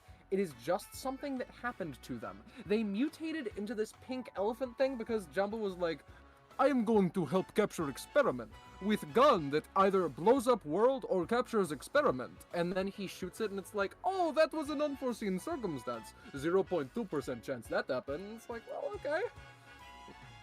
And it's reversed by the end of the episode, so it doesn't count. Unlike short stuff. But Yeah. yeah, Well, that reversal clearly got reversed if you look at him. Yeah. that's an anime. I just consider that an animation error or like a goof or something, because like it doesn't matter for the movie and it They- doesn't matter for. They this. did put Maraka playing experiment right there, right at the middle at the top, underneath Sprout. She Yeah. apparently she does stuff in the anime, but like not watching the anime, I don't want to see that. Oh yeah, I do love its design. Amber has a very Okay. good question. Her design is Why is the camera in the final picture? It's Okay. taking the So picture. this is so I couldn't actually get a good shot of the actual final picture. This was the best thing I got. This is like the final frame where like you see Lilo like mid speaking of just like, all right everybody say cheese. That's what's going on. It's like the frame before the actual like The actual click final of the picture. picture. Yeah. Yeah, there is an actual final picture, but yeah. I couldn't get it. I couldn't get it in high enough quality. So Yum yum. Oh boy. I Um, do like how they put Jam in here as well. Mm-hmm. where's Jam? Top left.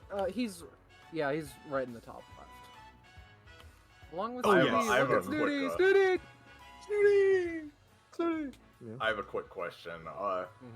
So obviously, right in the center of this, we see the we see like a funny traffic light guy, right? Yeah, I something think like that. I think his name was Go or something, right?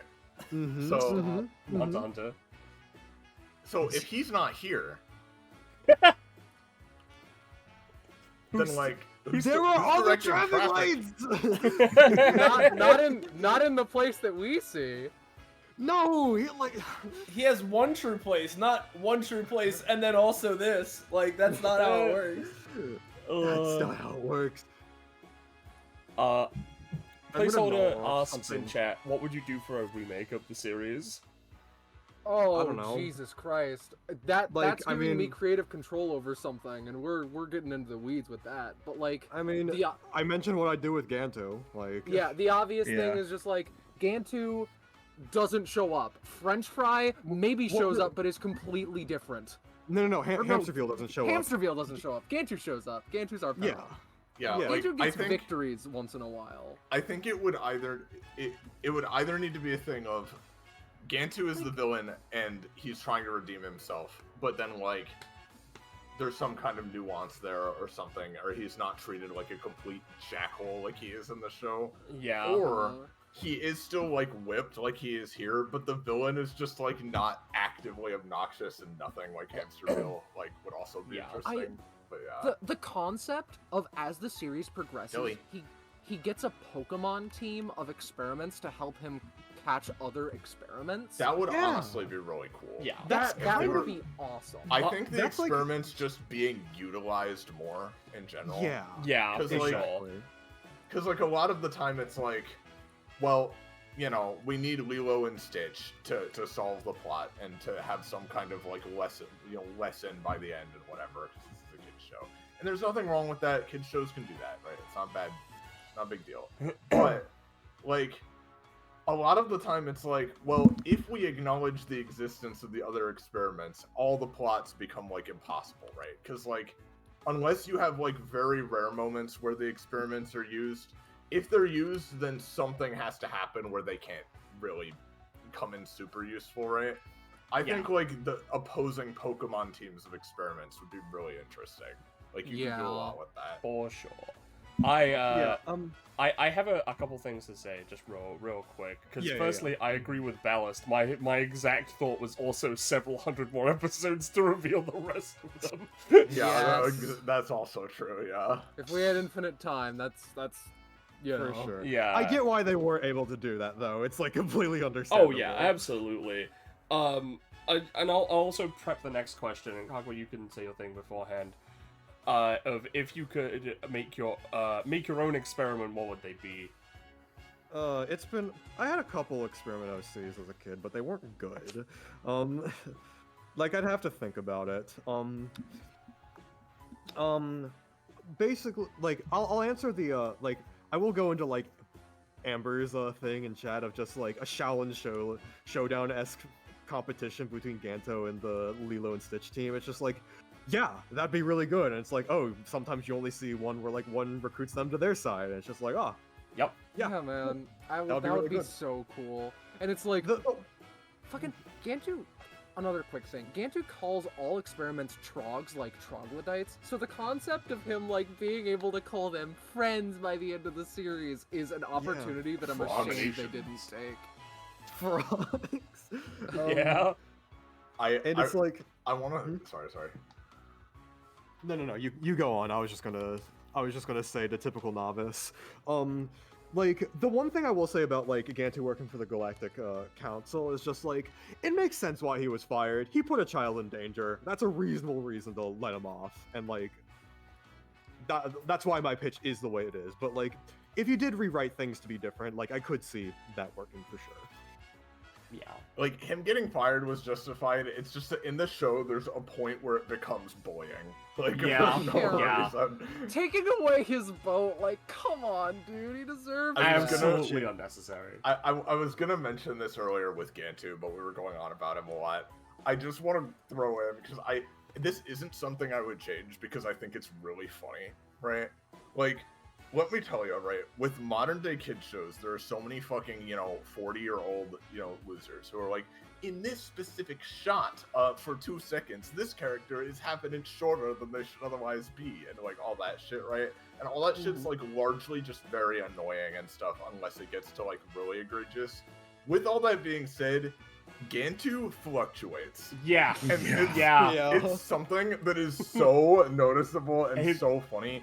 How like Gantu will go from like 4 or 5 stitches tall, like where Stitch can like, pretty easily pick him up and throw him and the shot doesn't need to widen too much, to like, you see this house in this shot, there are multiple episodes where Gantu walks up and like opens the roof of the house to talk to them, like, and is without like jumping or whatever, like he's just that tall, in that shot. And sometimes like, you can just go inside. And then other times he goes inside the house and he's like, the joke is like, oh, I'm a little too big for this house, I have to slouch down. And it's like, bro, you were bigger than the whole house in the last episode.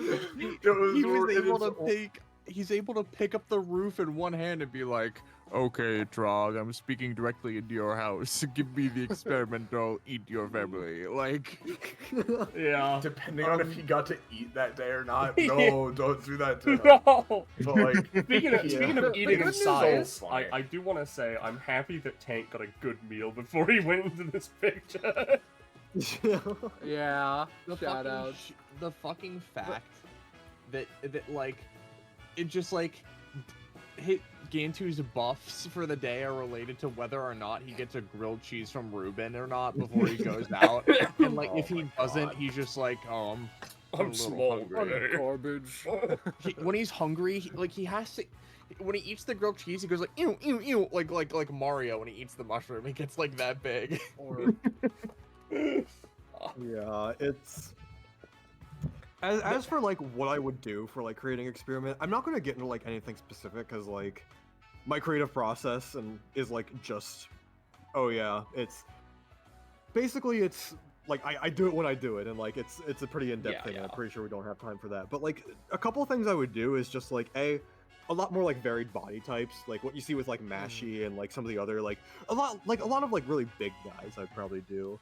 And for 2, I'd probably also just like take advantage of the fact that like these are alien experiments, similar to how like Snooty or like Clip or Mashy to an extent like do their thing. Like, oh, they're meant for one purpose, but on Earth it's another thing. Like I would Yeah, like that's take fine. advantage of that way more. Yeah. And such. It's like what I would go with. How I would do that, I'll figure it out. No if I more, remember. no more fucking traffic jams in outer space. we should probably let Penny start rapping soon. But Yeah. one last thing. I've looked at this Yeah. picture a lot. Mhm. I just noticed that Mhm. Shreddy is upside down for some reason. Yeah. He's He's- under the fucking house Yeah. somehow. It's Well, what he- Stitch have you- does. He can climb on walls. Most Have of you them can do that. also can I ruin this image further by pointing out the fact that PJ over by Bonnie and Clyde doesn't have his Groucho Marx glasses and looks twice as bad? Yeah. He looks like you tore his face off. It really does. It's a shame. Can I ruin this Like, more well, by saying I'll be please honest, there? I It's at least good genuinely- that this picture didn't forget anybody or leave anyone out. for Yeah. that reason, you know. Yeah. I Oh, genuinely like kind of like him a little more without the glasses. Oh god, I've just Agree noticed to something disagree. bad about this photo, actually. I don't know. Out is really low down for some reason. No. Baby Fire is behind Sprout's layer and therefore looks way bigger. It's really big for some reason. Yeah. Yeah. Yeah. It's really funny. Ooh, scary. But yes. All right. Yeah, thank you, thank you very much, for our in-house scholars, professors, PhD owners, Kakapo and Scholar. Bon vivants. Yes. Yeah. For putting together and giving this presentation to us on this hallowed day. Yes, round of applause. Yay. It was It was fucking so. it was everything I genuinely- dreamed it would be. genuinely so good, Yes. so very funny. Perhaps I'll do something a little more with it in the future. And I hope everyone here and in chat has enjoyed this very much. We will be taking a short break before we get into the last thing for today, which will be a couple hours of Plate Up. Hell yeah. And Yep. once again, genuine, immense thanks to everyone, just for being here, but also to those who have donated, especially our two bidding monsters, Zanza and Yes, Ballast. thank you, you too.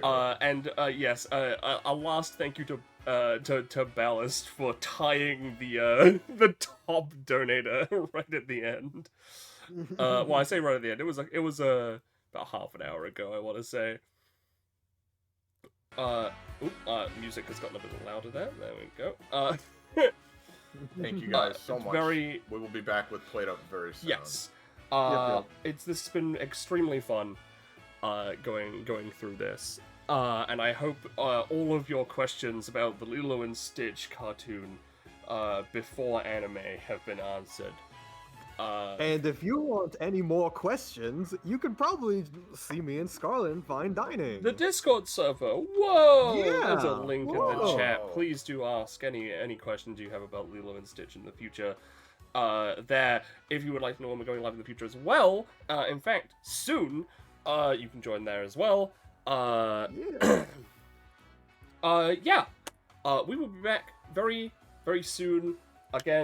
Once again, thank you everyone so much for watching and joining with us. Stay tuned, fun stuff coming. Don't touch that dial. Yeah. Don't touch it! Stop!